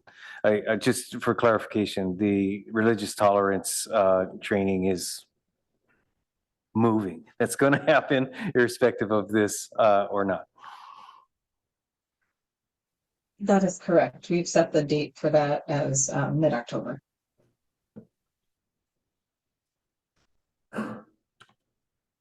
Vice Mayor? Yeah, just two quick things. One, I'm supportive of the amendment, but two, where are we netting out now? Do we have a sense of that? Because a lot of stuff has moved around. Yes. So capturing the JMZ program assistant, capturing the reserve officer, that's 140,300. If we add in the access coordinator, that's another 42, so that's at 182,000. The deferral of Foothill Parks is down at mid-year, so I didn't incorporate that. And then Baylands is, as I mentioned earlier, already considered within the CIP 5-year plan. So those three positions is 182,000 rounded. So it gets us back closer to the 6 million, but we have these opportunities to enhance our standing once staff has done its magic with these. I guess once PRC has looked at it. And so we may end up in better standing later, but not tonight. Yes, and I want to clarify the Foothill Parks construction is a one-time savings and likely the work will be undertaken in a future year. So it'll relieve cash flow maybe for a year or two. Right. Mhm. No, I understand. Yeah. That is still troubling. And we also still have sort of our systemic issues that have been elucidated tonight. But okay, thank you. Of course. I'll just make a comment. It's a very small number, but the police chief didn't really request the reserve position, but it's so small, I'm not gonna try to disrupt things. But I also want to comment to give staff credit. They are basically saying that they could get pretty much the same workload done with what they proposed. So we're saying, we're in essence saying we want it done a different way, but appreciate, the efforts in where you came out on that. Let's see, Councilmember Lou? Oh, should we go ahead and vote on the motion? Sorry, vote on the amendment, or if we're done with comments, yeah. So well, I have a couple other comments, but about the related amendments? on the amendment. So I think Well, then you have to talk about that, right? May I clarify Well, something? okay. May I clarify, under the third bullet point, are we all on the same page in that reduced construction funding of 690,000 would be determined at fiscal 26 mid-year? Correct. Okay, so let's Yeah. city clerk include that. Apologies for interrupting.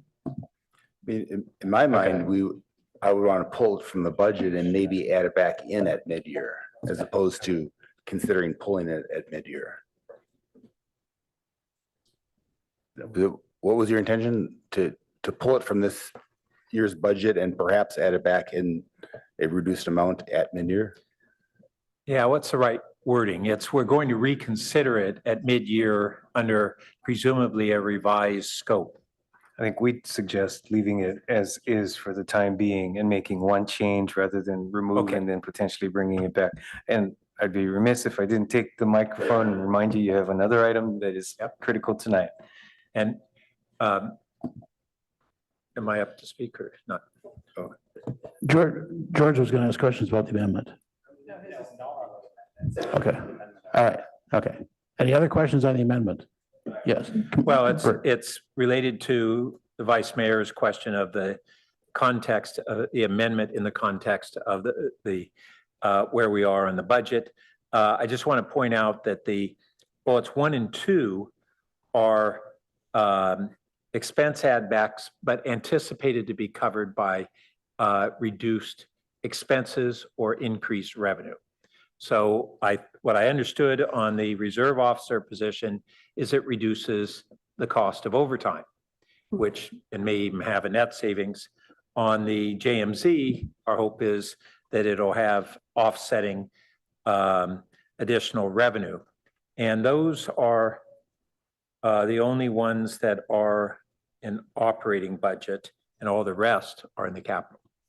Just to clarify, for now bullet A, I believe the chief said that they would have to staff overtime for roughly 8 Stanford football games for potentially $500 each. But maybe I misunderstood, but I thought what was being said is that this reserve officer offsets the need for that, or did I misunderstand it? Right. So this officer would cost $15K, but the alternative would be to pay We're getting in the $4K on weeds here, overtime. folks. We're talking about $500. Go ahead, chief. Reserve officer saves $500 over the use of using an officer, full-time officer on time and a half. So over 8 games, if we were to use if we were to have to pay a full-time officer at time and a half, it run us about $4,000. So it'd still be 10,000 savings. Well, And that's, okay, 10,000 savings from the 14,000 that the 0.12 FTE covers, that's costing us for that reserve out of the budget. But do we only use that reserve officer as needed? Yes, it depends. That's a max Yeah. cost. See, so, yeah, thank you. You were done? Okay. Now questions, any questions about the amendment? No. Okay, go ahead, Councilmember. Again, I appreciate staff saying that they are able to take on the work that the senior management analyst position is doing and intends to do. And I fully believe their intent to be able to do so. But with all due respect, we have always heard the concern of staff that staff is understaffed to be able to achieve a lot of our goals. What more important work could we be doing right now as a city than our equity plan and our mental health work? And this is something that we are being demanded by every single day by our community to step up our work on mental health and prevent these damn suicides from happening. And here we have a coordinator that is going to help do this work. And I understand staff believes that they are going to be able to take that work on, but to have anything fall through the cracks and have a coordinator be able to help manage that and coordinate these two departments from working together, I think of everything I'm looking at this that we're adding, I think that should be the top of our list at this moment, rather than essentially anything else. So I'm just gonna make that as my kind of final pitch, because I am concerned that we're going to kind of defer to staff's reassurance here. And I think we've just made that mistake in the past. Again, appreciate though staff's intent to deliver. I'm just uncertain here. Can I request that we split the amendment and vote on those two aspects separately? Which two? There are two parts to the amendment, A and B. Those are City really, Clerk, can you insert that? Councilmember Lithcott-Hames? Yeah, thank you. I want to second Councilmember Stone's advocacy for the amendment items. The way I see it is there's going to be an article written about these budget cuts, and it would really pain many members of our community to see that the access coordinator providing access to underserved communities, the JMZ, and the wellness and belonging senior management analyst have been cut. It just sends the wrong message at this moment in time about what our priorities are. So that's why I've seconded this amendment and urge my colleagues to support it. Yeah, I want to clarify to the maker. I want to clarify to the maker that I wasn't disagreeing with your amendment. I was just giving staff credit for doing their job, so. Yeah. Other comments? Vice Mayor, and then we're going to vote. Just simply want to say there's exactly one person losing their job. They may still be employed by the city, but that's actively performing it right now under these cuts. And I think it's the wrong way to go. Okay, let's vote on the amendments as split. So bold face what we're voting on.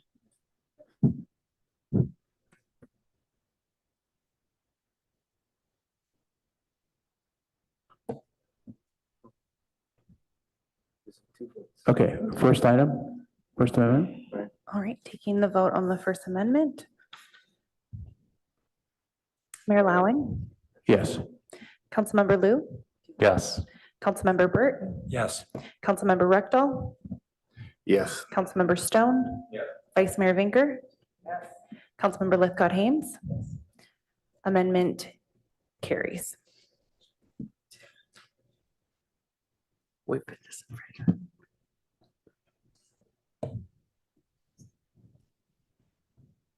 Taking the vote on the second amendment. Councilmember Stone, Yes. Councilmember Burt, No. Vice Mayor Vinker, No. It's not working either, but oh, there it is. Yes. Councilmember Lithcott-Hames, Yes. Councilmember Lou, Yes. Councilmember Rectal, No. No. Mayor Lowing, Yes. motion carries 5-2. That's right. Yeah. All right. Can I speak by no vote? Yes. Yeah, man, I really support this, but we are saying yes to everything. And I think that's, we have to cut something. And I think this is the, this is the best we can come up with is 0.48 head. We're going to have really big problems next year, but unfortunately. Okay. Councilmember Burt, did you want to speak to your no? Okay. All right. On the main motion. What? On the main motion? Yeah. Sorry.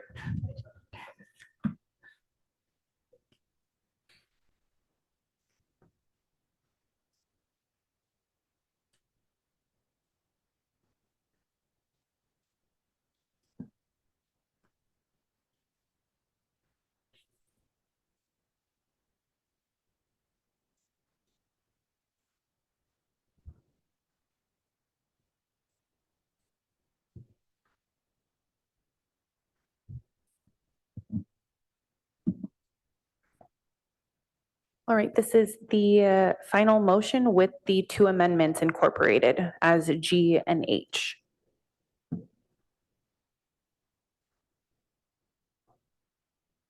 All right. Let's go ahead and take that motion. Councilmember Burt, Yes. Councilmember Stone, Yes. Councilmember Lou, Yes. Councilmember Lithgott Haynes, Yes. Councilmember Rechtel, Yes. Vice Mayor Vinker, Yes. Mayor Lowing. Yes. Motion carries unanimously. All right. Thank you once again to all staff that is both here and hearing any of our comments. Thanks very much.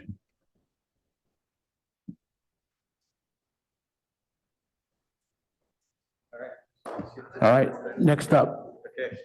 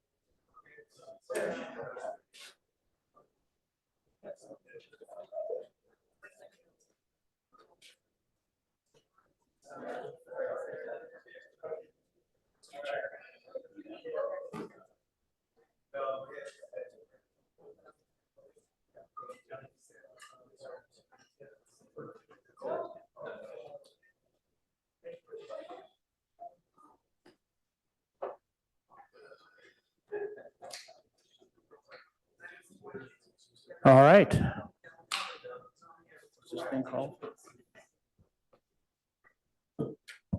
Good evening, council members. Jonathan Abendschein, Assistant Director for Climate Action. Given the late hour, we're going to move very quickly. Tonight, we're bringing forward an emergency ordinance. And we are moving quickly because of state newly passed state law, AB 130. And with which comes into effect on October 1st. So we're trying to bring forward some climate-related amendments and some administrative amendments, 2 climate-related amendments, one related to that Tim Scott from our climate action team will describe, and some administrative amendments that George Hoyt from Planning and Development Services will describe.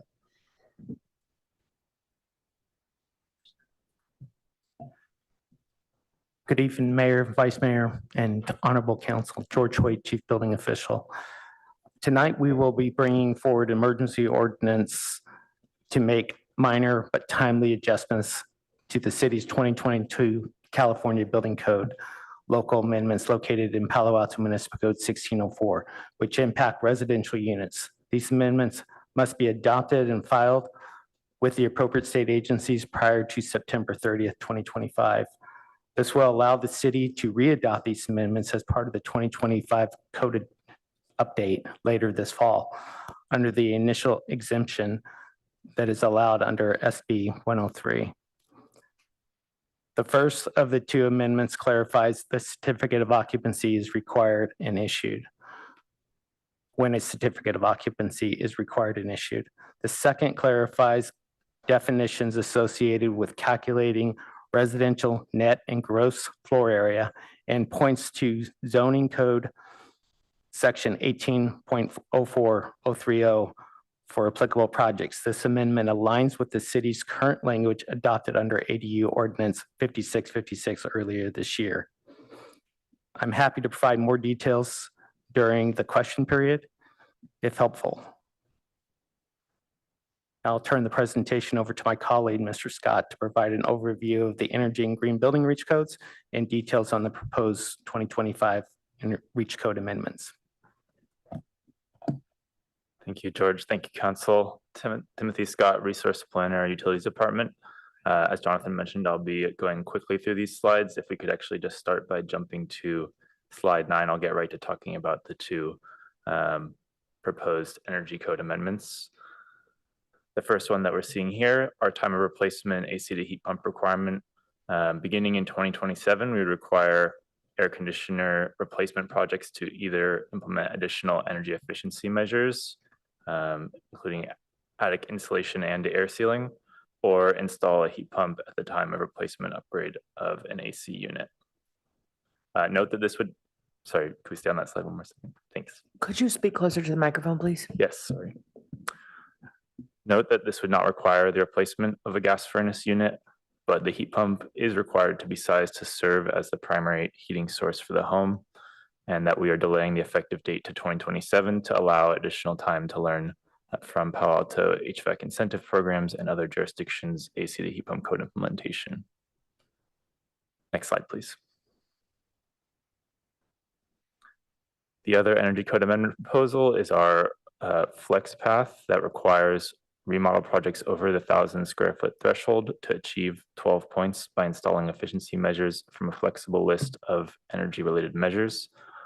On the next slide, we could take a look at the full list of measure options and their point values. The measure points vary by vintage, building vintage, and energy savings. Not every measure on the list is cost effective, but there are a number of different cost effective pathways to achieve the 12-point target, which was designed to encourage electrification, aligning with the heat pump water heater, as well as space heater point valuations. And I think we just want to jump down to slide 15. And as you're considering this staff recommendation, just know that this is in addition to tonight's ordinance. We'll be returning to you in October with a to carry forward previous year local amendments to our energy and green building codes. And there are some provisions related to new construction we'll likely need to return to you with in 2026 after some cost effectiveness studies.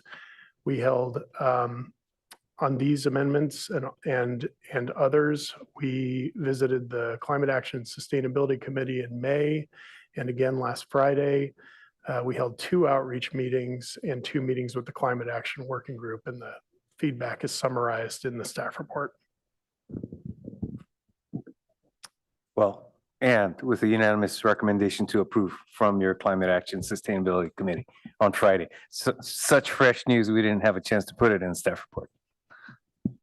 Yeah, first of all, I just want to publicly thank this team that put this together, and Mr. Scott, who I think this is the 3rd time I've heard you present this, and really just an awful lot of fast work went into this because AB 130, the budget trailer bill came through, and that was something where, with all good intentions of getting housing built in the wake of the California fires down in LA, that they wanted to freeze building codes for residential so that contractors aren't, bobbing and weaving and trying to figure out new codes. But with it, could sort of freeze in place our climate action progress. And so, staff has moved quickly to bring this to us tonight because of this September 30 deadline. And so that's why it was just climate on Friday and then here tonight. And these two, the two climate-based ones, just, they're ones that will have both the greenhouse gas emission reduction, but also these cost studies that were requisite for them will show long-term use savings for our customers. So, when it's time to replace your air conditioner, we ask that you either do it with a heat pump or have a flexibility of other energy efficiency measures. And when you're remodeling a space that's pretty big, over 1,000 square foot, we have this very flexible 12-point system that Mr. Scott described to have these efficiency measures. So, this was something that I think it's fair to say that the Climate Committee was in pretty strong support of, because not only did we vote unanimously for it, each of us was sort of probing, could we pull the effective date forward a little bit from January 1, 2027, and for good reasons that staff described to us, we're sticking with that 2027 date instead of 2026. But there seemed to be clear appetite after a lot of discussion and thought, as they mentioned, with the working groups and committee, clear support for these unanimously from our committee. So I hope my colleagues will also be enthusiastic about this so that Palo Alto can continue to pride itself on the leadership role that we take on climate action. So thank you. Other initial comments? Let's see, Councilmember Burt. Yeah, I'd just like to echo that I really appreciate the staff moved both expeditiously and thoroughly on this. We had a lot of kind of probing questions, and they really had done an excellent job of looking at which things were appropriate this time. We had some referrals for future consideration, but they had good reasoning why they should not be included this time. And then really some clarifications on the law that we received from the Assistant City Attorney and staff. First, that we're moving forward quickly. We believe we will meet the deadline, but we still have to have the state review these in time, and the state's been a little ambiguous on their process. The second thing that was good news is, even though we're moving forward to try to assure that we can get these important changes through during this calendar year, there was a provision added to the law that appears to leave open future revisions for cities where those other provisions are consistent with our comp plan, and maybe the Assistant City Attorney can just add a little more color to that. Sure. Madeline Sola, Deputy City Attorney. While we are advocating that we are recommending that the council approve these two climate-related amendments to the Energy Code, we believe that under one of the exceptions to AB 130, we will have the opportunity to bring forward changes and to readopt these amendments during the course of the AB 130 moratorium, and that's under an exemption that allows changes that are meant to incentivize all electric construction while not prohibiting mixed fuel construction when that's consistent with the city's general plan.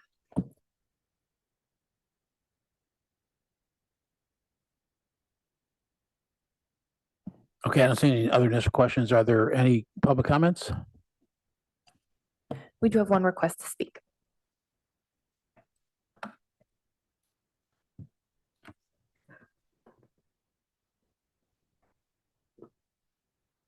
Our first speaker is Deshelle L.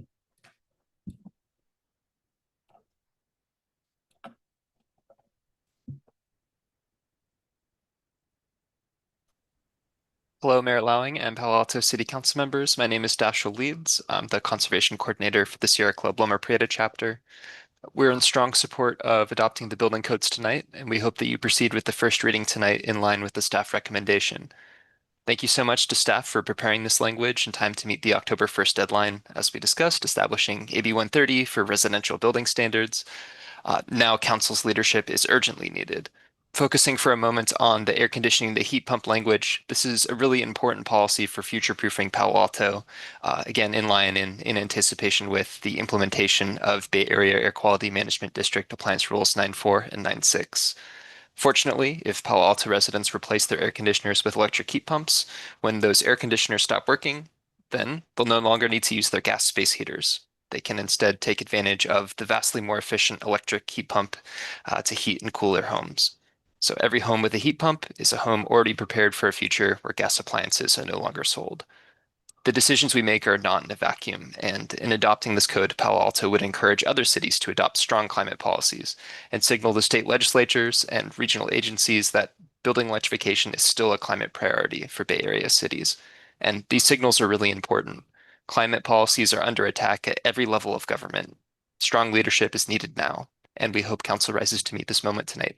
Thanks for your time and consideration. And that concludes public comment on action item 19. Okay, thank you.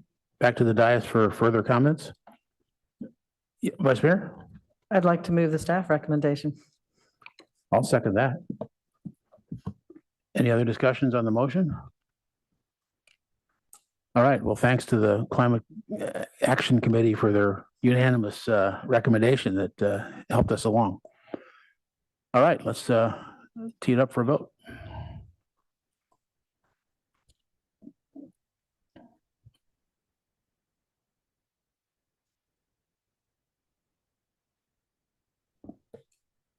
Councilmember Lithcott-Hames, Yes. Vice Mayor Vinker, Yes. Councilmember Rectal, Yes. Councilmember Burt, Yes. Mayor Lowing, Yes. Councilmember Stone, Yes. Councilmember Lou, Yes. motion passes unanimously.